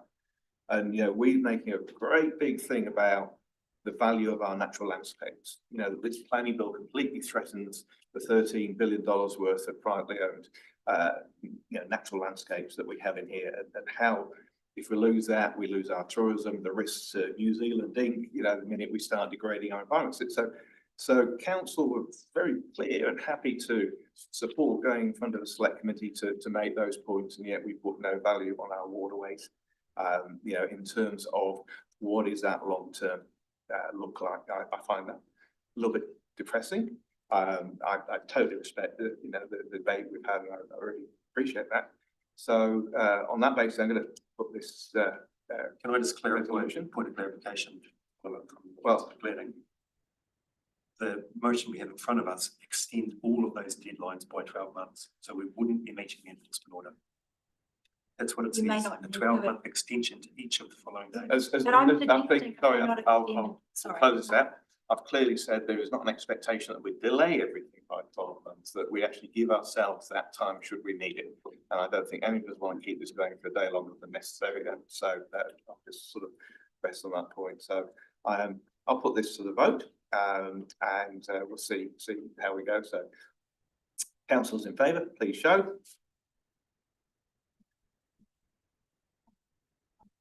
Those against? Well, that motion is lost. Councillor Bartlett, you indicated you had an alternative. I did, and I did circulate it last night, so to elected members. Yeah, I think our governance team will put that up on the screen.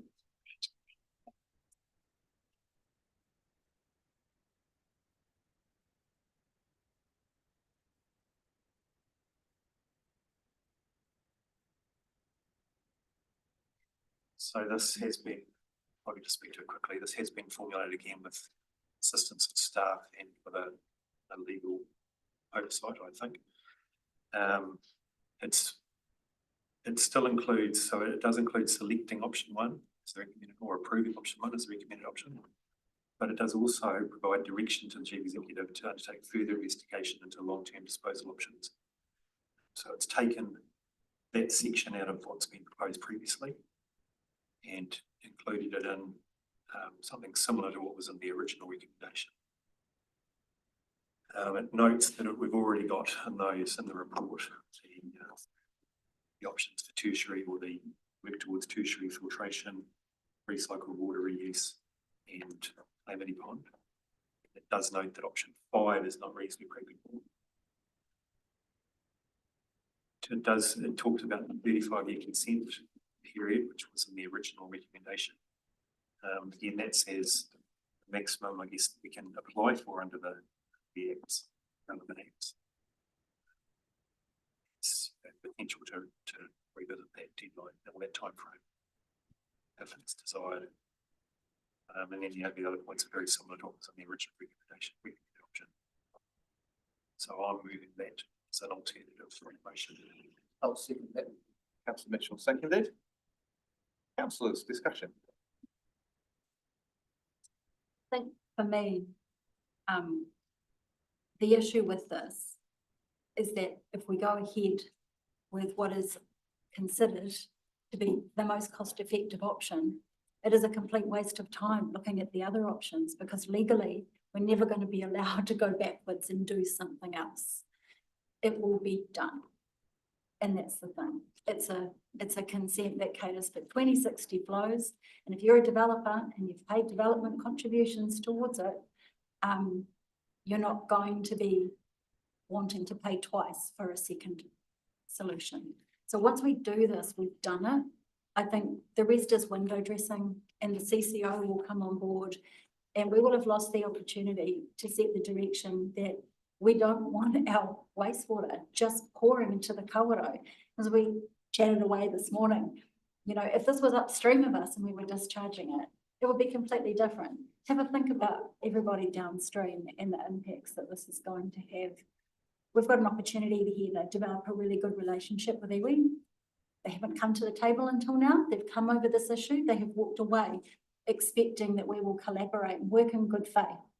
And the position that they left us with was that we have an expectation that you may have to discharge to the river at some point, but the starting point needs to be discharge to land. This reverses that. It discharges to water. It develops an expensive solution that will cater for full flows, that will need to be paid for, that developers will have the right to expect to use. And we're putting some trimmings in there saying, oh, but we'll talk to you after the fact. That is not acting in good faith. And I think we risk blowing that whole relationship if we agree with this. And I guess what I'd say to people who run the table, who didn't vote on the last one, maybe, doesn't mean you have to vote on this one. You can still vote this one down and come up with something better. Because once you do this, it's done. And it's future generations, you know, you're talking about, and the health of the river into the future. Such a big decision. There's all of us. Anybody else like to say anything? Councillor. I'll just say something here, that technology is always advancing, and this decision today that we have to make doesn't preclude us from looking at new technologies in the future. And that's what I'm always hopeful for. When we look at any aspect of our lives, technology is changing at an extremely fast pace. There probably will be cheaper options in the future, but right now in front of us, and likely in the next 5 years, there isn't one. And we do need to still have that pressure of meeting our statutory obligations. So I'll be supporting this. Councillor Mitchell. Thanks, Mr. Mayor. I think politics is the art of compromise. I think this is an opportunity for us to take on board the advice from staff and their expert advisors, come up with a solution that means that, as the Mayor described in his closing remarks on the previous amendment, that this will expedite getting out of the current situation we're in into something that is marginally more acceptable, with an open mind to and actively pursuing what other options might be available. And they are not all disposal options, because this is the final place at which the treated effluent from the district, this part of the district, currently goes to. But there are other measures that Mana Whenua would be much more amenable to, like reducing the amount going to that treatment plant. What other options are there? So it leaves options open in that regard. I think, and we talked this through with at the Mana meeting, that this is the kind of solution that is both pragmatic on the one hand but inclusive on the other. I don't think this would mean that we are stuck in this only with this as the cheapest, most practical option, because the Local Government Act requires us to look at all options. And so, as Councillor Wong described, things change. I think we do put too much faith in technological solutions to environmental problems at present, but there will be opportunities in the future. We may well find, and I expect that we will, that the loadings that's used in the calculations to come up with what's proposed will be exceeded well before the 35 years anyway. So we're going to have to revisit this. The water entity is going to have to revisit it. What we can do with this recommendation, if we adopt it, is include this in the statement of expectations for the water services CCO for them to pick up and run with, and it's up to us to hold them to it. I'll be voting for this. Thank you. Following on from that, this is really hard. And it's hard, and it goes against my environmental values, and it should go against the values of this region and this council. It really does. But so moving forwards, we need to do a better job. And we all know that, and that is the sentiment around the table. We have to lift our ambition and have a better ambition to actually hit our vision. But the reason I support this is because I think it seems like we're going to have a hybrid option. We're going to have to. And so it's likely going to be option one. So that if we were to delay it, we're delaying it for no real necessary reason. It's just going to cost more. So we just have to make sure, like you say, it's not our long-term solution. It's for now. Yeah, but it's not an easy decision. I will also support this. I do feel like we've found a little bit of middle ground here in the sense that we do need to move on and have some certainty as to when the discharge will stop from the shot over. I do like the notion that this is just not it for the next 35 years, that there is an intention to do better, be better, and find a better solution. So I do support that addition and agree with what John Mitchell's saying. It's our responsibility as we pass this over to the CCO that those sentiments are reflected in our various documents that we give.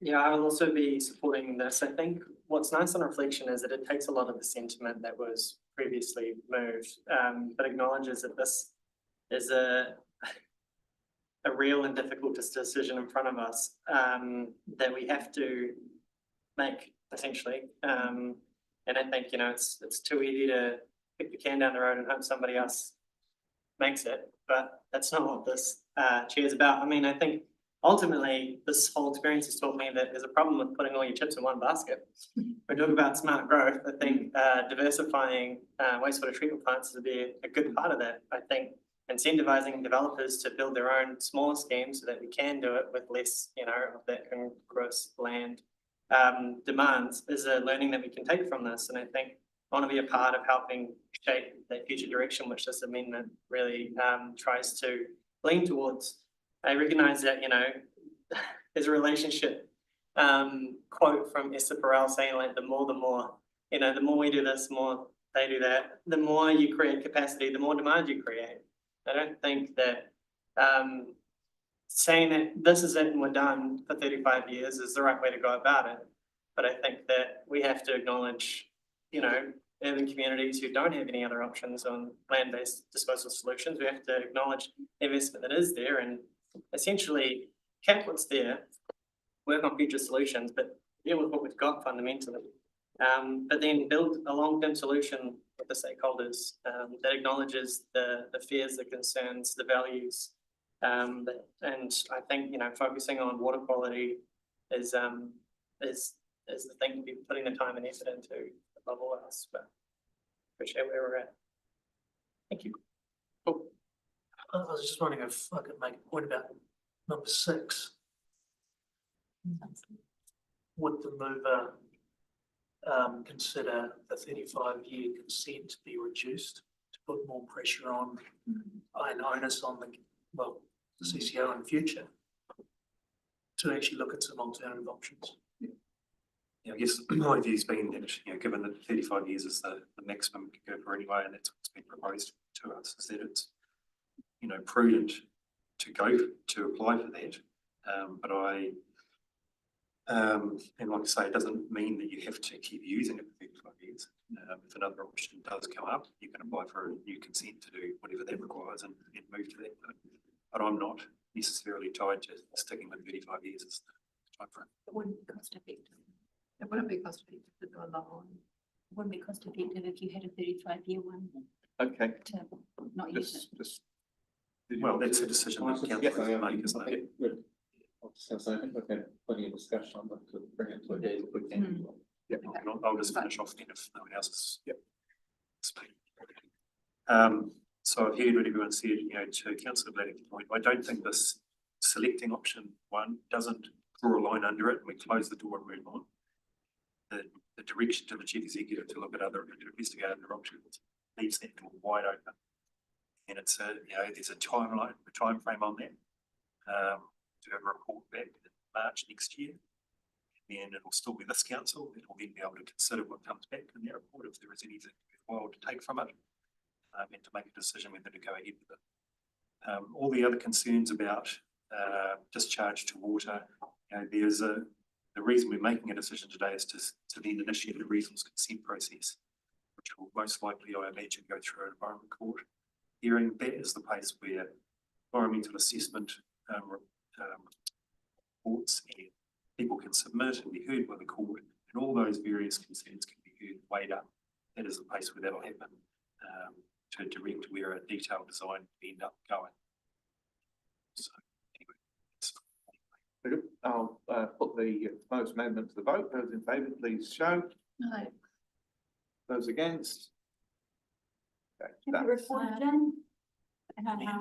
I'm abstaining from that one because I did move if you'd like my reasons, I moved the previous resolution. I recognise the work that Councillor Bartlett's put into this one, but there's not enough in there for me to support it.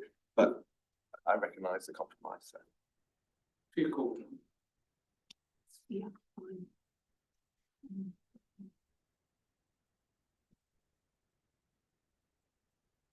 That motion is carried. Very good. Just a quick sense check around the table. Do we want to take a 10-minute now, or do you want to go to the airport thing?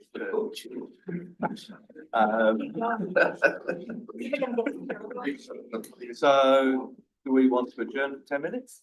Well, I might be embarrassed if we don't. Okay, well, we'll adjourn.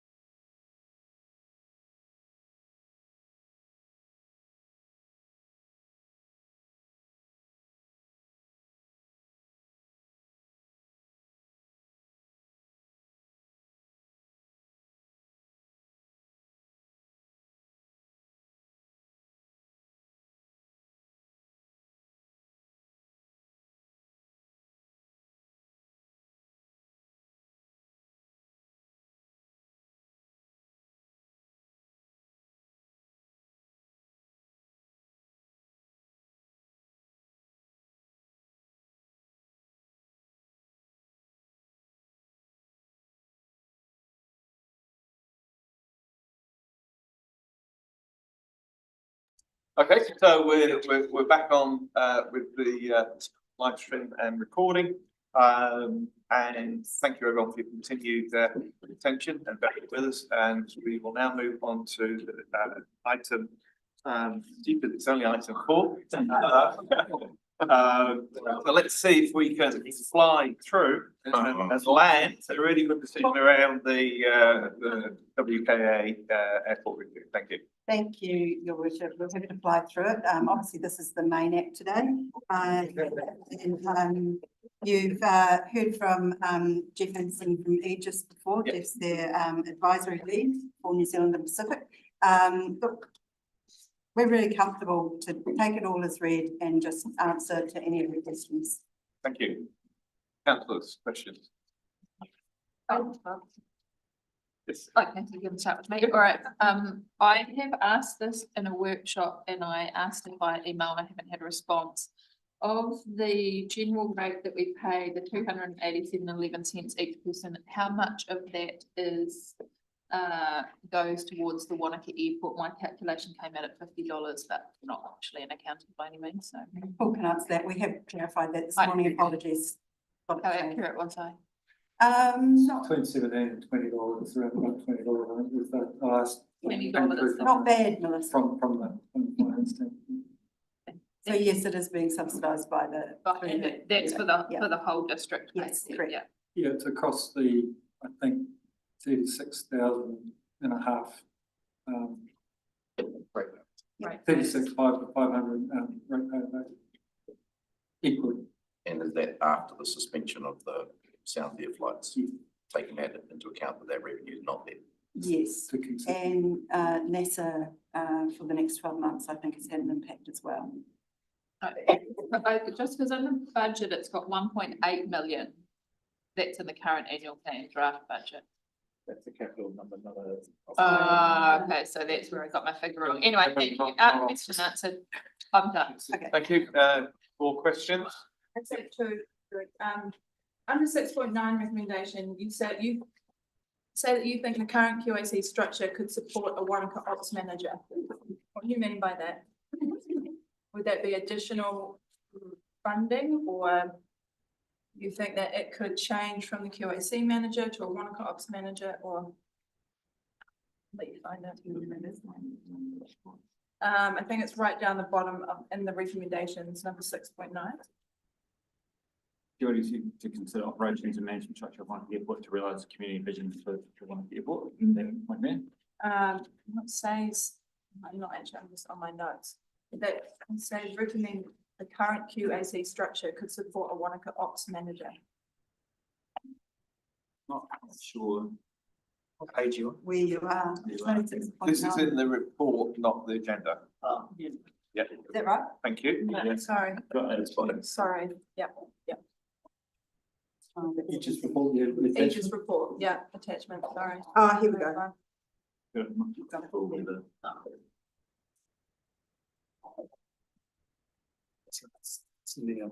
QLDC to consider operations and management structure. Aegis is confident that the current management structure could successfully deliver our recommendations when the QAC is aligned with the community supported scenario and master plan. I'm not sure that this one quite aligns with the question. Sorry. Okay, well, let's move on. So I can't find it right now. Then there's two conflicting things on this. I won't say the numbers, so I probably got them wrong. One says, I thought it was under 6.9 as well.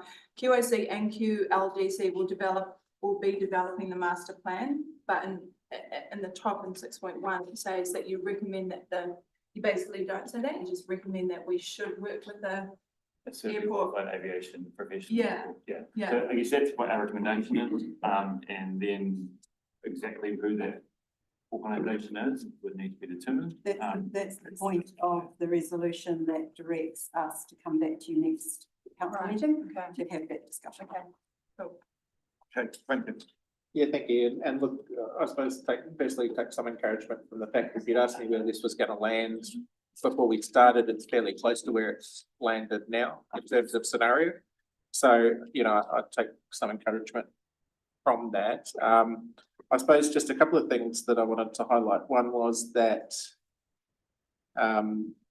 if you could just describe the master planning process. So we've touched on a couple of things. How do we take into account Project Pure? How do we take into account the QAC land versus the QLDC land, as well as the spatial considerations of future airport growth? So just how that will play out. And the other was that I think at the previous workshop, I sort of signalled I would have liked to have seen a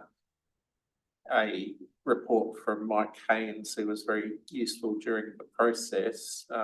Did that happen or not? Like a sort of a statement or something? Well, we've got his technical report in there, but I think when we was asking some more clarity on some. Yeah, particularly around the future airspace and stuff like that. Yeah, But so the future airspace under the scenario 3, there's no change based on what's currently in space, unless anything changes external from what we're doing. Yeah. So that was confirmed by Mike as part of. Okay, so at this stage, there's not expecting no Part B to come back and propose an MPZ or something like that as a result of this work. So the decision in front of you with regards to your master plan question at the next meeting will be about that. So you'll need to, I mean, the Aegis report is very much a foundational document and deliberately so for any master plan piece, which is great because that should mean we're going to get some bang for our buck. The way that the master plan is undertaken, the considerations of any master plan we're likely to treat that as a council in a couple of different ways, and we're still working those through. I mean, there are a couple of options. So one option might be that actually we seek a reverse brief from people with the expertise to undertake master planning. Another option is that we find a second party, airport providers, to manage that. But we haven't worked all of that through yet, and it's not, I mean, and for all transparency, it's quite well laid out here in terms of the recommendations of Aegis. So we'll be leaning into the report to bring the next version, the next set of resolutions to you about how that will roll out, and you can feed into that at that point. That's great. Yes, and I do note that his technical reports in the back there. Yeah, so thank you for that. And just to confirm too, this doesn't assume any operational model, as in whether it's leased or run or. No, it doesn't. No, okay, thank you. To be determined. Yeah. And just to highlight where we were a couple of years ago, where this was, enemy number one. I think we've dealt with a new enemy number one a few minutes ago. So, anyway, at least, look, I think the maturity of where we've come to with this, and the engagement, and has taken a lot of heat out of this. So it's a lesson that we can take a lot from. Look, there were criticisms along the way, but even today from the stakeholders group, I didn't hear a lot of fundamental criticism of the outcome. So note that. I'm happy to support this, knowing that there's still plenty of decisions to make and along the way, and happy to move when appropriate. Thank you for a start for including the limit on the seats in the resolution. Appreciate it. Back to the Project Pure thing. It's just not there. I think I got one mention of it in there, which is we might provide irrigation for the airport or something. So what I'd really like to do is include it, and it's not here, so, but maybe why wasn't it? I mean, maybe the question is, are you talking to our infrastructure team and the people responsible for wastewater disposal and looking at how the master plan might implement that? Given that solar panels is part of the mix, so you're thinking about land use, we might need lots of that land into the future for Project Pure. We didn't include Project Pure specifically in the scope, and the scope was, I think the scope was in a workshop setting. We did go through that. But Project Pure will need, and you're signposting now, that it will need to be part of any master plan. So that's where it will need to come into the mix. I mean, I think what this paper does is, it's given us some confidence that the community wants to see some aspirational utilisation of that land.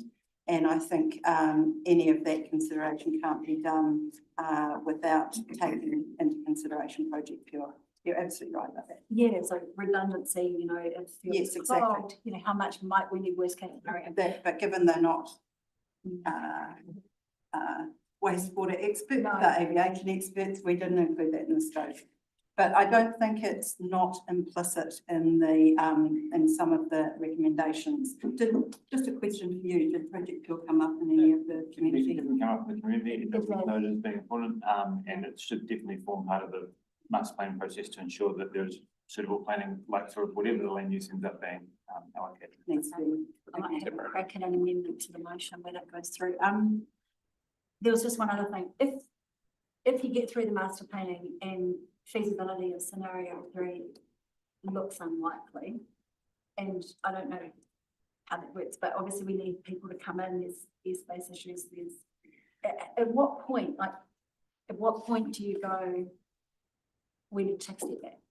Well, today you're making a decision about a scenario, and that is the scenario that will form the basis of the master planning.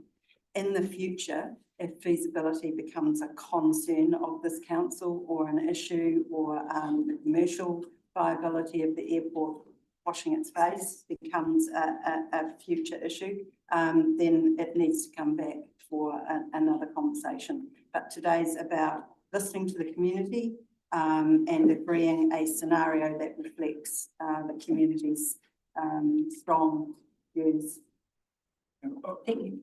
It may be baby steps, and it's a little bit like the last item, dare I say it, where this is at the moment, this is something that the community is going to accept.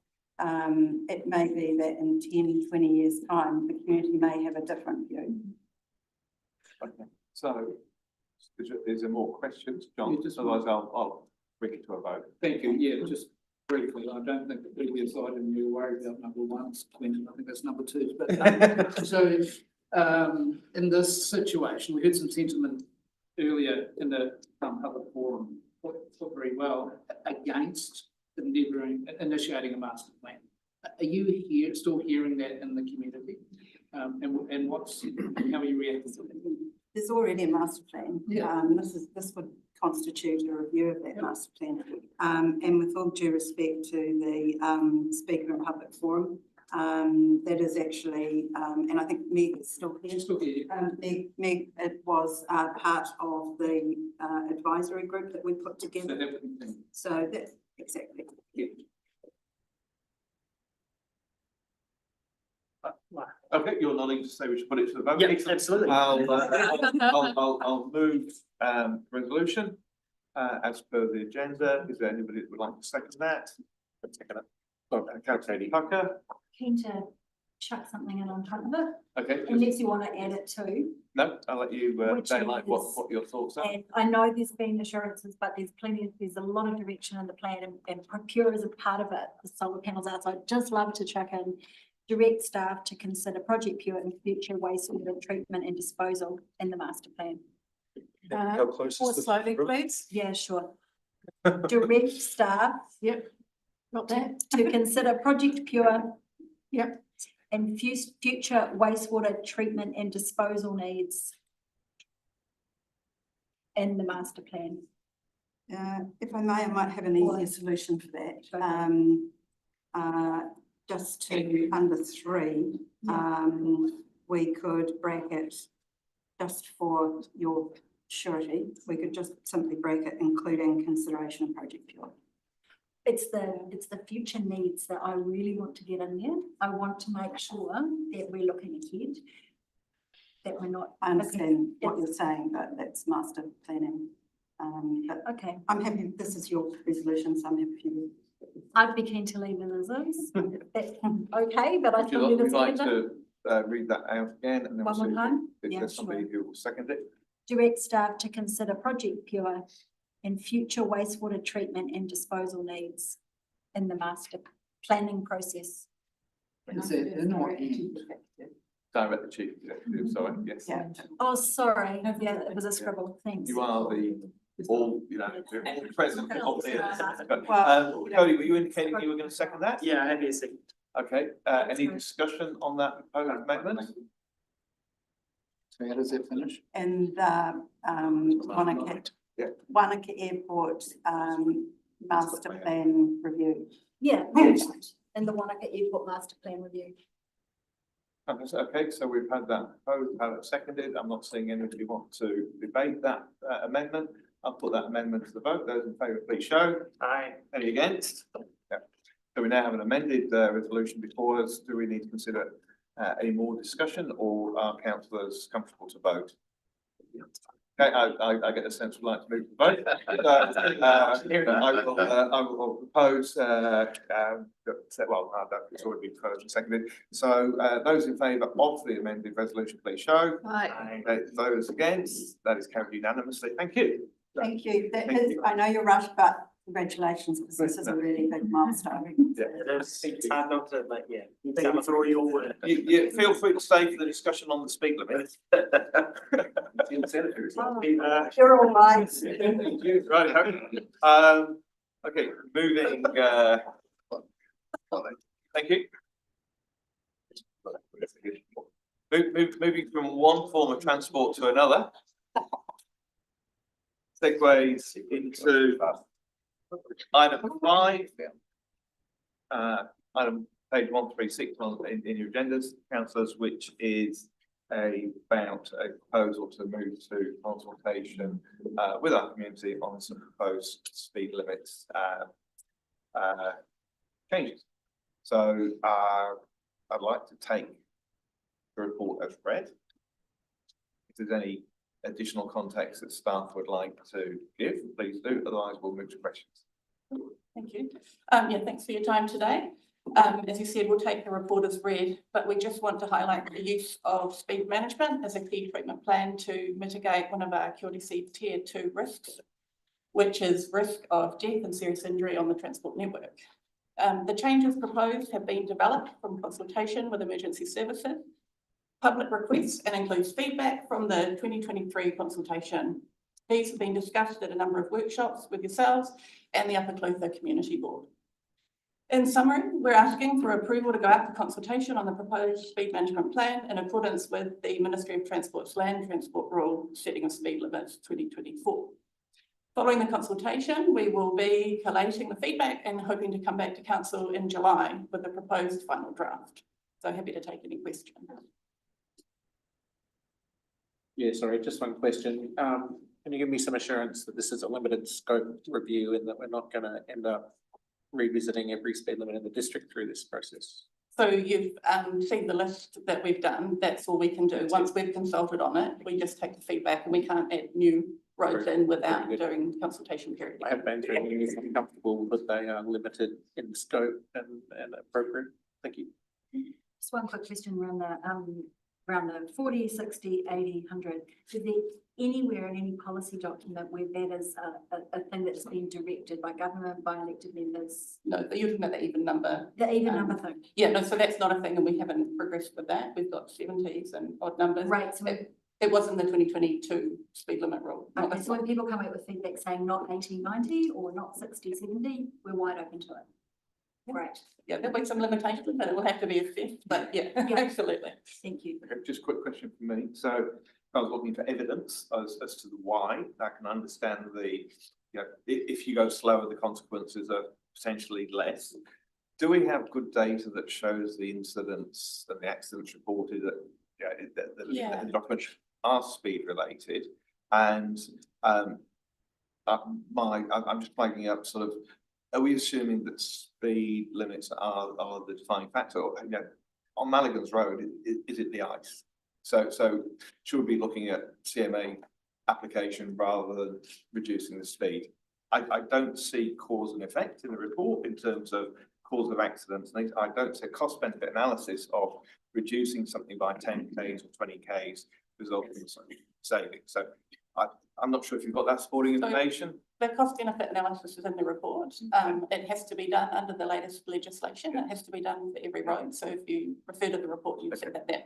And it looks at, I mean, obviously, the decision with CMA or any activities, operational activities on a network is considered in like the whole transport portfolio. So, you know, we would never look in isolation, but it's certainly a consideration. So I'm sorry if I missed it. So there is if we reduce this speed by 10 Ks, the dollar value of the saving.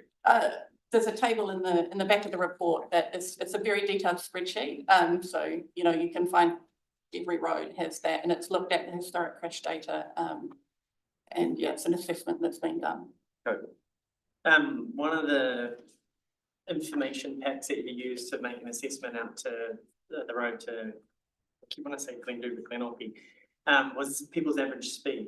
And we highlighted earlier in a workshop that people are around Valentine Road out to the airport are driving much faster than what the speed is. Have you used that method on any other roads or just that road? So that was a specific exercise that we did with detailed information. You know, we had to purchase the information and the data specific to that one because we knew there were issues on that road. Yes. It's more of a, yeah, that we haven't gone to that level of detail on many. So, so why was it used on that road out of curiosity? Because there had been specific, you know, questions around the travel time, and that was really why we wanted to specifically have the opportunity to look at that. No, it's a Mulligan's one, sorry.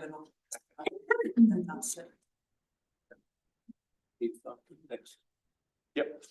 Thank you, Mr. Mayor. Two quick questions. So see here, there's like a number of different roads going from 100 to 40, which on the face of it, I thought that sounds pretty big, but is the default speed limit for any new road 100? So one of the biggest things that we're trying to do in this speed limit review is to fix the legal speed limit. So when you do a subdivision, the default speed limit on any road is 100, and a lot of the recent subdivisions have not been, so they've all been built, constructed at 40, they've been signed at 40, they just actually are not legally 40. So I can do 100K in Bob Street. You could potentially, the police are aware of that. We've had lots of discussions, and this is obviously a key thing that they want us to do.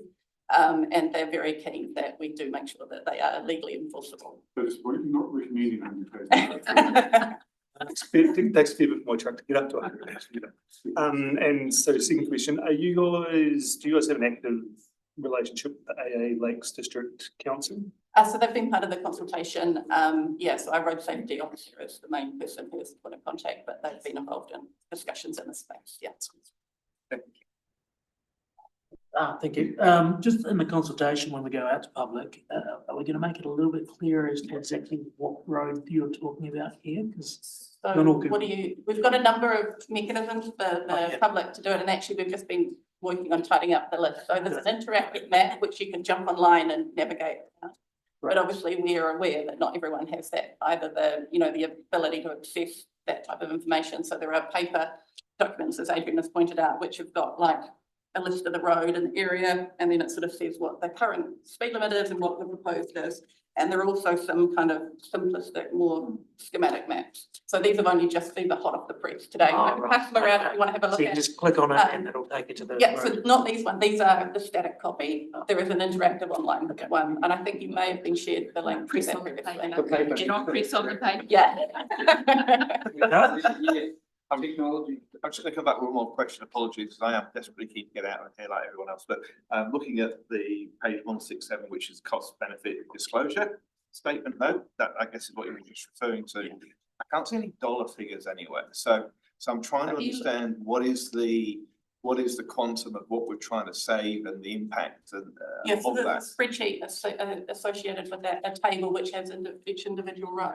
Yeah, but there's no dollars anywhere. There's no value. There is. Not that, unless my eyes are really bad. The last column. Right on the right side. The one that's under the table. Yeah, the one you probably can't see. What, minor crash? No, there's no dollars anywhere. Implementation costs. Where we. Right. Yeah, so unfortunately our technical expert who was meant to be here at this meeting has had to rush back to China. So some of the technical details of that, we might have to get back and confirm that. But my understanding is that had provided a calculation based on the crash history and the dollar. It's not in the report though. It's in the digital version. Isn't it digital version? Oh, well, there we go. I mean, French, sorry. Okay. All right. Yeah, move. I'll try this one quick, very quick. No. If people wanna consult last year in 2023, whatever, that's how you kind of got the new speed rules. So if I wanna say, I wanna change my road now, is this the best time to put it in this consulting, even though you're only consulting on these roads? So we can only change the roads that are in the consultation, but we have provided through the consultation document a place where you can say, you haven't suggested a speed on my road, I want to put it on. Now that'll do two things. One, that will come up for consideration in the next speed rule. But also throughout the time, anybody could log a customer service request and say, and that's how we've got a lot of the changes proposed have come through customer. That can happen anytime. Thank you. Moved? Yeah. Seconded? Discussion? Councillor? What was I gonna say? I really like the way that you're presenting things. I like the interactive maps. I found people will be getting, it's a great way to understand what it is.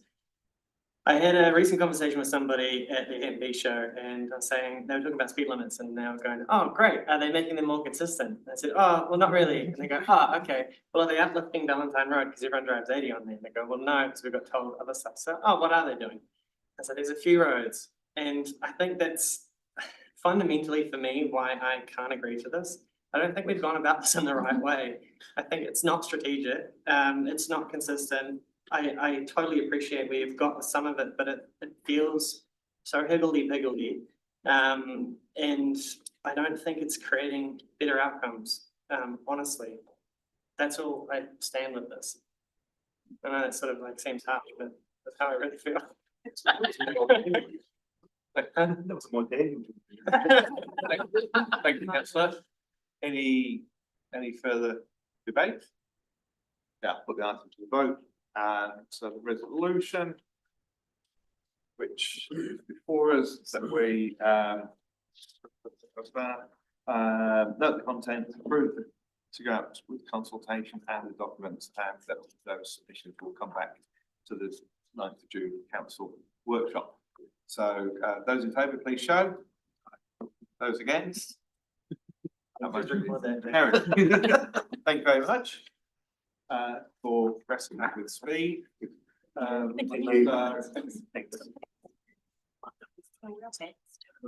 Item 6 on the agenda, which is the Mount Aspiring College Foundation removal of a QLDC covenant to enable a proposed subdivision and the effective transfer of a parcel of land value to ownership of the foundation. We did have a speaker in public forum that spoke to us on that.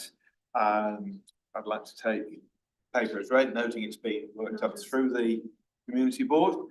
Thank you, Councillor King, for sitting back from the table. Over and above the report that's before us, which we're taking as read, is there anything that staff would like to add before we move to questions? No, there's a lot of historical documents in right back to the 30 years ago. Had a great read through those. Yes, to give you some context, and things do change over time, and we're probably at a point in time where the foundation wants to pay it. Thank you. And just to clarify the situation with the Abbey Fields situation, that's subject to a further decision and some sort of deed or agreement if that was the path chosen. That's correct. Yeah, I think we'll probably be premature there. It's subdivision, get a separate title. Yeah, it may be other we're not the experts. We haven't made a decision on disposal yet. Yeah, there'll be other proposals that may. Councillor Brett. Question, I see there's going to be a right of first refusal to buy it back. Are there going to be any other restrictions on the land around use or things like that? Yep, so the covenant that's in behind the property agreement, it didn't transfer the formatting that well, but there'll be a covenant that will restrict use of the land to the permitted use, which is student accommodation for the students of Mount Aspiring College. Can't lease or license the property, can't rent it out for commercial purposes, can't subdivide it. So basically restricts it to currently what they do now. Okay, great. And my second question was the current house that we're inheriting, Is it worth inheriting? No, it is a class. Or should I bring the figure over? It definitely is. It's rented out at the moment till early next year and it's got a healthy home standard. Oh. I've got 3 heat pumps in it. It's actually kept in very good condition. Thank you, appreciate it. Only 1.5 bar. I, just a couple of questions. I didn't see in there, I must have missed it. So is there a first right of refusal to buy it back if the Inspiring College Foundation decided to sell it off? Yeah, but yeah. But at the value at that Yeah. time. And the other question I had was, there's no one from the college here, maybe from the foundation, but they can't speak. But how tied is the use of it as a student accommodation? How closely is that tied to the high school being there? For some reason, the school up sticks and shifted somewhere like Wakatipu High School did. I don't know whether you've had any opinion from the foundation, whether they would be able to carry on using this as their accommodation. Well, regardless. Yeah, so You might not be able to answer. no, I can't, but yes, it wouldn't be immediately located beside it if the school did move, but you'd hope the purpose could still go on and they come up with some accommodation to get the students to the school and back, because it would seem a bit pointless to waste what they have here just because education departments move the school somewhere else. They spent $40 million. I don't think they're going anywhere. Yeah. Okay. Alternatively, I suppose us as a council could allow that bit of land to be sold, to buy a bit of land beside the new school, whatever that might be. There could be a transaction at that time too. Thank you. Okay, so I'm going to have somebody to move the resolution. Thank you, Councillor Tuck. Somebody to second it. Thank you, Councillor Brandt. Discussion? Okay, we'll put that straight to the vote. Those in favour, please show. Aye. Those against? That motion is carried. Thank you. Item number 7 is QLDC advocacy priorities.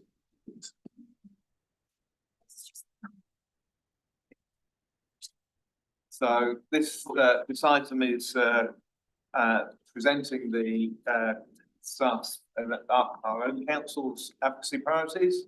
Council, remember, we went through a couple of workshops to land our priorities, and I think the important thing that we took from those workshops was that these are not the only things that we might advocate on. I think we during the workshops, if other things come along, then obviously we'll be able to flex and deal with those. But for the now, this is the priorities that staff will devote their resources to rather than a scattergun approach. So I'm taking the report as being read.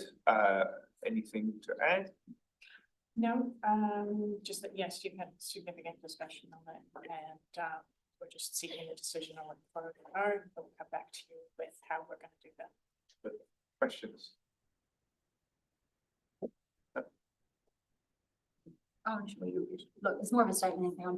It's disappointing not to see the environment in there anywhere. And I'll just leave that at that. My question was just around management of transport or the impact of transport and advocating on transport. Does that fit within one of those 4, do you think?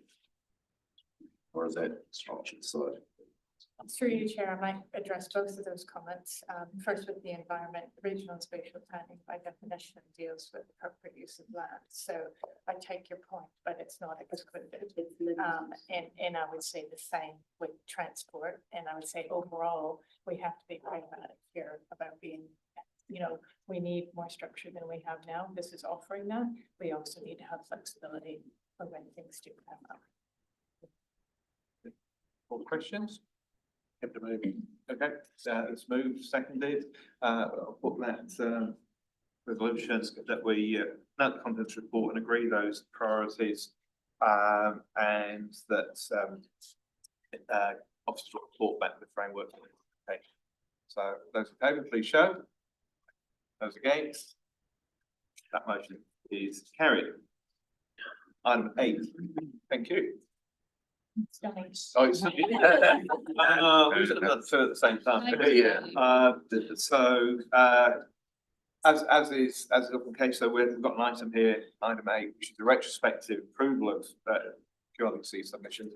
there was, I'm just phrasing that, there was a lot happened over the holiday period. Most of us were out and about, apart from the staff who were having to deal with incoming and noting the very rapid turnaround times that government imposed on some of the submissions there. So, and I note also that where practicable, you've circulated and taken feedback and incorporated that. So thank you for that. But we do need to formally put our name to those. So is there any questions around what is before us? Okay, so we have somebody to move the resolution. Thank you, Councillor King. Somebody to second it, Councillor Brent. I'll put that, or any discussion? I just want to say, having written submissions in the media in the past and had to analyse them, the quality of the submissions here is just great. You know, you put the case so well in very complex situations, often starting with the same preamble that we've got a whole lot of issues here that need to be taken more seriously in Wellington. So well done to that entire team. Yeah, I'm going to Can I just say that just me being up here is not representative at all? I mean, I was just going to say, look, and for the most part, you're really supportive of what you said. I think sometimes we tread a bit softly. I think we should be a bit more vocal about things like the fast track consenting bill that's a complete and utter disaster for our region and district. So I think we need to express that a bit more. Well, yeah, so anyway. Okay, those in favour, please show. Against? That is carried. Thank you. That is carried, yeah. Carried. Item 9. Yeah, almost that. We'll get through that.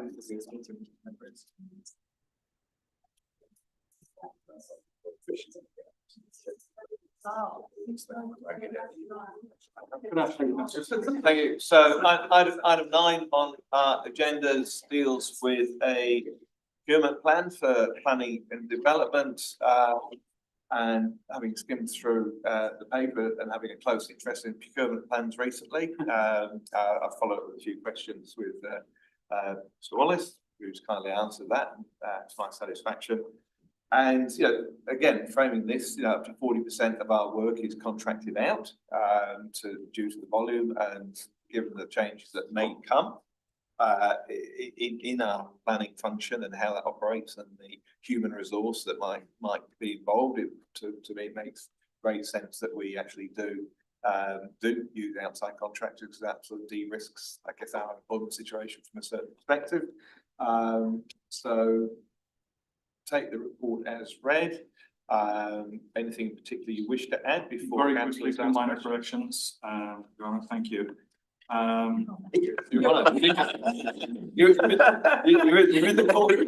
We're in the corner. Here, now we're going to 2 minutes. We're in the corner. Public. So I'm more used to Okay. So agenda pages 317 and 321 of your agendas. There's a minor error there where paragraphs 4 and 30 should be amended. And that should say 3 years initially and 2 further extensions in 2 years. I think that was in terms of 5 years. But 1 extension. Yeah. Okay. 3. So that's 2. Yeah. Apart from that, I would take 4. Perfect. Thank you. Questions? Is it 3 years plus 2? 3 years. Did you say? Plus 2. Yeah. Right. 3 years with 2 extensions of 2 years. Yes, right.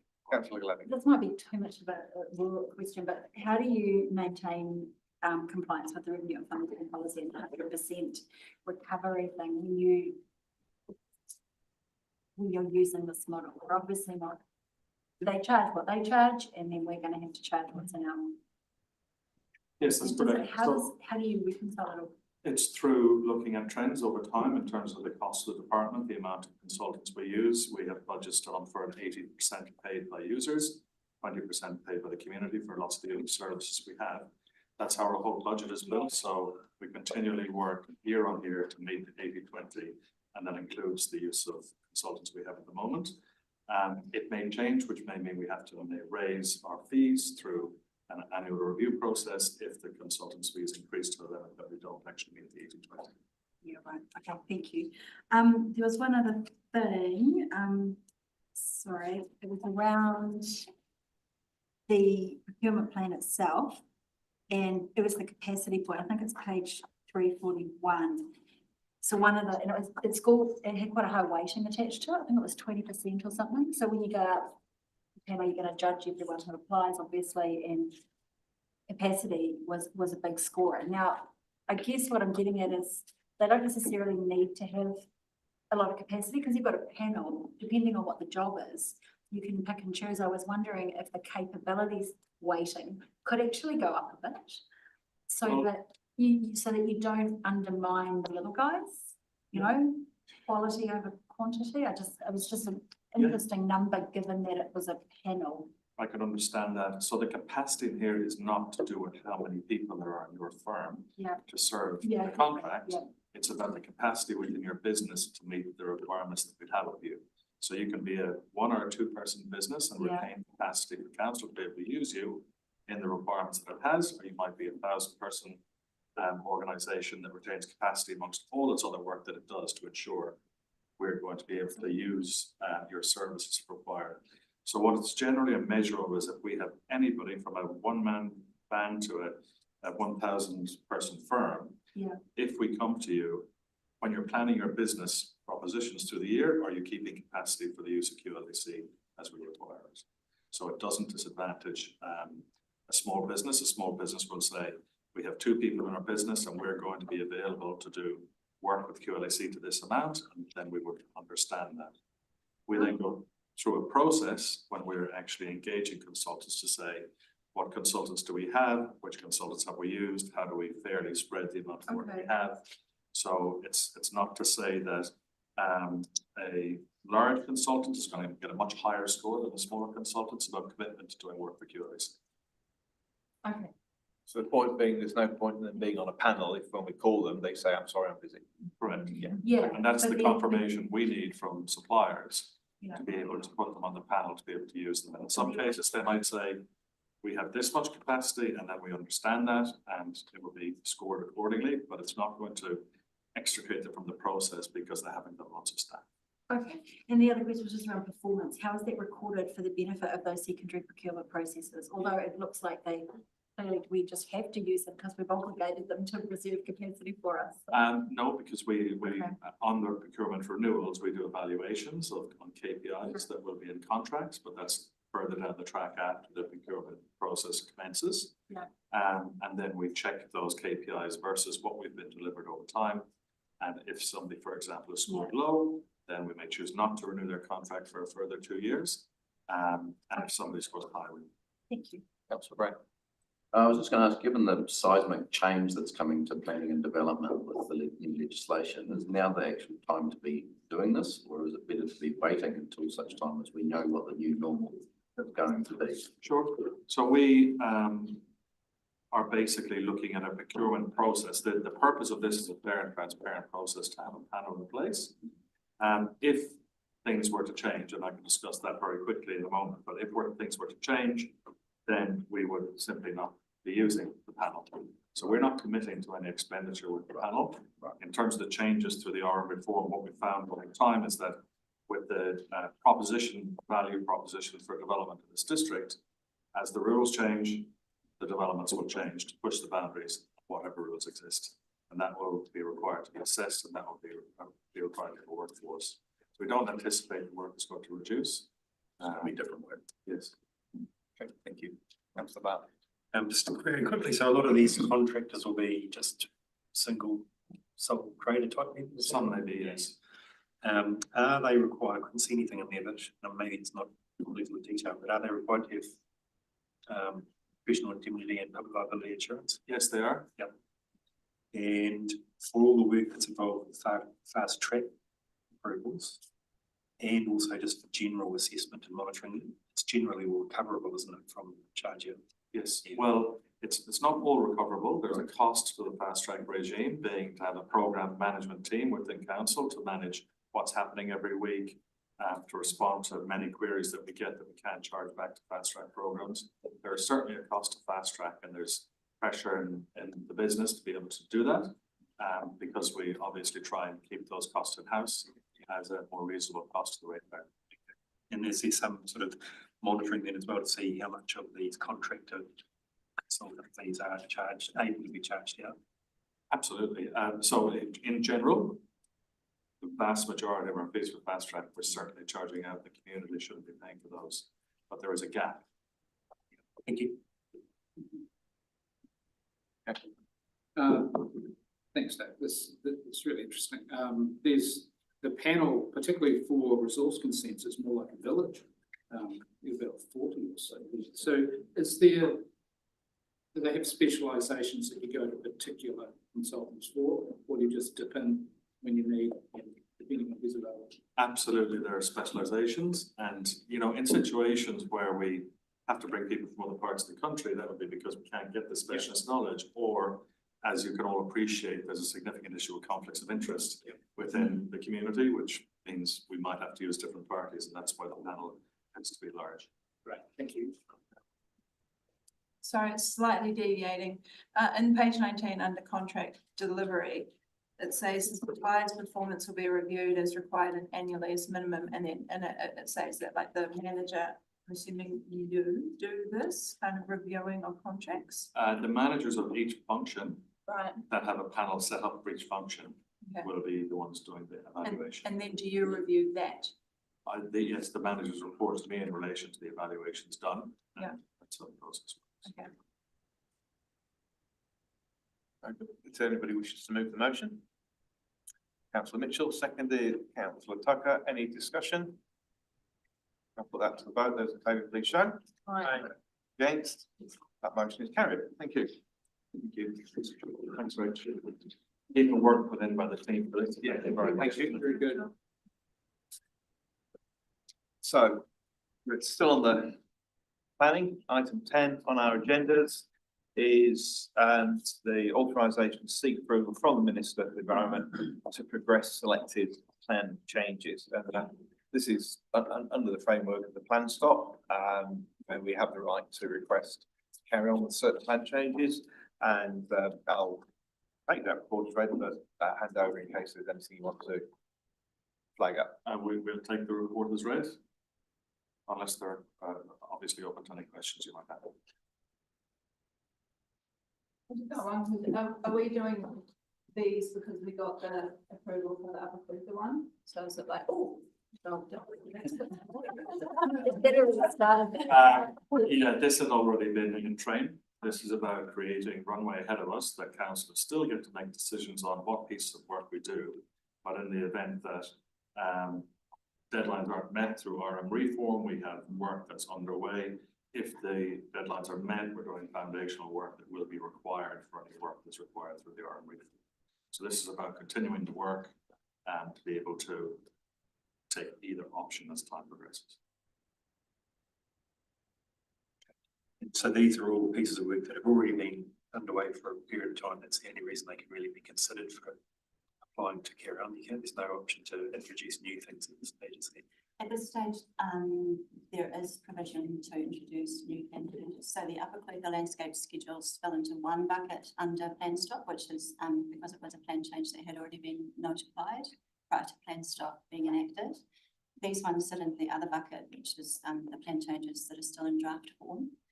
Some of them are quite progressed through the preparation of the plan change.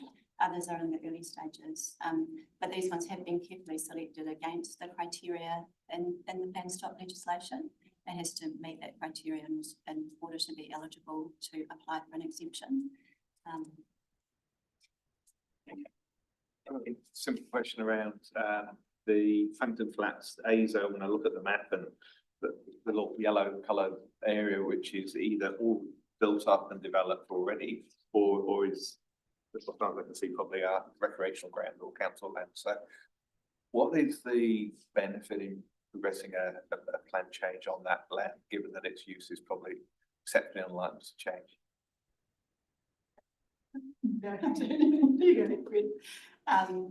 It would give the opportunity to be able to review the provisions that apply to the land currently.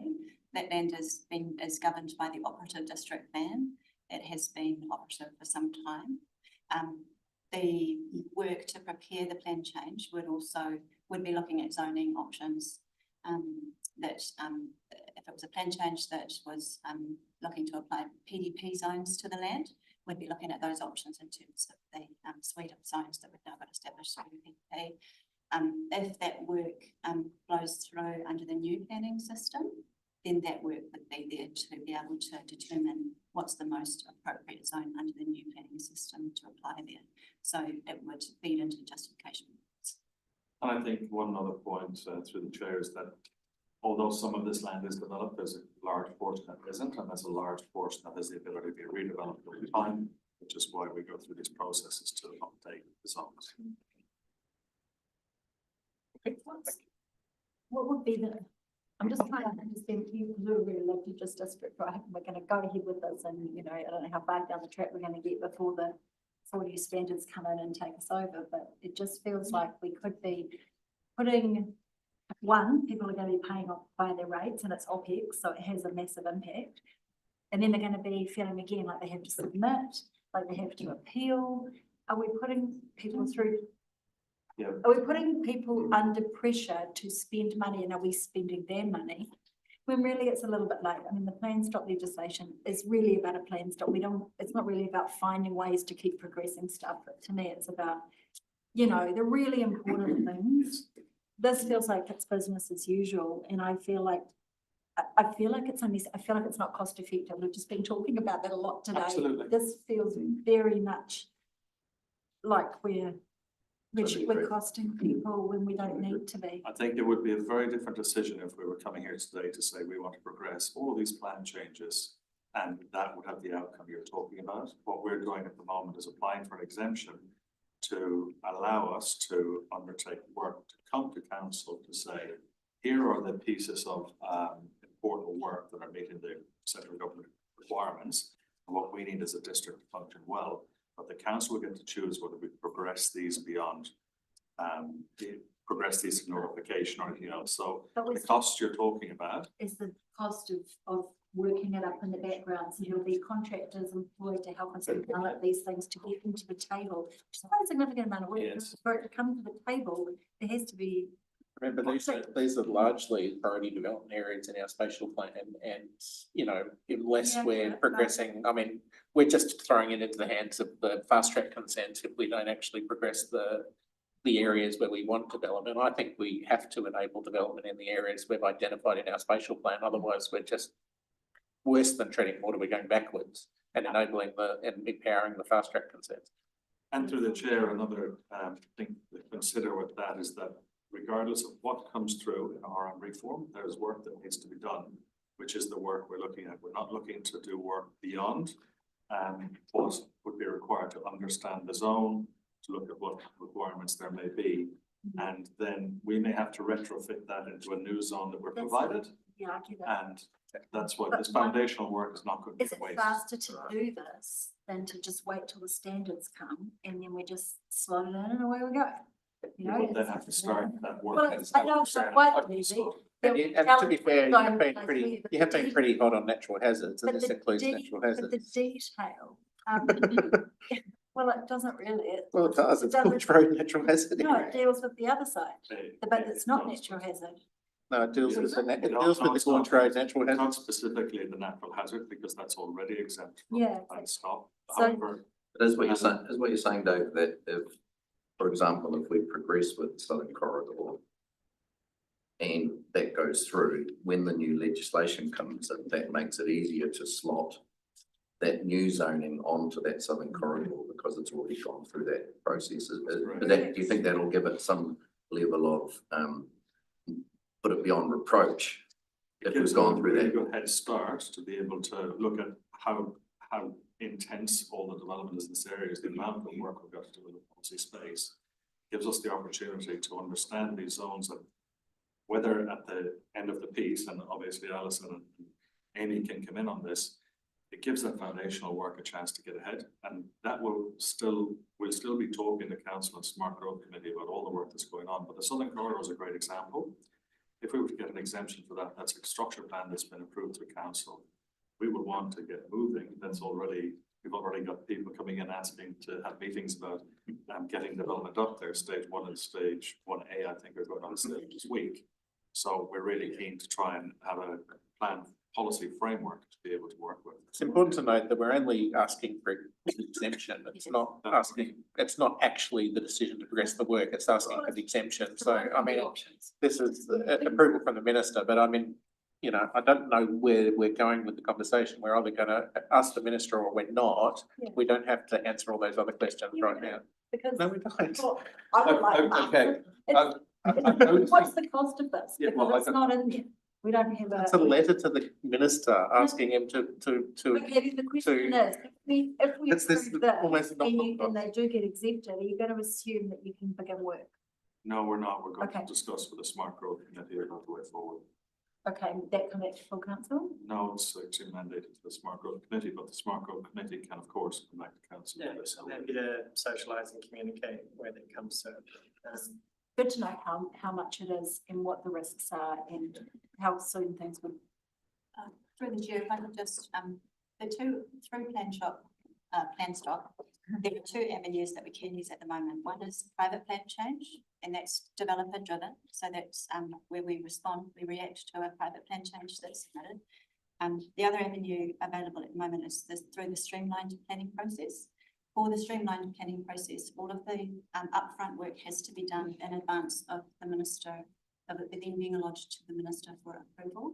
And it's a really key distinction between the streamlined planning process and the plan stop exemption process, which would just give us the ability to put a plan change if it was decided that one would be pursued, or the 6th year, to go through that Schedule 1 process. So the level of investment of putting together the plan stop exemption application is actually relatively small compared to if the council didn't do that and decided that it wanted to pursue a council-led plan change, and then that would have to go through the streamlined planning process, be completely prepared, and then the minister would grant approval for it to continue.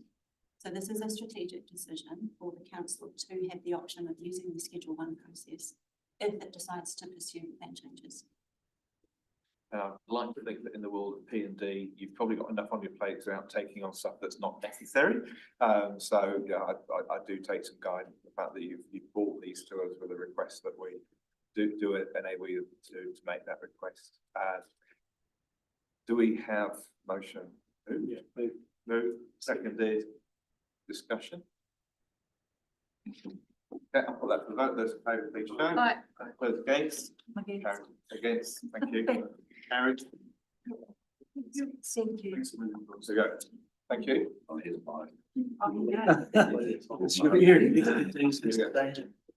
No comment. Moving on to item 11 on the agenda, dangerous and insanitary buildings policy, which is to adopt some updates following public consultation and then for the council to adopt the policy 2025. So that report has been before us.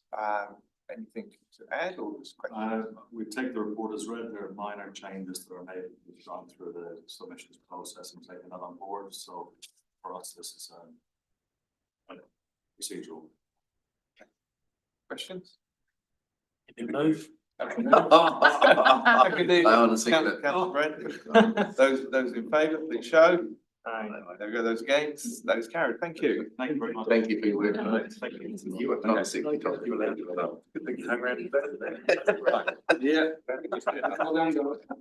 Maybe you don't travel too far today.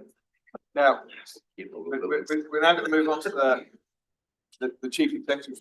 I am going to apologise if I need to duck out, which I do at just after 10 to another engagement.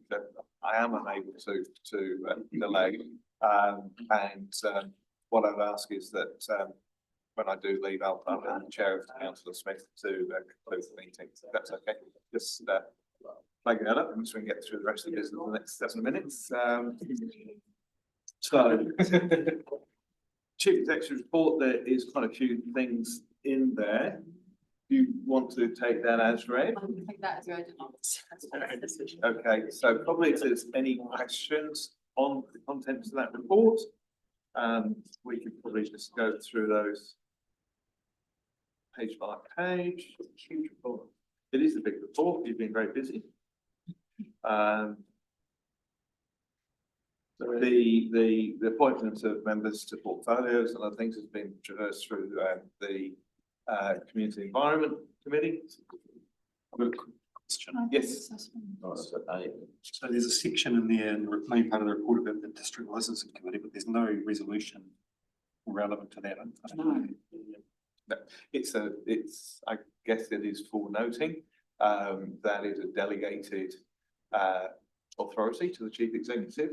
So it comes under the known contents. Yeah. Yeah. Yeah. Sorry, Mr. Mayor, under number 3. Yes. Which is the attachment A, community appointments. I had expressed a keen interest to become the recommended councillor to Kiwi Harvest because it is a charity that's very close to my heart, and I have discussed that with Councillor Mitchell, who I think is accepting of me taking over that role if that's okay. So I'd like to propose that amendment to the attachment A or whatever it is of the report. So cool. I think we don't need a full amendment to that. I think we can just agree to reword that. Well, couple of quick questions. One was the revocation of that thing. So is there any way that we can get some certainty around the time frame to reviewing the standing orders in light of the changes, or is there too much uncertainty there? Well, they're reviews. I was just answering a question, I'm sorry. Just the revocation of the thing, I'm just conscious the time frame. We're set for us now. Yeah, so basically LGNs have set the templates in place, the standards have been drafted, and the starting pistol will be when the system's improved. And the other one, so just in regard to those licensing, so I mean, some of the interesting ones at Harley, for instance, we've probably been a bit of a push that people are expecting a bit more involvement in council around the appointments and stuff like that. I'm just wondering. And the other thing we probably need to consider is when we pursue a local alcohol policy or not, as well. So I wonder if there's some broader advice we can get on that. I can get some broader advice on the alcohol policy aspect.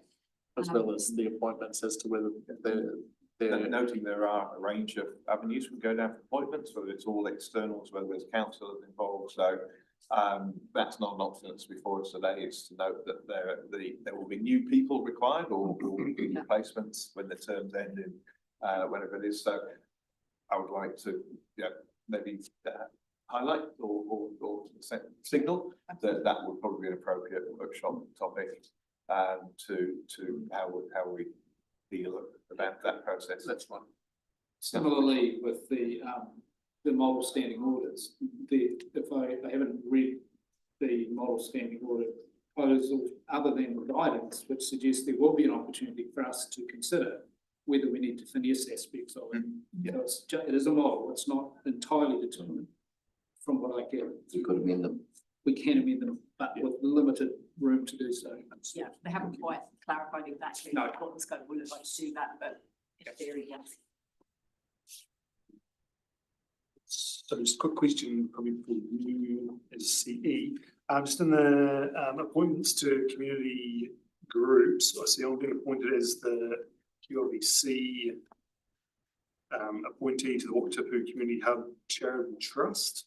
I'm already a standing trustee on that group, and I'm the accountant and treasurer. Yeah, you go to the meetings already. Yeah.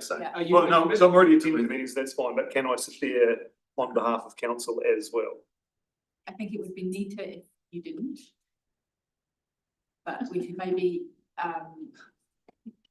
I'll go and get a little bit further guidance on that. I think generally that's something we want to avoid, or be better for you to be able to do that. Or to be very mindful of rules around conflict. Yeah. I'd be happy to take that as well, to be honest. Okay, give them all to Steve. If Heath is conflicted feel out of like that, then that I'd be, because that is again another one that's close to the heart too. Okay. My preference would be to have another councillor if you appointed to that sense too. Did you want your name, I'm happy your with name that. is actually next to APBA, you want that taken off that as well? That doesn't It wasn't matter. supposed to be actually. Stay on that one. Oh, okay. Okay. His name I- off So APBA. I'm here is Councillor Brent's happy to take that role on Community Trust. Councillor Lanning, you've got a. Yeah, just the airport finance meeting a couple of days ago, we recommended that the director's remuneration and the chair board appointments be brought to the full council for consideration. I just made a point then about, what's the process? So before a panel would have taken a bit of time to go through the process, how are we going to do that with full council? I just want to make sure that we don't get presented to us, you know, the people for agreement and it's signed off. We need to do some work in the background around remuneration, but even more importantly, board director appointments. So that's 19 on page 393. The last item on Yeah. the show. Yeah. Do you see what I mean? Like it would be very easy for it to be interpreted that it would just come to us and we'll sign it off. I think, I mean, given with, you know, we do have a policy regarding remuneration of directors, don't we? And It's more the board we probably need appointments. to Yeah. review those in light of the new CCO. And look, I think, you know, Yeah. we run quite a risk there if we don't keep them in check a little bit. If we just take a strategic pay and all they're going to do, the QAC are going to go away and get strategic pay and advise us to increase them by lots. Now, I don't know if that's a really smart way forward because it doesn't give us much to work with. When's that policy due for review? I don't know off the top of my head. Well, we can trigger it because we've got a whole new CCO starting. Yeah. And we want some consistency. I mean, it's a trigger for review, sure. Yeah, true. And it's just around the board appointments. We've straightened Yeah, your yeah, questions. Yeah, well, the question was, what's the process going forward for the board appointments? How are you intending, when we need new members, new board members? We don't have a governance committee. How is the staff going to progress that? It would have to come to full council. Yeah, it would come to full council. That's what the recommendation is, but what's the work leading up to that? It will come to the table, but I'm saying. So just to put it in context, last time we did have a report from strategic review. We did make, as a government subcommittee, okay. and we did actually peg back the recommendation to less than what was recommended by strategic review because we didn't see it as tenable. Can I take an action to come back then? Because there'll be a back record of what we've done in the past. I'll give that a review and come back with some sensible suggestions. So Should they remove That's that? remuneration.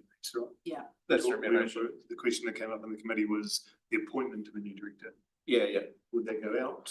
Would have applications come in and would we win one or 12? No. Long list of And directors still if we be follow feeding. we'd appoint a subcommittee to do it. But we're just, there's some regulars and that around that. And there's a policy around those directors, you know, that needs to be reviewed and how. Yeah, so the process review would be and great. process. Yeah, thanks, Michelle. Councillor Watt. I think point 18, was it updated from our meeting yesterday? Yeah, we So put a new that one. figure does reflect. Yeah. Yes. And was the like those. Yeah, I put that in the run. Yeah. That's correct, in the recommendation. That is great. Great. Let's check. Okay. I do actually have a question about the numbering. There's a 16 missing. It goes from 15 to 17. No, it's not. Yeah. Well, there we go. So it should be. Well, it's missing, so there's no. All right, so we clear on what we're ticking and what we're not? So, is anyone happy to move? Maybe move. Happy to second. Any discussion? Are there any of those recommendations being now removed on the basis of you coming back to us with advice or not? Thanks. Yeah, not my understanding. No. Well, but we're delegating to the board to come back with advice on remuneration for the QAC directors. I don't think that was subject to advice from directors' fees.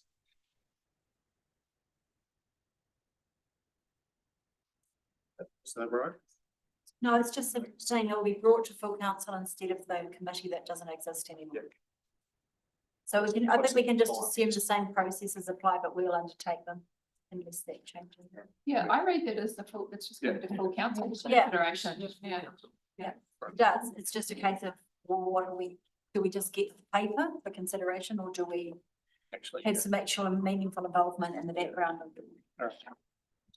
we talked about number 18 already. Yeah. Yeah. You're away. Okay.